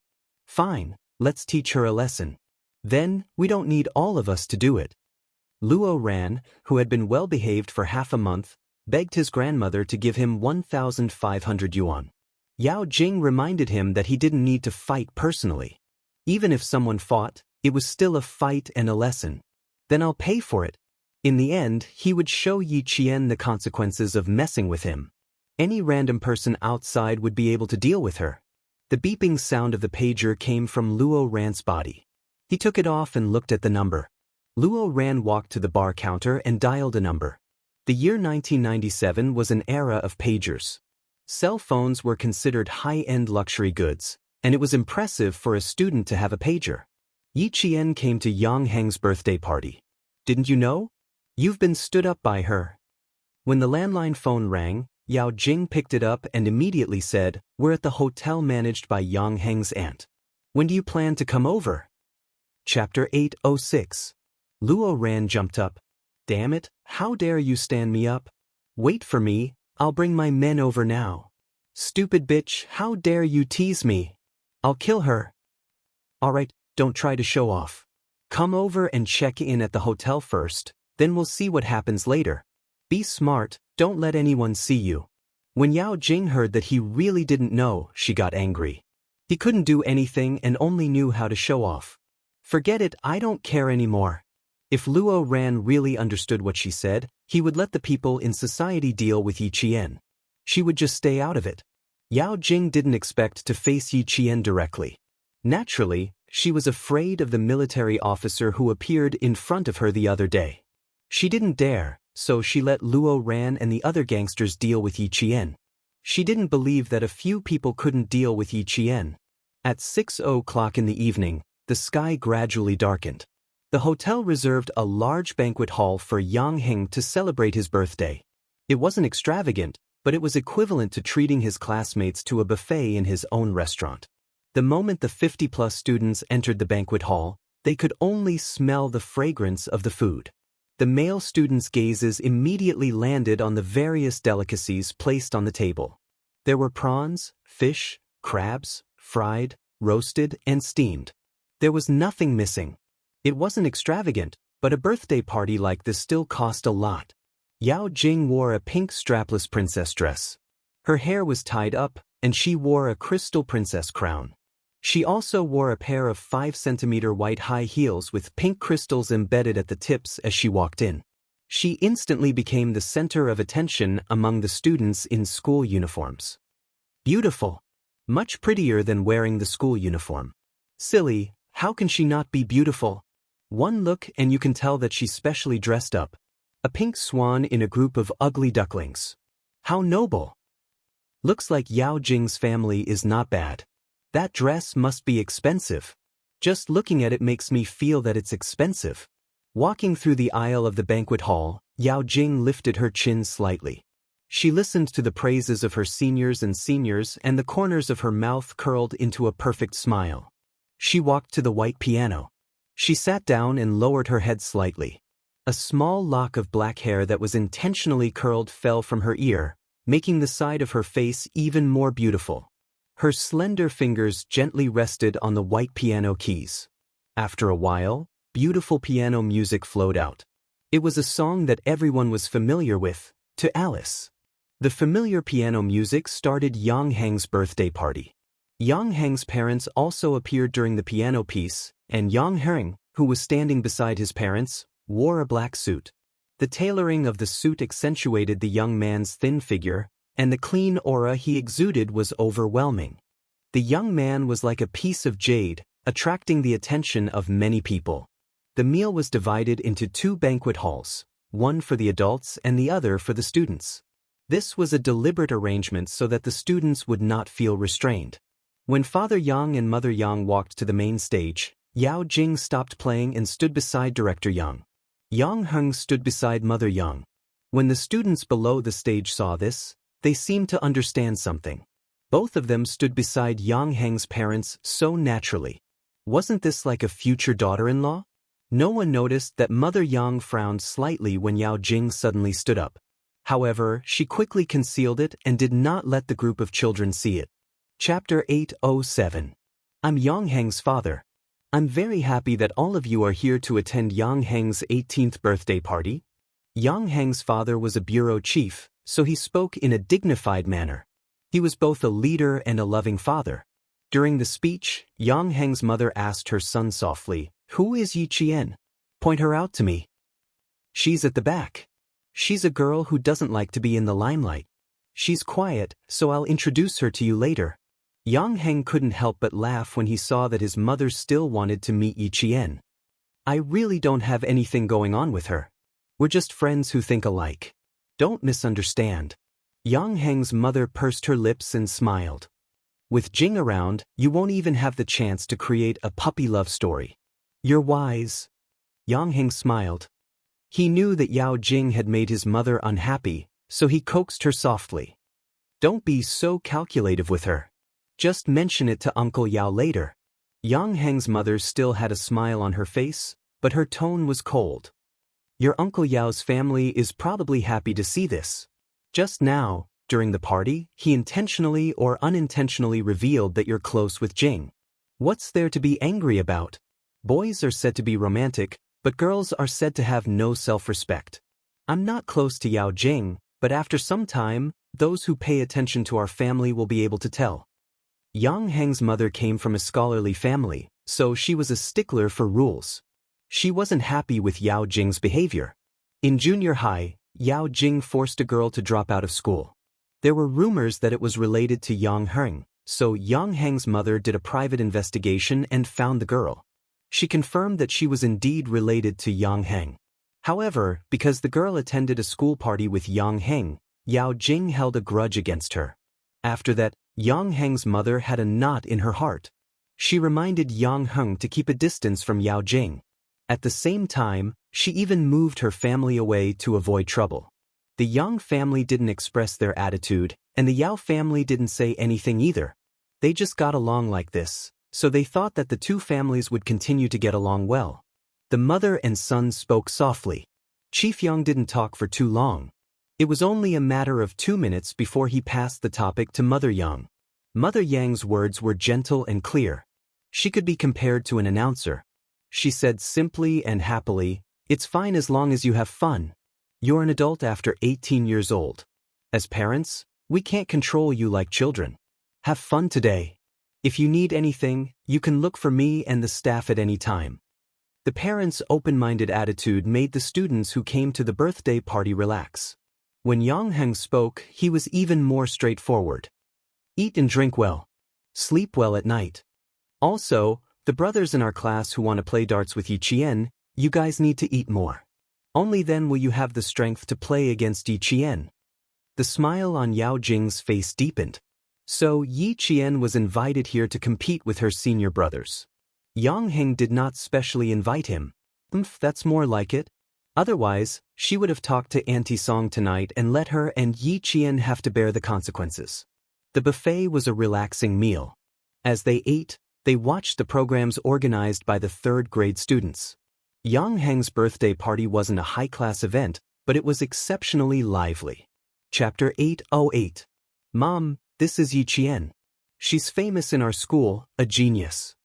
During the meal, Yang Heng brought Mother Yang to Yi Qian's table and introduced her to the girls.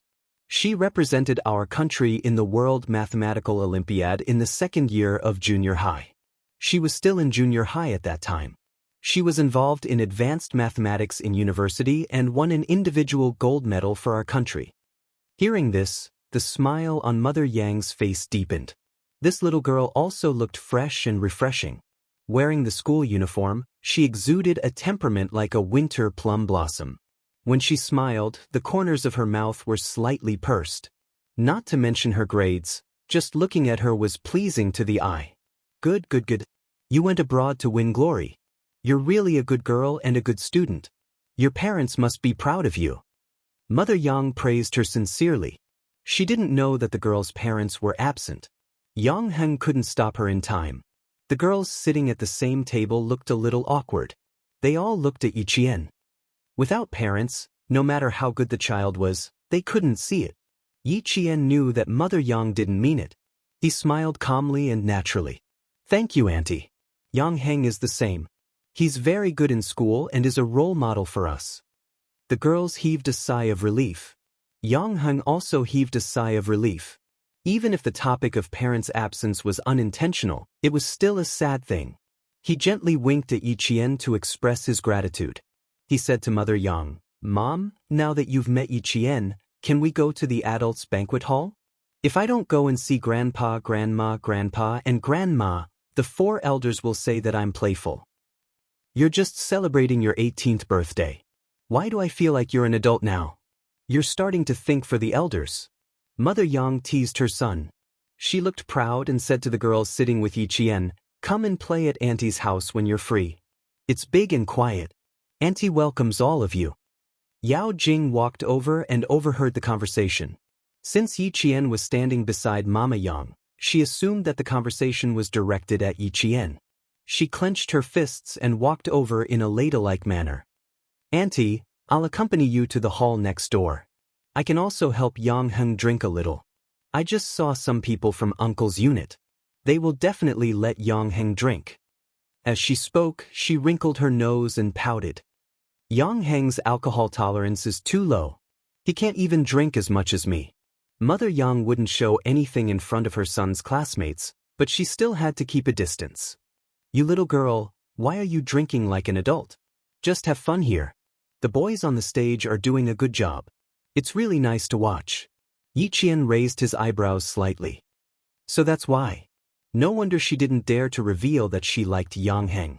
It was because of Mother Yang. The 4 boys on the main stage were performing a street dance. This was a dance that had just spread to the country. Very few people knew how to dance. Now, there were 4 boys performing at once, and they danced quite well. Yiqian watched with great interest. She didn't even notice when Yao Jing had left. When the dance was over, 2 hotel staff carried 3 wooden racks for darts onto the stage. They then placed the 18-inch darts plate on the racks. The audience immediately applauded. "Come, let's invite our junior Yiqian up." 5 boys gracefully jumped onto the main stage. One of them held a large microphone and loudly invited Yiqian up. "Students, let's give her a round of applause." Chapter 809. Junior Yiqian, you can do it. You can do it. Wang Jin, don't be so smug, Junior Yiqian is very strong. The one holding the microphone was called Wang Jin, a professional darts player. Rumor has it that he's even participated in competitions before.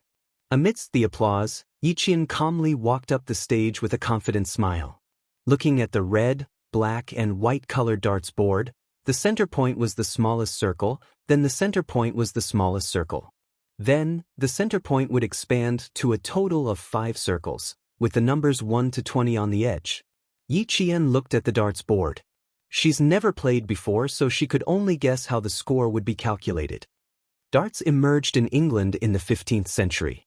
In the 30s, darts became more and more professional, appearing in professional associations and competitions. The few of us were led by me, and we played together for a few years. Wang Jingxian introduced the origin of darts. It was obvious that he respected this sport very much. The points area, double area, triple area, outer circle center, and inner circle center were all introduced in great detail. Since this was related to the score, it's only natural to go into detail. You're saying that the innermost dot is not the highest score, and the highest score is in the triple zone of the inner iron ball's 20 points? Yi Jian realized that her guess was wrong after listening to Zhang Zian's explanation. Wang Jin nodded with a smile. Those who haven't played darts before all think the center point is the highest score. In fact, the true highest score is in the triple area of the inner circle. The spectating students all let out a long "oh" sound. Not only did Yi Qian not know this, many of the students didn't know either. "It sounds very good. I didn't expect Wang Jin and the others to be so professional." "That's right, I just found out the center point isn't the highest score area." "Ha, me too, I always thought hitting the center point was awesome." Up on the stage, Wang Jin pointed at the center point. "Today we won't be playing 301 or 501, we'll be competing on who can hit the designated area in one shot. The center point is the highest score, no points, only the number of times." The 301 mentioned by Wang Jin was referring to the type of darts competition. There were 10 rounds in one game. Each player would start with a score of 301, and the score would decrease with each throw. The first player to reduce to 0 wins. 501 was the same as 301. The only difference was that the score was 501. There were more than just these 2 rules in darts. Wang Jin couldn't explain them all, and the students below the stage wouldn't be interested. As for Yiqian, she felt that it would be better for her to just play and hit the bullseye. She had no idea what 301 and 501 Wang Jin was talking about. Hearing this, he smiled and said, "All right then, we'll only count the number of times and not the points. Because if you want to play with the score, I don't understand. But just counting the number of times won't be that interesting. How about we play some more tricks? For example, 2 darts at a time, 3 darts at a time. What do you think?" As a professional darts player, Wang Jin wanted to play a little more for fun. Throwing 2 darts at a time meant throwing 2 darts in one hand and letting the 2 darts hit 1 or 2 darts on the darts board.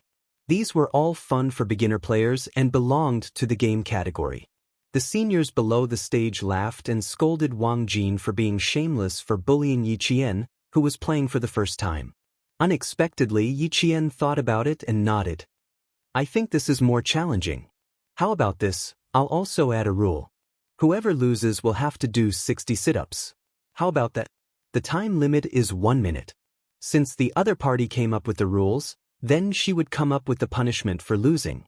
Chapter 8:10. In the end, when Yi Qian announced the punishment, the confident Wang Jin choked on his saliva. He quickly passed the microphone to another guy. Bro, let's send a representative. 60 sit-ups. Do it within a minute? I can't do it. It'll kill me. Damn. If you can't do it, do you think I can? The guy who took the microphone felt like he had received a hot potato. He couldn't hold it steady no matter how hard he tried. He felt extremely guilty. The students in the class couldn't take it anymore, especially the senior sisters. They directly shouted, "Are you kidding me?" When you guys issued the challenge, Yi Qian happily accepted it. Now Yi Qian is just issuing a punishment, and you're all backing down? Are you kidding me? We will protest. Yi Qian didn't know how to play darts, but he happily accepted your challenge. Everyone can do these sit-ups. It's just that there's a time limit. Wang Jin took the microphone back and said sadly, "Beauties, 60 sit-ups in a minute." Yes, we can do it, but the time limit is the main point. The main point isn't that we can't do it, the main point is that there's a time limit. Oh, so that's how it is. Is it very difficult to do it? Only then did the senior sisters react and start whispering. So it was because of the time limit that they didn't dare to do it. But if even the boys didn't dare to do it, then could Yi Qian do it? Since Yi Qian dared to say that he could do 60 sit-ups in a minute, of course he could do it. Moreover, he had deliberately set the time limit so that he could intimidate the boys. Psychological tactics were important in a competition. As such, the main control was in Yi Qian's hands. Seeing that everyone was in a difficult position, he said, "Then let's do 50. I can't go any lower. If I lose, I'll do 50 alone. If the seniors lose, all of you will do 50 together. The senior sisters here will be our witnesses." Since he had already said that, how could Wang Jin and the other 4 boys say that it was difficult? Even if it was difficult, they could only brace themselves and accept the punishment. Junior sister Yi Qian, this move of yours caught us off guard. After Wang Jin turned off the microphone, he chuckled softly and said, 50 sit-ups in a minute. I'm afraid that my back will break after I'm done. They did not expect this quiet girl to be so fierce when she opened her mouth. Yi Qian's eyebrows raised slightly. He smiled faintly and said, "Senior brother, we're all professional darts players. I've never even seen a darts player before.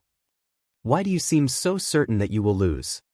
Who will win and who will lose, everything is still unknown." That's right. It was still unknown who would win.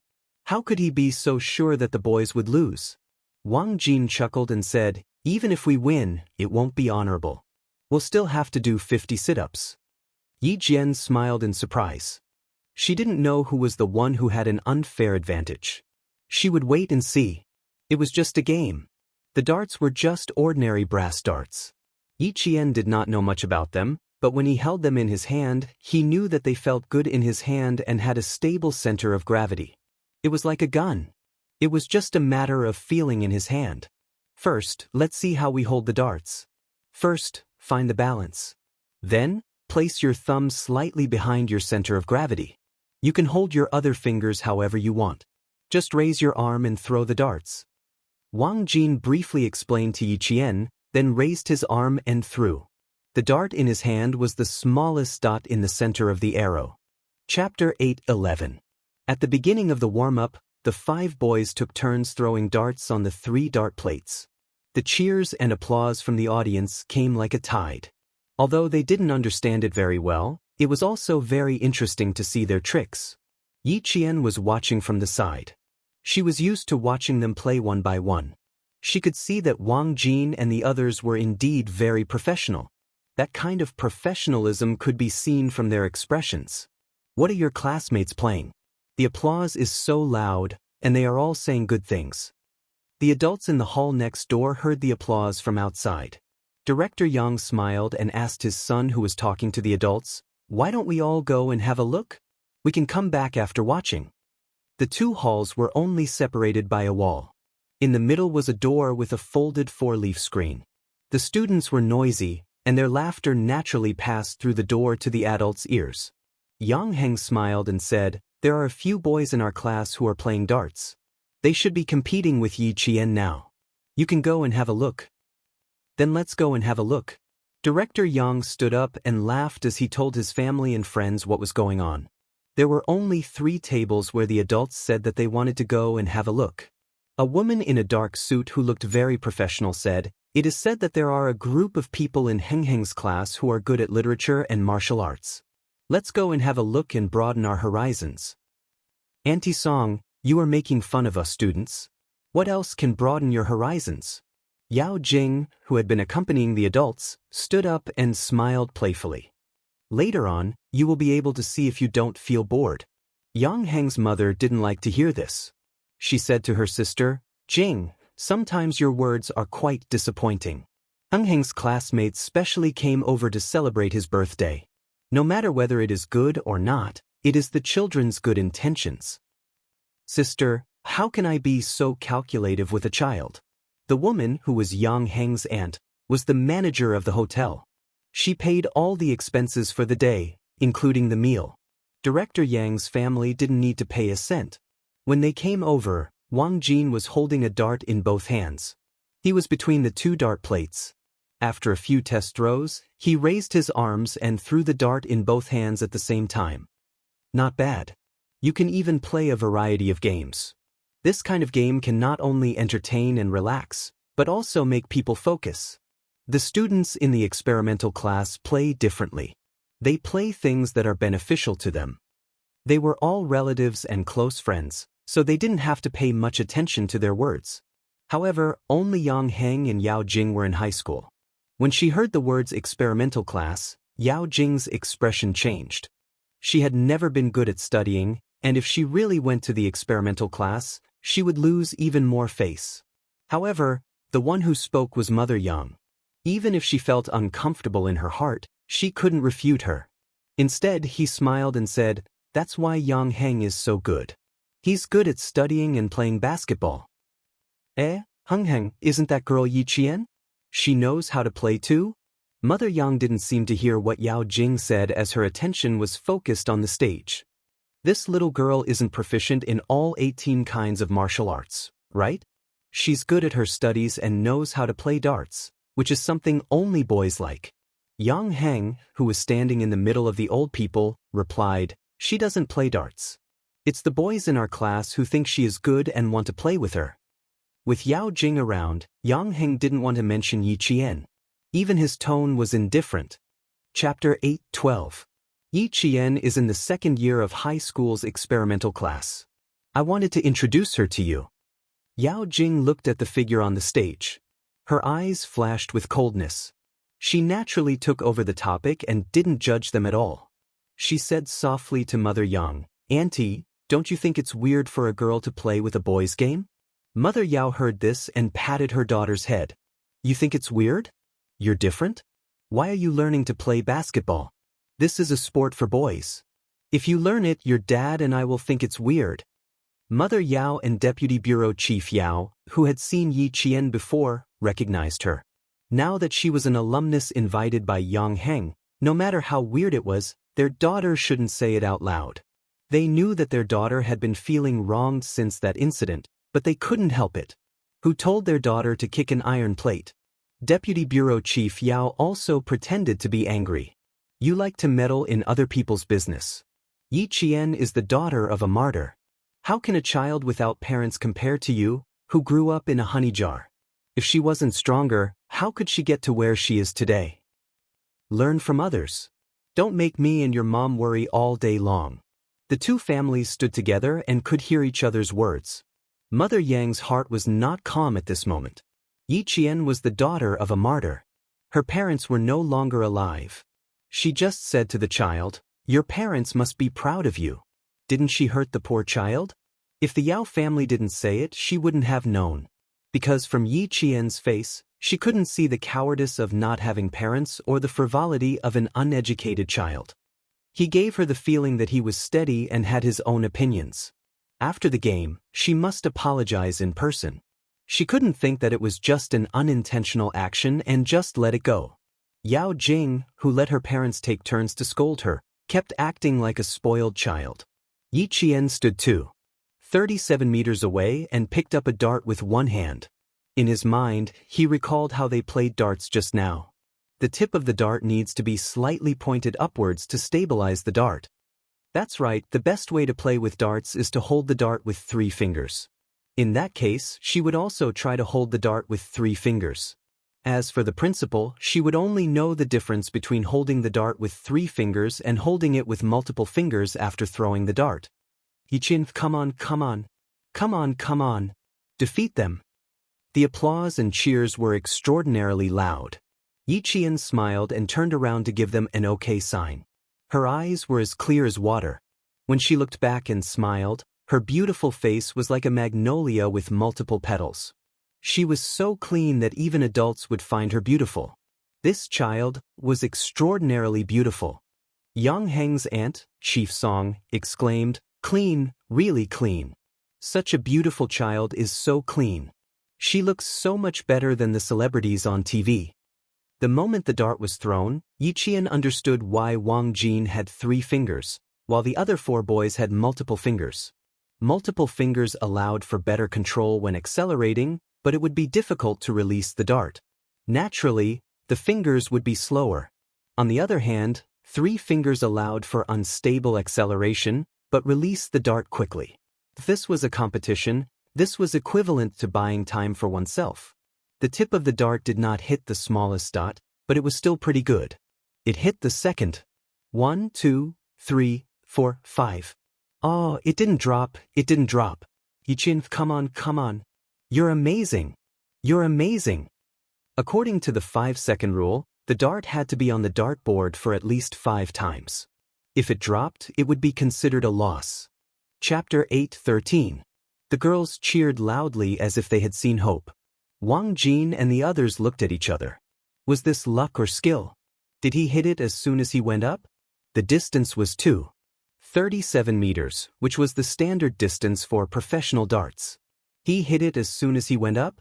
It looks fun. Yang Heng, do you want to play together? Yao Jing didn't like this kind of praise, especially when she saw Mother Yang's gaze always falling on Yi Jian. She felt a little uncomfortable. But she couldn't go up so rashly, so she could only drag Yang Heng along. Let's go and play. You're the main character today. Let's play and have fun together. Yao Jing, who was wearing a pink princess dress, stood in the chandelier and acted coquettishly. Not only was she cute, but she was also a little naive. If you don't go up, then it'll be boring. She couldn't let Yiqian take all the limelight. Yang Heng looked at her coldly and said, "If you want to go up and play, then go. See, there are already a few girls up there." It turned out that when the girls saw Yiqian hit it in one throw, they thought it wouldn't be difficult and wanted to give it a try. Since there were already people going up, then it wouldn't be too conspicuous for her to go up. Yao Jing turned her head and made a face at Yang Heng. "If you're not going, then I'm going. It's not easy to have so many classmates play together. If I don't join, then it'll be disappointing." Because of Yang Heng, the possessive Yao Jing treated Yiqian as her love rival. How could she let her love rival steal the limelight? On the stage, Yiqian stood at the starting point where Wang Jin and the others threw their darts. After throwing the first dart, the girls saw hope and waited for the boys to do 50 sit-ups. "Junior Yiqian, you're not teasing us, right? We all think you've played before." Wang Jin, who pulled the dart out of the plate, was a little uncertain. The tip of the dart was deeply embedded in the plate. When he threw the dart, his finger movements were the same as his own. No matter how he looked at it, it seemed like he had played darts before. Yiqian took the dart from him again. Faced with his uncertainty, he pursed his lips and smiled. "I never tease people. I only tell them the truth. Indeed, I haven't played it before, but I saw you guys play it just now, and it felt quite good." The main thing was that he had a good sense of aiming. As long as he controlled his arm strength and mastered the essentials of throwing darts, there wouldn't be much of a problem. When Yiqian was in the early stages of his sniping training, he had to carry a heavy object around his wrist.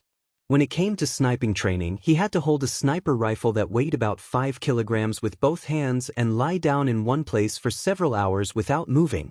His control over his arm strength had long been trained, and his focus and aim were even better. Xia Jinyuan was racing on a rainy night. Even at such a high speed, she was able to hit the target. Coupled with her superb memory, she was able to copy the key points of Wang Jin's movements and achieve the result just now. Playing darts indeed requires a good sense of the game. You've got a good sense of the game after just one round. Wang Jin let out a long sigh. He deliberately put on a sad face and said, "What should we do? I don't think the four of us can beat you." Yi Qian, who was playing with darts, suddenly laughed out loud. "How is that possible? You guys are professional darts players. Why would you be afraid of a newbie like me?" Yao Jing ran over to the main stage. She deliberately raised her voice and said crisply, "That's right. Look at how self-aware Yi Qian is. How can you guys lower your morale? She only learned for a few minutes, and you guys are already so afraid.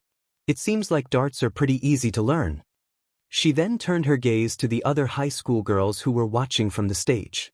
She smiled and asked, "Isn't that so? Seniors, do you guys also think that it's pretty easy to learn?" When it came to things like this, Yao Jing would always find a scapegoat. If she wasn't confident, she would let others try first so that she wouldn't embarrass herself. "Yeah, we also think it's pretty easy, so we came to try. But we don't want to compete. We just think it's fun." The high school girls giggled. They just wanted to have some fun. They didn't have any intention of suppressing Yi Qian. They then said, "Junior Yi Qian, don't worry about us. Hurry up and practice. The game will start in 5 minutes. Do your best. We have high hopes for you." "Do your best, Yi Qian. I have high hopes for you too." Yao Jing playfully winked at Yi Qian. She walked over to the darts board and took out a dart. She weighed it in her hand. Her eyes flickered as she glanced at Yi Qian. She smiled and said, "It seems pretty easy. Why don't I give it a try too? Seniors, come and teach me. I'll learn seriously." "We can't do it. Let them teach you." The game hadn't started yet, so it was still okay to have some fun. The seniors pushed a boy over and smiled. "Go, go, go. Teach Junior Yao Jing. There's only a few minutes left. Who knows, you might be able to teach an expert." The boy was shy, but he still walked over. Just as he was about to take out a dart and give it to Yao Jing, he saw that Yao Jing directly took a few darts in her hand and said, "Thank you, senior brother," in a clear voice, but the darts were thrown over one after another. "Senior brother, is it like this?" The distance was close, so Yao Jing threw a dart on the board. "Just like this? Senior brother, I'm doing it right. Look, I'm shooting." With her appearance, the entire stage became a one-person show. When the boy saw this, he nodded in embarrassment. "Yes, just throw it like this. It's good enough that it hit the board." Since there was no competition, she could do whatever she wanted. Yi Qian was much more serious. He listened attentively to Wang Jin's explanation. "Your arm strength seems to be pretty good. The tip of the dart is stuck in the board. But it doesn't matter. I can guarantee that the tip of the dart is stable." After dinner, the hotel staff quickly cleaned up the entire banquet hall and replaced it with fruits, snacks, and sweets so that the spectating students could continue eating and watching. Yi Qian's 5-minute warm-up time was up. After throwing 2 darts, she nodded to Wang Jin. "Okay, we can start now." "This is fun."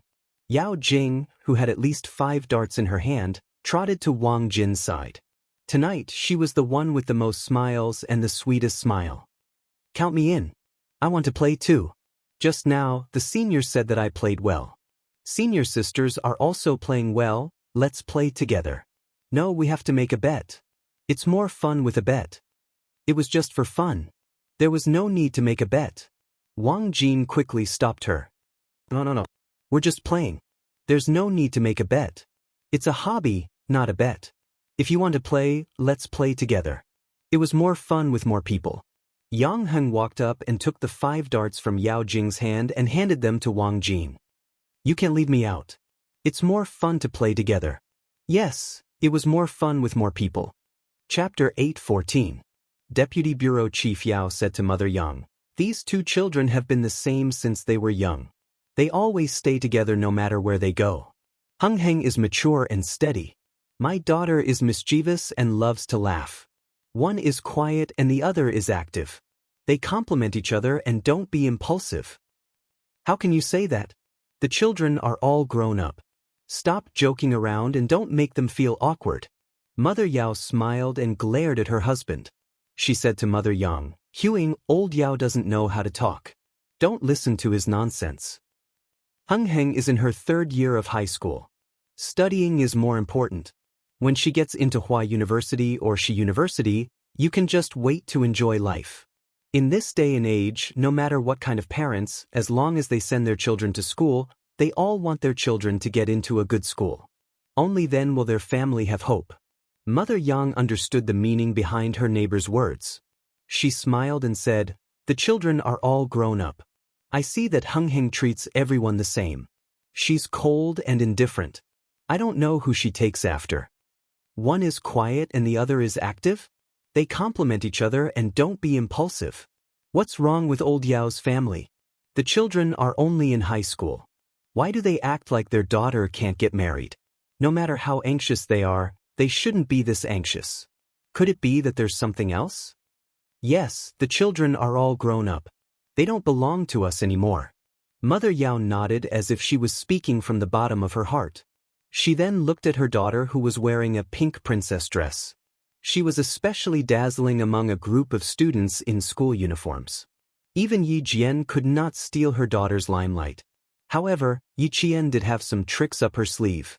She got to know Yang Heng within 2 months of coming to school. Their relationship was so close that she even attended his birthday party. She had so many tricks up her sleeve at such a young age. She was able to make Jing Jing suffer in her hands without saying a word. Mother Yao's gaze slid past Yi Qian's face. Her thoughts weren't just a little bit. Although the Yang family didn't interfere with Yang Heng's friends outside, Yi Qian, who didn't have any family background, would have some prejudice. So, either she came here on her own accord, or Yang Heng played with her. Maybe they were just ordinary friends. She had to take a closer look to see how Yang Heng treated Yi Qian. She also had to see if Yi Qian harbored any ill intentions towards Yang Heng. After pondering for a while, Mother Yao looked at her little princess.